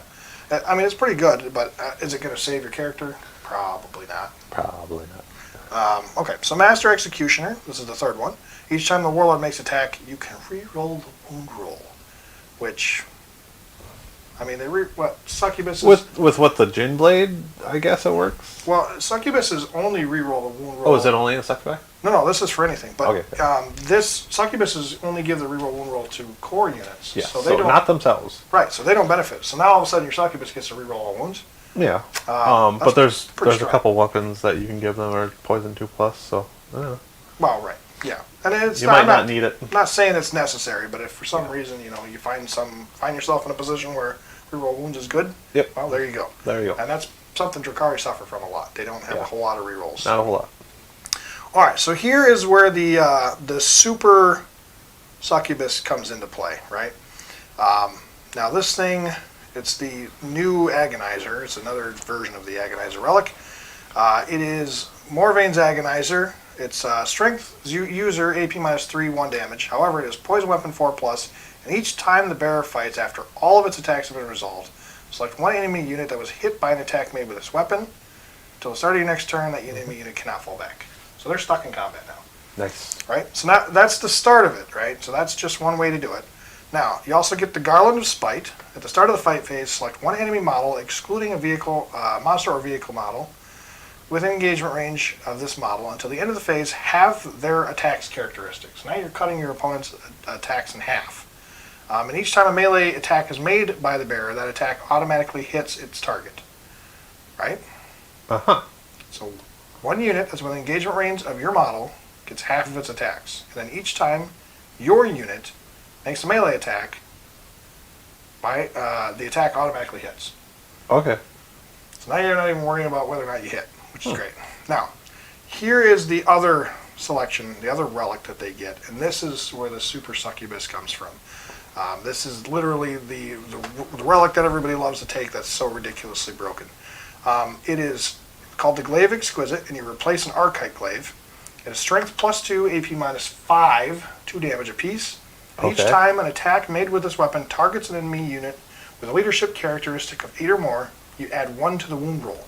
At the end of any phase in which the bearer fought with this weapon, if it did not target any enemy units with a leadership characteristic of 8 or more, it suffers a mortal wound. So now all of a sudden you can deal mortal wounds yourself. But you're adding 1 to your wound roll, a strength +2 with AP -5 and 2 damage. When your Succubus is getting like 15 attacks, it's ridiculous. Yeah. Also, so here's another thing that they can take. In addition, this is another relic that they can take apart from it. You were talking about how they can use the, was it the glaives or no? The chain glaives. No, it was the Hecatrix blades or something like that. No, there was something else that we were talking about that we would take if it wasn't a relic, right? For the Succubus? Yeah, there was some other weapon that they could take if you didn't want to run the relic Like on a it. non-relic? Yeah, I don't remember what it was that we were talking about. There was something there that they could take, though. Outside of the chain glaive, I don't know what's really good. One more, come on. Razor flails, right? Something like that? That adds more attacks. The chain flails? One more. Here's the Succubi. So... Because they can switch it with... razor flails is what gives you the extra attacks. Yeah, so the razor Hydra flails. Gauntlets, Shard Nut Impaler. So switch over to the razor flails for me. The glaive? Yeah, there's nothing real great that's here's what I'll show you. So switch over Sure. to razor flails, right? Gives you, what, 2 extra attacks? I think you said? Well, it doubles your attacks. So every 1 attack, you make 2 attack rolls for. Yeah. Now, normally that weapon is crap, right? The extra attacks is great, but in terms of what it does, it's 1 damage, AP -1. Yep. Now, here's another way to make a Super Succubus. Dark Lotus Toxin. You add 1 to the strength and damage characters of all melee weapons the bearer is equipped with. And all of a sudden, you get twice the amount of attacks, 2 damage apiece. At 2 damage apiece. And +1 strength. And +1 strength. Yeah. So you'd be strength 4, damage 2, AP 1. Keep in mind you have Blade Artisan. And then you have double your attacks. And like we said, it's easily you can get like, what was it, 7, 8. You can easily get 9 attacks, doubling to like 18. I know there's a way to get even more. Yeah. I've heard people online saying Warlord like you can get give 2 42. for every 6s. I heard people online saying you can get like 42 attacks out of them. Yeah, there's. And I don't know how you're doing that. Well, I think it's with the those. So It's double with your the number of razor attacks. flails. But then in addition, there's a warlord trait that for every 6 you roll, you get 2 more attacks. Okay. 2 additional That must be attacks. it. So that's part of it. And then there was something else that gives them an additional something else. I think it might be a relic or something like that. But that's not even the super succubus portion of it. It's this plus the Dark Lotus Toxin, which all of a sudden now you're doing 18 2 damage attacks. Pretty vicious. And then all of a sudden, on top of that, you get all these stratagems that Cult of Strife gets as well. Yep. So Cult of Strife, you get Art of the Kill for 2 CP or 3 CP. Use a stratagem in the fight phase. When a unit is from your army selected to fight, each time a model in that unit makes a melee attack, you can reroll the wound roll. So you can use it on your succubus. If they have 11 or more models, it costs 3 CP. Otherwise, it costs 2 CP. So it costs 2 CP for your succubus to reroll. Fine, sure. Dance of Death for 1 CP. Use this on a Cult of Strife unit from your army when they're selected to move in your charge phase. When a Cult of Strife unit from your army is selected to charge, so either or. Yep. And then until the end of the phase, each time they make a normal move, advance, fall back, or makes a charge move, until that move is finished, models in that unit can move horizontally through models and terrain features as if they were not there. So they basically get to move wherever they want to go for 1 CP. Pretty cool. Invigorated by Evisceration for 1 CP. This is another Cult of Strife infantry or biker. So after a unit is destroyed as a result of a melee attack by either one of those units, whether it's infantry or biker, until the start of your next turn, models in that unit get a 4+ invuln save. So all of a sudden, your Cult of Strife bikes get 4+ invulns, which is pretty solid because normally they only get their invulns against it's 5-up invuln, right? On turn 4. Right. So the bikes normally only get 5-up invuln against ranged attacks, right? The Reaver jet bikes? Yeah. No, they just have Cult of Pain. Or the Power from Pain. Yeah, they just have Power from Pain. Oh, okay. What was it that gave the? Oh, maybe it was the Venoms we were talking about. Drukhari? It was the Venoms we were talking about. So either way, so now all of a sudden they're getting a 4-up invuln. Reavers with a 4-up invuln is sweet, right? Oh yeah. And then there's 2 CP called the Blade Well Placed. Use the stratagem in the fight phase when a Cult Strife infantry unit from your army is selected to fight until the end of the phase. Each time a melee attack is made by that model, improve the armor penetration characteristic of that attack by 1. So you spend 2 CP and all of a sudden your 18 attacks are 2 damage at AP -2. And then if any 6s that you roll are now AP -3. Yep. And then if you have the Warlord trait, you get 2 extra attacks on 6s. Well, now all of a sudden you're doing 3 attacks per with AP -3, and yeah, it's ridiculous. Ridiculous. So you can see how this stuff starts to stack up and it just snowballs into this effective ridiculousness. Deadly Exemplar, 1 CP, use a stratagem when a Cult of Strife succubus from your army destroys an enemy character or monster with a melee attack. Until the end of the battle, all Cult of Strife units from your army that are on the battlefield are considered to be within range of the Brides of Death or ability, regardless of where they're at on the battlefield. So they can be anywhere, and they don't need to follow your succubus around anymore, and they still gain the benefit. Nice. Yeah. So now all of a sudden you can keep your succubus safe, or you can run your succubus into some other death ball and butcher them, and the butchers go somewhere else and butcher something else. So good stuff. Flawless Approach, 1 CP. Use the stratagem in your charge phase when a Cult of Strife infantry unit is selected to charge until the end of the turn. Enemy units cannot fire Overwatch. You can't Overwatch them. That's awesome for 1 CP. Yes, well. Enemy units selected as the target of the attack, in addition, cannot charge, hold steady, or set to defend as a result of that unit's charge. That's really good. Yeah. So I'll read it again. Enemy units, for 1 CP, enemy units selected as the target of that unit's charge can no longer hold steady, set to defend as a result of that unit's charge. So you're not getting your benefit for the hold steady benefit for the Overwatch. You're not getting the set to defend for your +1 to hit rolls in combat. That is awesome. All for 1 CP, and you can't even Overwatch them. So I was like, okay, well, great. Yep. All right, pick them apart for 2 CP.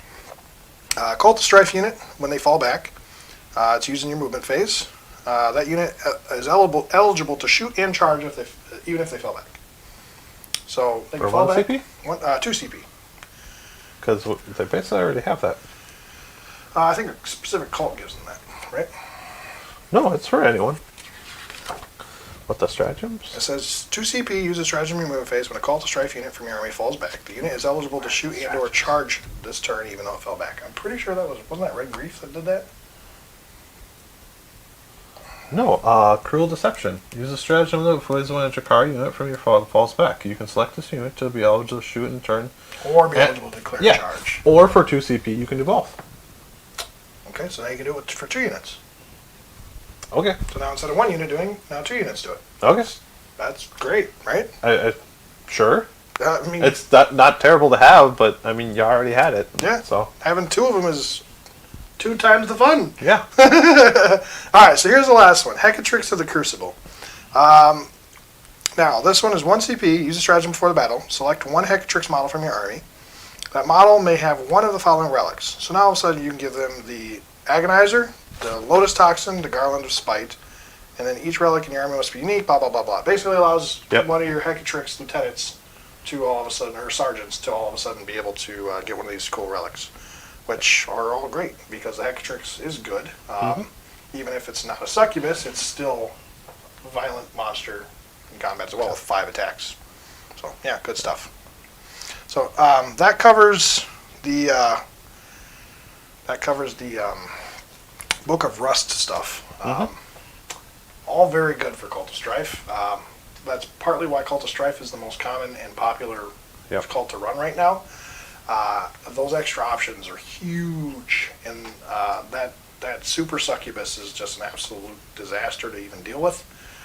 But what's interesting is the fact that you can still run, the Red Grief, and you can run Cult of Strife all together with all the different options you got.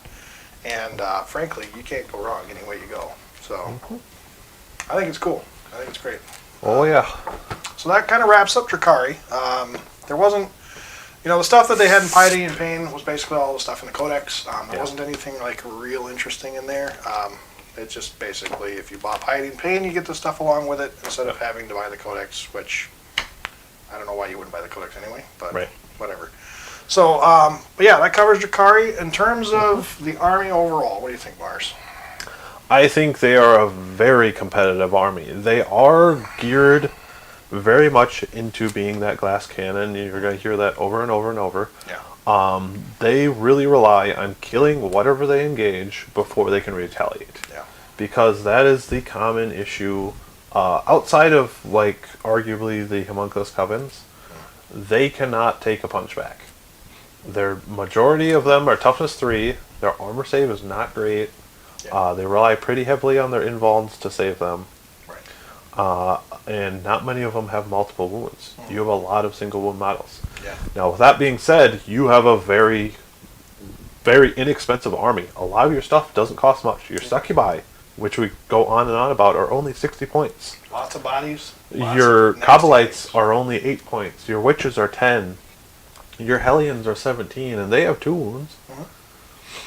Yeah, you can just get a lot of bodies on the table. Yeah.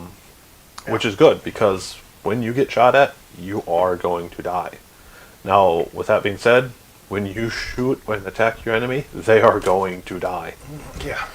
Yeah, it's funny because it's like a cat and mouse game with Drukhari, where if Drukhari get the jump on you, you're done. You're folding up shop pretty quick. Yep. The other way around is if the Drukhari player makes the mistake of putting their stuff out in the open, or even one little misplay can cost them the game. The interesting thing, though, I find for Drukhari is that your game's going to come down to who's going first most of the time, or it's going to come down to how well your terrain setup is. Because if your terrain's good enough, you can legitimately go second and still do fine. But you need to be able to hide your transports. You need to be able to hide most of your army behind the obscuring terrain, the cover, and whatnot. Otherwise, like Mar said, you're going to lose everything before you get an opportunity to really hit back. Now, don't get me wrong. Even if you only have a few assets left, your army is still vicious in killing stuff. The problem is that 2,000 points in models is still 2,000 points in models. And when you only have a couple hundred points left to be able to try and take out those 2,000 points of models, you're running on fumes. Yep. And Drukhari really hit hard, and they really kill what they want to kill whenever they want to kill it. The problem is the repercussion can be a problem for them. So, like I think we actually totaled it up. Like this isn't even 2,000 points right here, yeah. and we got some expensive stuff. We got Scourges, we got Drazar down there, we got a Bomber. These are some more expensive units in the armies. If you really cut corners and you stretch those points out, you can have even more models on the table than this. Yeah, for sure. Yeah, sure. I mean, I could drop the Scourge. I could drop the Bomber. I could fit in probably 4 more Raiders, probably. Yeah. I could drop even the Hellions. I could drop and probably pick up a lot more points. The bikes. Honestly, you could just run a full infantry army and just overload the bejesus out of the board. And here's 200 Coblites. well, yeah, you very well could if you wanted to. Yep. They're just that cheap, and Yep. frankly, it doesn't matter what you run; it's all good. So. What we have here on the board is basically what we put together for kind of an early 2K list. We'll obviously expand into more stuff as we kind of grow the army a little bit. But a lot of that's going to come down to we're just trying to get some stuff painted up and get the list on the board for you guys. And sometimes the more expensive models will fill those holes a lot faster. So, when we start playing this on the show, you got to keep in mind too that you're going to see. Why don't we have 20 witches on the table? Why don't we have 40 Coblite warriors on the table? Why don't we have, 10 more bikes?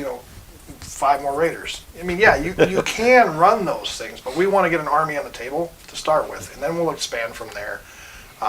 So, obviously, we're trying to get this army on the board. I actually started working on some painting today with a few of the units, just kind of testing around the scheme that we're going to be using, and we'll definitely have them on the channel here before long.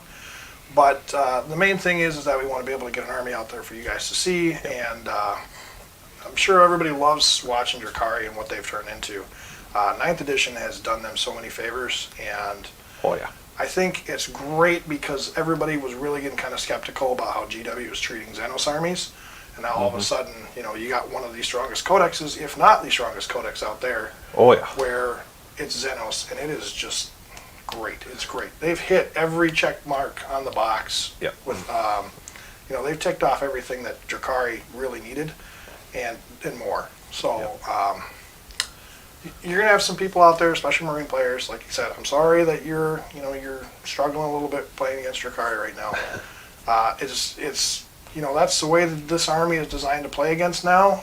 In 9th edition, the thing is all the codexes that have come out for 9th, they all can play against each other and do just fine. You just gotta build them certain ways, and you can work it out with your opponent to make sure that your games stay fun. They don't have to be competitive. They don't have to be crazy. They don't have to be listed against each other, whatever the case is. Just find ways to make your army fun, make it playable, and make sure your games against your opponents are as fun as you can make them. So yeah, Drukhari are definitely a very good codex. They can go head to head with the toughest codexes out there. For sure. They can beat up Space Marines. They can take down Death Guard. Everyone's having trouble with Death Guard lately. We got the new Drukhari, or we got the new Skitarii Codex coming out. Everyone's getting terrified of that. I think Drukhari are going to make mincemeat out of them. I think it's kind of both. With that being said, this is a very finesse army. You're not going to be able to just pick this up. We're probably going to start playing games, and we're going to be doing everything wrong. We're going to forget rules. We're going to make misplays. Yeah. It very much comes down to the player of the Drukhari army. Well, it's an army you got to learn. You got to learn how to use it. Little mistakes will cost you greatly, but once you get used to playing the army, it's an army that's incredibly solid. And they have counters to everything, and that's what's so great about it. Like the only area I think they're actually kind of lacking in, and we talked about this already, is their psychic phase. They don't have a psychic phase. They can't really counter psychers, especially heavy psychic armies. But they have enough firepower to deal with the problem psychers and get them out of the way. Yeah. So I think even though it's kind of a weakness for them, it's still not enough to where Drukhari can't overcome it. And they've been showing that in the tournaments. So I'm really looking forward to see how they're going to be doing once we get them on here in the channel. I have no doubts whatsoever that we're going to have a lot of fun playing them. Oh yeah, I'm excited to play them. and there's the way we built them. We've magnetized most of the models, so we're going to be able to switch out and interchange stuff, so we can try lots of different loadouts. So that way you guys can see a little bit of everything. And we've been trying to do that with the Necrons and the Chaos armies and stuff that we've been getting on the channel. So you guys will have an opportunity to see a little bit of everything, and that way you kind of, for anybody who's starting a Drukhari, we'll be able to see, they'll be able to see kind of how everything plays, and they'll be able to make decisions on like, hey, maybe I'll be able to, maybe adjust my army. I can build a list this way and take certain units that you otherwise wouldn't take. That's kind of what we're hoping for. So that's the long-term goal. We'll get some more models added to the army and hopefully make this a pretty good size army by the time we're done with everything. But it comes down to painting time, it comes down to building time, stuff like that. So, but overall, the army's sitting in a great spot. 9th edition, GW knocked it out of the park with this Codex. Oh, yeah. It is wonderful. So we'll get her on the channel for you pretty soon here, and we'll be seeing you guys here in another video. But in the meantime, anything else you want to add, Mars? I was just going to say that I'm very eager to see how the Drukhari do against my Necrons. I feel it's very much going to be the unstoppable force versus the immovable object, and I want to see who wins that fight. It'll be very interesting. Yep. I think when one army gets the jump on the other, you're going to see games swing one way really hard. Yep. But it'll be an interesting thing to see on the channel for sure. So, but anyway, so thank you guys very much for showing up and watching this. We obviously appreciate it. If you haven't subscribed to the channel already, make sure you guys do subscribe. That's obviously the biggest thing you guys can do to support us. Leave a like on this video if you guys enjoyed this. That'll help with the algorithm in terms of getting us more watch, more subscribers, so on and so forth. And then hit the notification bell so that way you guys can check out all the other content, and it'll just notify you whenever we got new videos that are coming out. So we'll be back again Tuesday for our game, which is going to be me versus you, right?